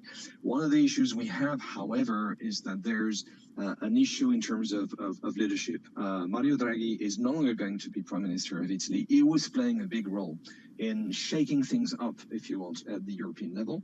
The Chancellor of Germany is under massive domestic pressure, probably doesn't have that much time and energy to devote to European matters, and obviously Emmanuel Macron is not in the same leading position in which he was before the parliamentary election. So there's a little bit of a hesitancy, if you want, in terms of leadership, but at least for the time being, solidarity is continuing. There's not a lot of signs, actually, that it's every country for itself. We have a few issues with some Eastern countries, Hungary as usual, but by and large, the system holds. Gilles Moak of AXA Investment Managers. Gilles, great to catch up with you, sir. A good moment to catch up as well on the European economy. Can I just say how much of a good sign this is for Governor Bailey next week? So they've had the Bank of England rate decision delayed from Thursday to next week, postponed because of the events here in the United Kingdom. To see sterling almost break 114 last week and then print 117 a little bit earlier in the session, I have to admit, at one point last week, Lisa, it felt kind of touch and go for sterling, that we might be kind of running into what could be a bit of an issue here with the currency. That bounce back, I don't think it's over. I'm not sure anyone's saying that this morning, but that bounce back has got to be music to the ears of this governor as he sets up for a decision next week. I couldn't agree more, just because you're not seeing unmoored declines, unmoored weakness, and people saying it could go to parity and below because there is concern about whether foreign investors are willing to fund Liz Truss's plan. Now people are talking about how interest rate hikes are actually going to be meaningful, the potential end of the war, and some of the optimism that we're hearing throughout the European region. Haven't heard enough about that plan still, have we? Haven't heard a lot about any of this stuff. Obviously, for very good reason, it's not on the front pages in this country, but for the Bank of England governor next week, it's got to be the big issue for him, right? We've got to work out what this means for inflation, what this means for growth, ultimately what it means for policy, try and understand what it means for the bond market, for gilts at the time that we don't have QE, we have QT, and what it means for this weaker pound over the last several months. How do they deal with hiking rates at a time when this government's going to be spending more with no limit and with no real input to the GDP from that expenditure? Sterling right now, Tom, 116, 71. It's a better statistic, but when this sadness is over and a new king is anointed, guess what, John? All the problems are still there with a vengeance. They don't go away. With a vengeance. They don't go away. Tom Keane, Lisa Abramovich, Jonathan Ferro. This is Bloomberg Surveillance. Keeping you up to date with news from around the world with the first word, I'm Lisa Mateo. King Charles III addressed Parliament for the first time today. He told lawmakers he feels, quote, the weight of history which surrounds us following the death of his mother, Queen Elizabeth II. Charles is now on his way to Edinburgh to accompany the Queen's coffin to St. Giles Cathedral for a service of remembrance. Meanwhile, the UK continues its period of national mourning following the monarch's death. Russia hit power plants deep behind Ukrainian lines today, causing blackouts across the northeast of the country. Ukraine says more than 30 settlements have suffered Russian missile and airstrikes over the past day. At least 2 power plants were reportedly hit with precision rockets. Meanwhile, Ukrainian troops are continuing to advance in an offensive that has reversed months of Moscow's advances. Chinese President Xi Jinping will make state visits to Kazakhstan and Uzbekistan this week, his first trip abroad since the start of the COVID-19 pandemic. Beijing says Xi will attend a leaders' summit of the Shanghai Cooperation Organization. Russia announced last week that Xi will meet with Russian President Vladimir Putin at the summit as Moscow seeks to bolster ties with Beijing. The U.S. healthcare system has received failing marks. A new poll from the Associated Press and NORC Center for Public Affairs Research, it shows that fewer than half of Americans surveyed say healthcare is generally handled well. Only 12% say it's handled extremely or very well. Even lower marks were given for the cost of prescription drugs, the quality of care in nursing homes, and how mental health care is handled. Global news 24 hours a day on air and on Bloomberg Quiz Take, powered by more than 2,700 journalists and analysts in more than 120 countries. I'm Lisa Mateo. This is Bloomberg.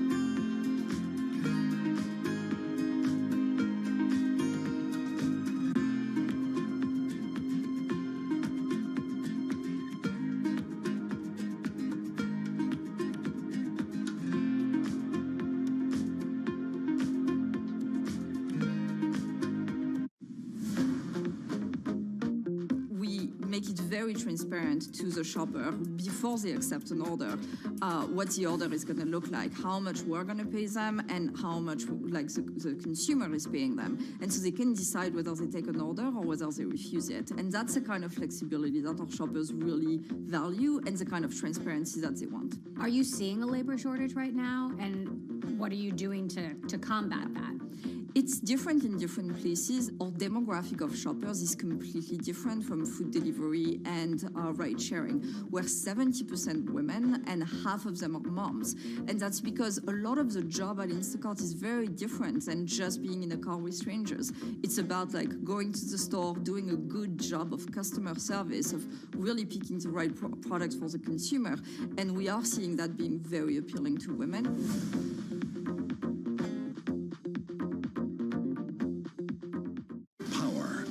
Policy, politics, from the White House to the Hill, Bloomberg covers the leaders in legislation. That was really a tectonic shift for this White House. The theory of this bill, as I understand it, is there'll be a multiplier effect. How did Democrats mobilize specifically younger voters? Bringing you the political news you need to know. The president has made it very clear that this is a significant focus.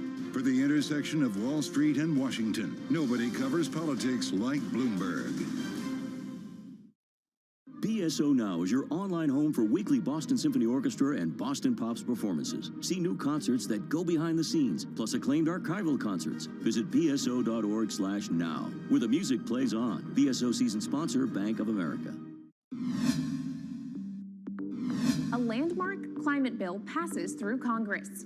The expansion of nuclear energy and more investment for companies at the forefront of the fight against climate change.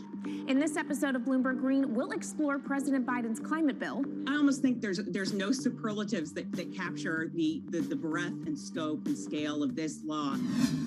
Find out what's actually in it and where it doesn't go far enough. The thing that's not included here is a specific hard cap on CO2 emissions or a specific legislated goal.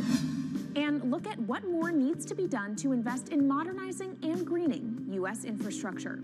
What we haven't had is a plan that's realistic, time-bound, pragmatic. I'm Kaylee Lyons from Bloomberg's World Headquarters in New York, and don't miss this week's edition of Bloomberg Green, airing this weekend on Bloomberg TV, Quick Take, and online.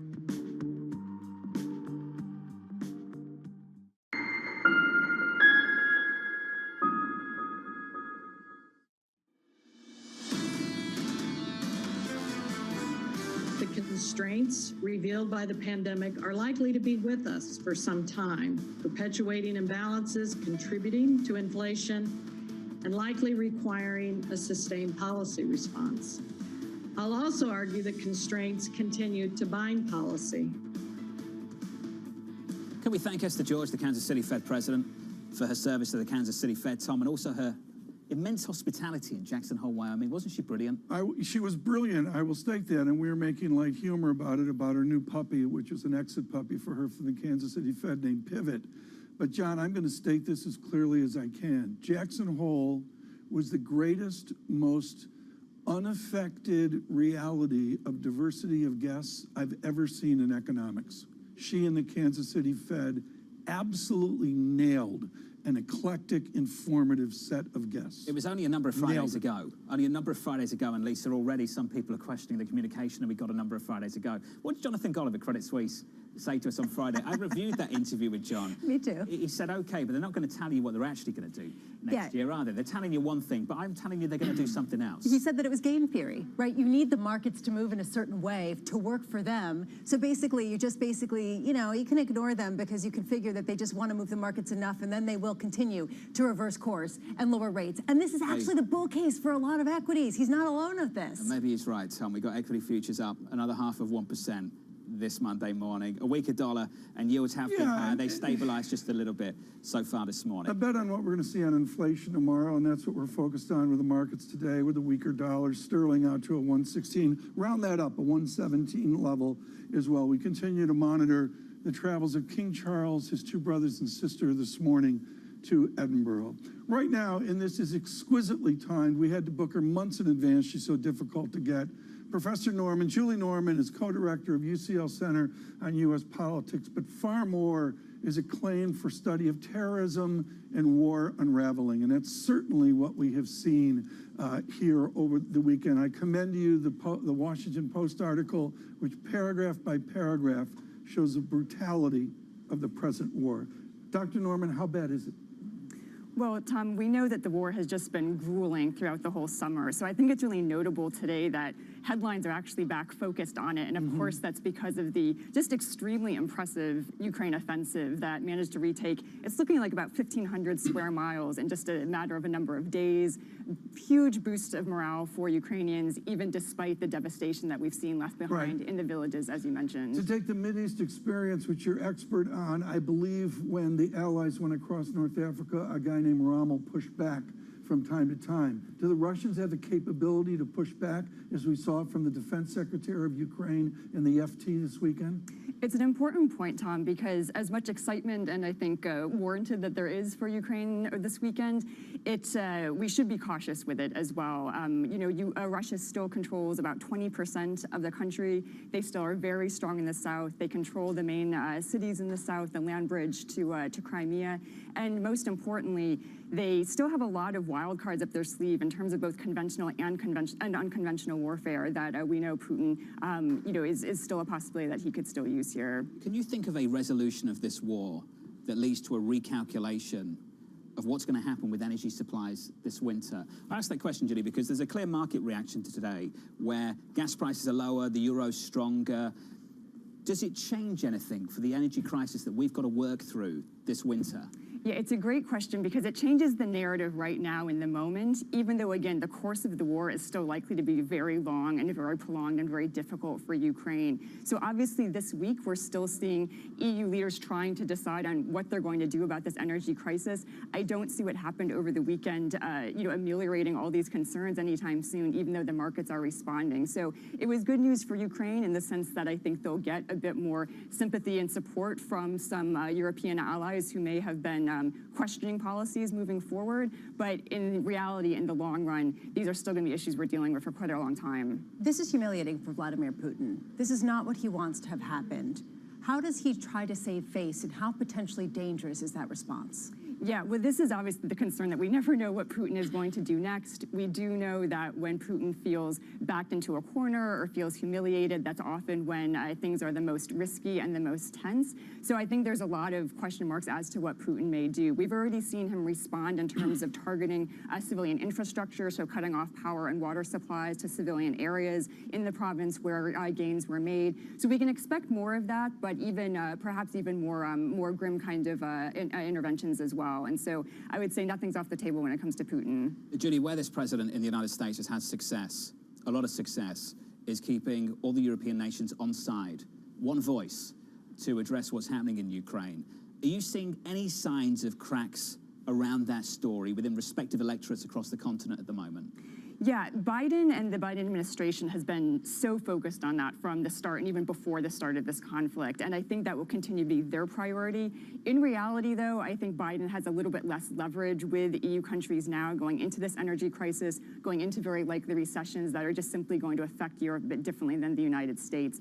I don't think we're seeing cracks just yet, but I think we're hearing what are very realistic, pragmatic conversations about what kinds of policies can actually address this energy crisis, what that means for the Ukraine conflict at the same time. Is there one country you're more worried about than others? Is there one that jumps out to you at the moment? Oh, I would say there's different countries with concerns. I think about 10 countries are pushing back at like the oil cap and the gas cap, for example. I think we heard from an earlier commentator, Italy's leadership is in flux right now, and Draghi had been very firm and a very important voice in the Ukraine conflict up till now. So I'm watching Italy to see how they play things moving forward. You're not alone. Julie, it's great to see you in person. Thank you. Well, thank you. Julie Norman there of UCL Centre on US Politics. Lisa, I think that was your #1 focus as well over the last few months or so. Are we starting to see some cracks emerge? Julie mentioned Italy. I think you're on the same page. Italy showing, there was a poll that came out showing that more than half of the respondents were against some of the caps, were against some of the sanctions on Russia, saying it's hurting the EU and the US more than it is hurting Russia. And this has been a big concern, right? You see Russia making money, and you see the EU struggling in the face of potentially an energy crisis. Does reality bite, Tom, later this winter? We joked in the last hour about the need to speak to a meteorologist about the future in Europe, but in all seriousness, that's what it comes down to. How cold is this winter going to be? How brutal will it be? And how much support will these politicians have to maintain the current energy policy they have? When you see the political pressures over the weekend ongoing in Sweden, what may come in Italy, is it about a cold winter or is it even about 1 week? Politically, what's the difference between a 1 week cold in Poland and a cold winter? I don't think there's a difference. But Tom, a cold winter, or 2, or 3, or 4. That's another or 5. issue. And the Belgians, I keep going back to this, the Belgian Prime Minister seems to be the only one talking about that. The prospect that this could go on way beyond 1 winter, maybe even many, many more. I would suggest into Monday of next week, there's a distraction as European leaders travel to London for the funeral of the Queen. After that, with a vengeance, we may catch up with this debate. You said it, Tom, this hour. The problems do not go away. They don't go away. They're going to be here with a vengeance Tuesday next week. Bob Miller's going to join us from BlackRock very shortly. Looking forward to that conversation with Tom Keane and Lisa Abramowitz. I'm Jonathan Ferro. Futures bouncing back, slightly positive from London. This is Bloomberg Surveillance.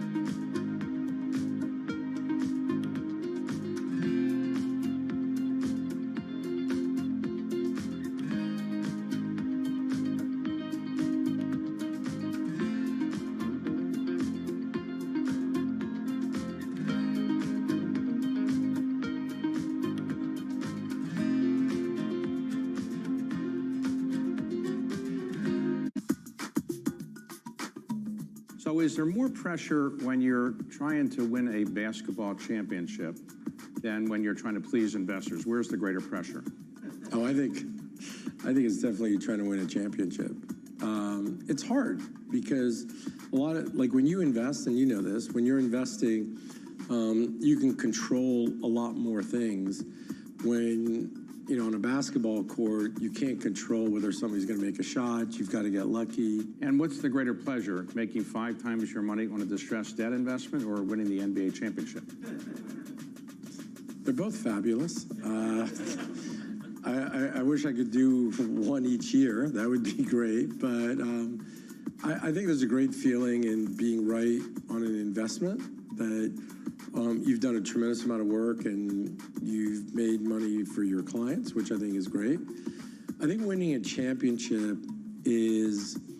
Connection lost. It's a very surreal feeling because there's a whole city or state that is actually behind you.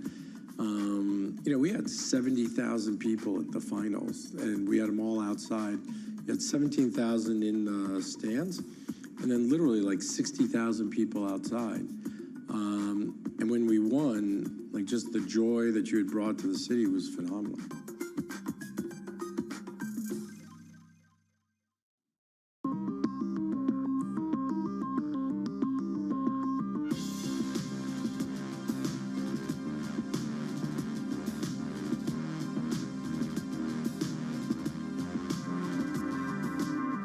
Welcome to the world of decentralized finance. I'm going to take a look right here at regulation. We are seeing digital currencies under some pressure. Bloomberg's covering all things crypto.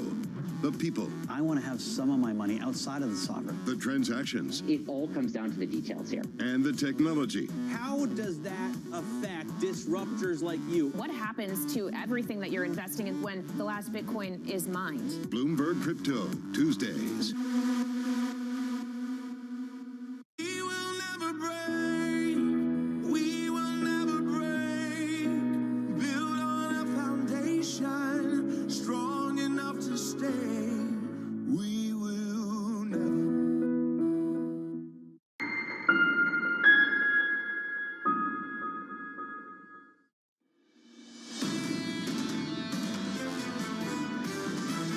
Central banks have doubled down on what they've said. We've seen such a surge in inflation that the European Central Bank, like the US Fed, has decided it needs to be seen as fighting inflation. The Fed follows monetary policy based on what's best for the United States, and the consequences of the rest of the world are the consequences for the rest of the world. The elephant in the room is global growth, and that's the elephant in the room of the euro. It's hard to say that we're done with the high prices and how that's going to affect people. This is Bloomberg Surveillance with Tom Keene, Jonathan Farrow, and Lisa Abramowitz. Global leaders will descend on this country. A week from today, they will pay tribute to Queen Elizabeth. Their problems will not go away. Live from London for our audience worldwide, good morning. This is Bloomberg Surveillance on TV and radio alongside Tom Keene and Lisa Abramowitz. I'm Jonathan Farrow. Tom, you've said it all morning. Their problems will not go away. They will not go away. The pageantry continues today for Queen Elizabeth. We can get to that in a moment, John, but the problems here center around the inflation picture, which we'll see in the United States tomorrow, but so much more in complexity. And I'll say to you, John, going down the embankment in the Thames and looking over to St. Thomas, where the Prime Minister Johnson was fighting for his life of COVID, that is just one issue for the United Kingdom. Their health system is in crisis. And then, Lisa, on to Ukraine, where Ukrainians are fighting for their lives, and real signs of progress over the weekend. With accounts of Russian soldiers fleeing Ukrainian areas that they had previously captured, getting pushed out, as Ukraine reportedly is reclaiming that land with the help of some of the U.S. weapon systems and the weapon systems of allies. How much, though, does this really change the backdrop of the energy crisis that's facing Europe this winter? John, for an America waking up this morning, of course, on London time, 5 hours difference this morning, an extraordinary moment. I can't say enough about the importance of Westminster Hall, where the Queen's coffin will rest. Briefly, the worthies gathering today, including former Prime Minister Johnson and others, to hear a somber speech from King Charles as he speaks to the government of this nation. The symbolism there extraordinary. We're going to run through the play-by-play, the day ahead, the week ahead, the words of the King early this morning. I cannot help but feel the weight of history history. And as I mentioned a little bit earlier this morning, I think we all feel that over the weekend, and we will do through the next week as well. I'm going to run through the markets for you. Lisa's going to go through the day ahead. I want to start with equity futures because we just delivered a really decent weekly gain on the S&P 500, the best weekly gain going back to late July. Equity futures right now are positive 0.4% on the S&P. Yields are just a little bit lower by 2 basis points at 328.88. But one thing you will notice, front and center, Bramo, it's that dollar weakness out there right now. Euro dollar 101.40, that currency pair positive 1 full percentage point. And you're pointing out it's not just the dollar versus the euro, it's also the dollar versus everything else, because there is this feeling that perhaps the world is going to recover, perhaps insert your narrative here. The euro, though, definitely catching people's eyes at a time of great change. And you said that we'd walk through the play-by-play. Here's the latest that we're hearing as King Charles III heads to Edinburgh. He's going to arrive evidently at 12:45 a.m. Local time, 7:45 Eastern.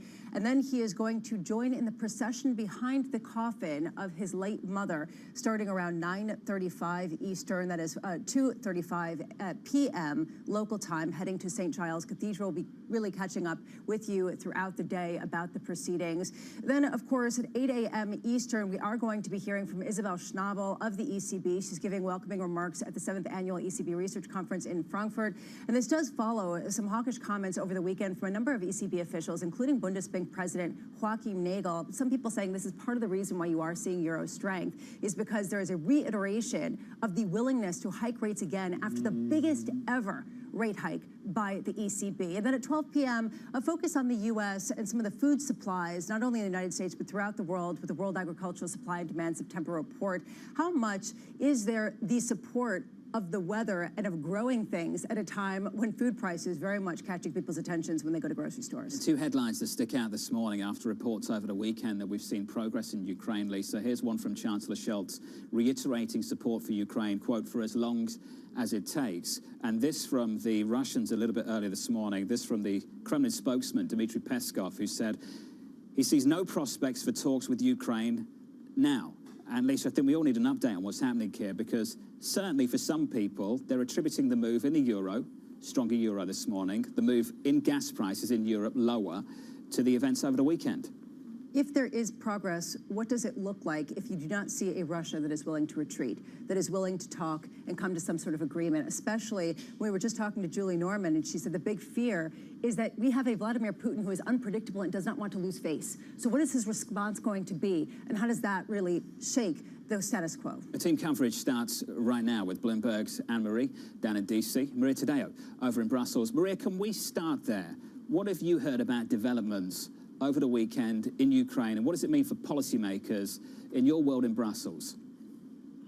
Look, I think there's two things. One is European leaders were stunned by just how quick but also effective this operation from the Ukrainian army was on Saturday. And when you look at just how big this country is, the amount of land that they've been able now to win back is enormous. You always have to look at the map to figure out just how significant this is. These aren't just tiny villages. This is a significant amount of land. For the Ukrainians, it also validates their theory that their army is competitive, it is well trained, it has been since Crimea, and that heavy weapons make all the difference on the battleground. So I will expect that from now on they will push the Europeans, not so much the United States because they have provided a lot of the weapons, but the Europeans to put more weapons in their hands. Now, when it comes to the Russians, the big question today in Europe is, what will Vladimir Putin do? And I think the key here is, does it get to a point where he goes from special operation to war? And war means conscription. And I think we all can agree there's a huge difference between, if you're a Russian, to watch a war like it's reality TV, to being called to go on the battlefield against an army that has proven very effective. Maria, I look at the news over the weekend, and the pregnant question, I'm sure, for the Defense Department in the United States is, how do you link the Ukrainian effort in the north to a Ukrainian effort down south towards the Black Sea? Is that even feasible now? Well, Tom, at this point, I think if you look at just how quick and just how efficient this was, there is this thinking that they can move down. Of course, the problem is that Russia has retreated and has also pulled down some of the troops to regroup, and what they say is not a defeat, but it's just regrouping to protect some of the areas that they had already conquered. Can you imagine the embarrassment for Vladimir Putin if the Russians, if the Ukrainians do manage to get back to areas like Mariupol? At that point, the options for Vladimir Putin would get very narrow. He needs to save face some way. But the Ukrainian army, and I think that post yesterday by Volodymyr Zelensky on Telegram saying, we will liberate everything. Our army is not going to stop. We'd rather starve, not have heat and not have electricity, but have our country back. This is everything that we're aiming off. Also shows that the Ukrainians at this point have no incentive to stop. They will continue if they have the weapons. And Marie, this really brings us to the United States, which has been supplying a lot of those weapons and has been expressing support for Ukraine. How much and how far does that support go of the European nations that are struggling with a natural gas crisis? They did talk to the United States about possibly capping the price that people pay Russia in order to get their gas, or their oil, I should say. But what else are they doing? What else is in the works to provide natural gas to Europe? So two things, and first on the natural gas front, this summer, no one's really talked about it, but the fact is U.S. liquefied natural gas supplies to Europe have been bigger than the Russian supplies via pipeline. This is something that has never happened in the world. This is the first time on record. So already you have seen the United States sending more LNG over to Europe, which of course is going to be more expensive for Europe, and logistically it's not how Europe is placed, but this is the situation they're in. And what we've seen for months, and my reporting on this goes back to early this year, you have U.S. officials traveling around the world well before the war started, well before Ukraine thought this was even possible, making sure they were talking to huge LNG producers like Qatar to, if there was an event that Russia was going to ratchet back this natural gas, that they could get to Europe. And what you're going to see is a continuation of that. I would also say on the defense front, we heard from Senator Mark Warner over the weekend talking to CNN State of the Union on the Sunday shows, saying that it's not just the military equipment, but it's the U.S. and the U.K. intelligence that is also helping Ukraine. That, of course, is going to continue. And then the White House asking Congress to add in nearly $12 billion more in terms of help for Ukraine when they work out this stopgap funding measure. MH, thank you. Over in Washington, D.C., alongside Maria Tadeo in Brussels, the team back together on the big event taking place in Ukraine. The war continues. Progress, real progress, we're told, over the weekend. Here's some headlines for you from the Prime Minister's spokesperson. This is Liz Truss's spokesman, Max Blaine, briefing reporters at the moment. They're still planning to hold a fiscal event later this month. Then we're all ears on how big that fiscal package will actually be. And of course, we don't know, because you need to basically guess where gas prices are going to be to work that out. The plan for households will take effect, Lisa, on October 1st. The energy plan for businesses is still being worked on. And this is the reality of the moment in the UK. This is how we started this program. We will pause in this country for a week. Global leaders will descend on the capital. They will all pause and pay tribute to this Queen. These problems still need to be addressed. And the number one issue in this country, particularly over the last week, has been the unveiling of massive fiscal intervention, the details of which still need to be ironed out, still need to understand how it's costed. How do you cost something that is ultimately uncapped? Incredibly difficult, almost impossible. Right, and it's incredibly difficult when you're not having meetings to hash it out in public. You imagine that behind closed doors, they are trying to figure this out if it's going into effect October 1st. But then what's the response in the bond market? I believe today is a market holiday in the United Kingdom. When it reopens, what kind of response do you get in gilt yields as you look at possible plans that are going to be relatively unvetted if they get unrolled October 1st? Some details we understand, Tom, for next Monday, that markets will be shut. It will be a bank holiday for the funeral, and we've finally got a date for that. It's a week from today. It is a week from today, with world leaders attending. Mr. Biden, I believe, last evening confirming that he will attend with Dr. Jill Biden. Sterling, just a bit stronger here, by 0.75% against the dollar. Cable 116.74. Very briefly, earlier on today, 117 after threatening to break 114 at one point last week. Coming up, Bob Miller of BlackRock. Looking forward to that with Lisa Brammett and Tom Keane. I'm Jonathan Ferro. This is Bloomberg.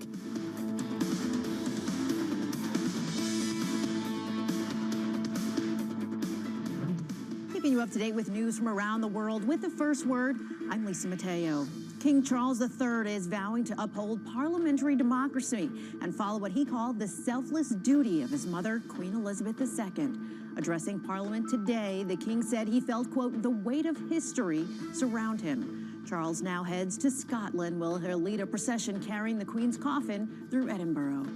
Tens of thousands of U.S. railroad workers could be on strike by the end of this week. Negotiators met through the weekend trying to reach a deal with two unions covering some 57,000 engineers and conductors. They're demanding better working conditions.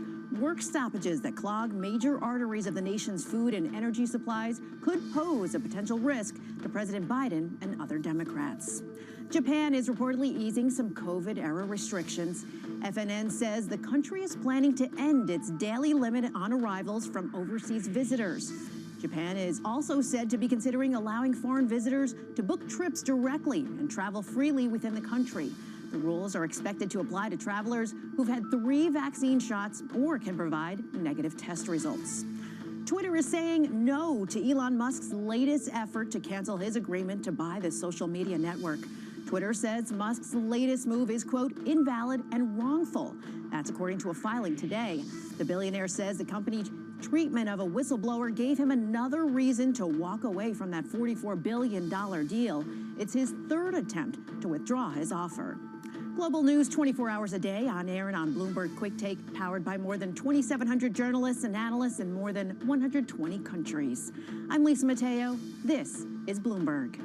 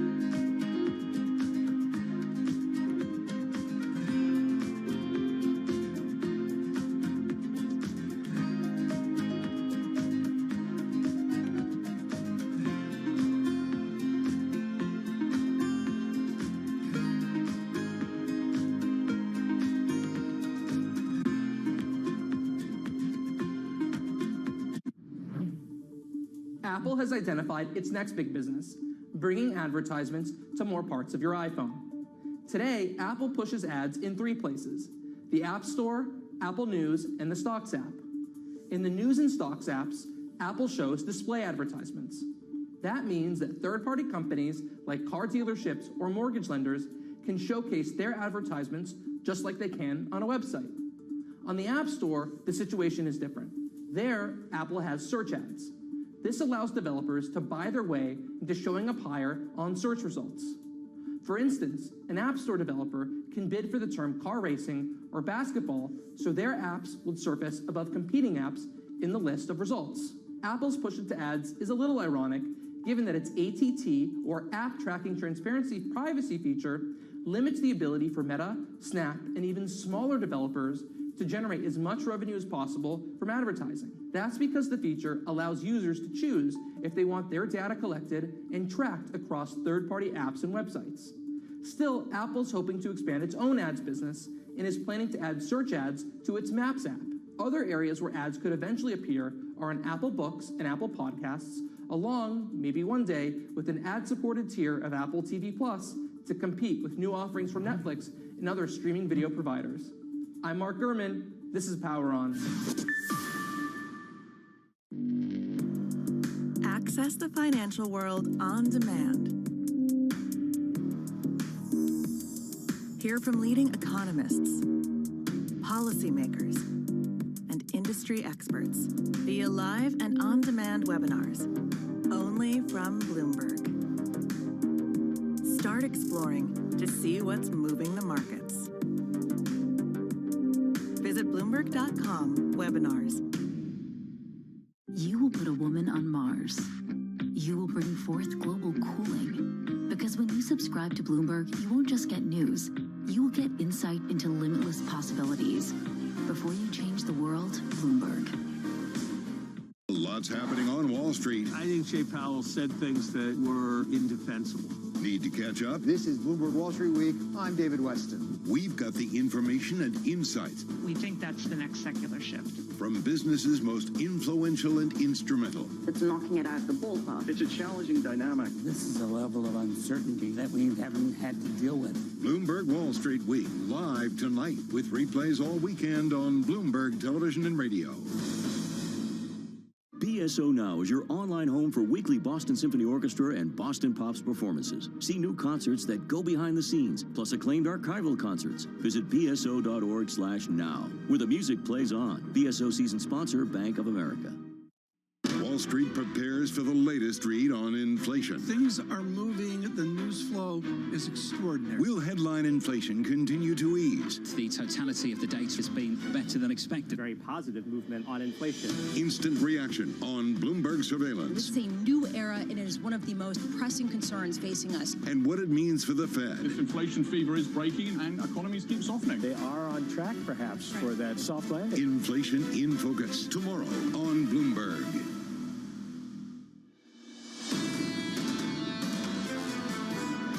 It's remarkable that people were saying that the dollar's day was past not very long ago, given its current strength. And my guess is that there's room for this to continue. Do you think that might have been aimed at someone over at Yale? I'm just asking. Just for a friend. That was Larry Summers, the former U.S. Treasury Secretary. It had that kind of feel, Tom, that it might have been directed at someone over at Yale. We spoke to Dr. Laren the other day of the huge emotion of his representation of the Queen of England to University of Cambridge, and we stayed on that theme. I'm sorry, Summers, Laren, and the rest of them, they got a massive victory lap here. Without a doubt. Correlation on to what we've seen in strong dollar. People like Mark McCormick, people like HSBC FX, the late David Bloom, who's no longer with him. You know, I'm sorry, these people nailed it. Wells Fargo as well. Yeah. I was talking about another school in... I know. We all know exactly who you're in talking America. about. Who? Stephen Roach. Oh, really? Yeah. Oh, he's another one. Yeah, he's another one. Who else were you talking I've forgotten about him. Just the other people at Yale who might have got it wrong on the US dollar. Anyway, futures, they're positive on the S&P 500. They're up a little bit, Tom, in the equity market. Nice Got a bounce here. pivot. About half of, I can't believe I forgot about Stephen. Well, Totally. who were you talking about? Did he, what was his call on the dollar? Weak dollar. Weak, Very like dollar. collapsed weak dollar. Collapsed weak, yeah. Okay, it's weaker today at least. Euro dollar 101.32.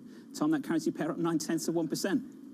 I think bounce. It's a big bounce, and there's an adjustment here, but it goes into what we have here, which is the data dependency of the various central banks, including now the Bank of England meeting the day after the Fed, and also the data dependencies of fixed income professionals. One is Bob Miller, head of America's fundamental fixed income, truly with decades of experience.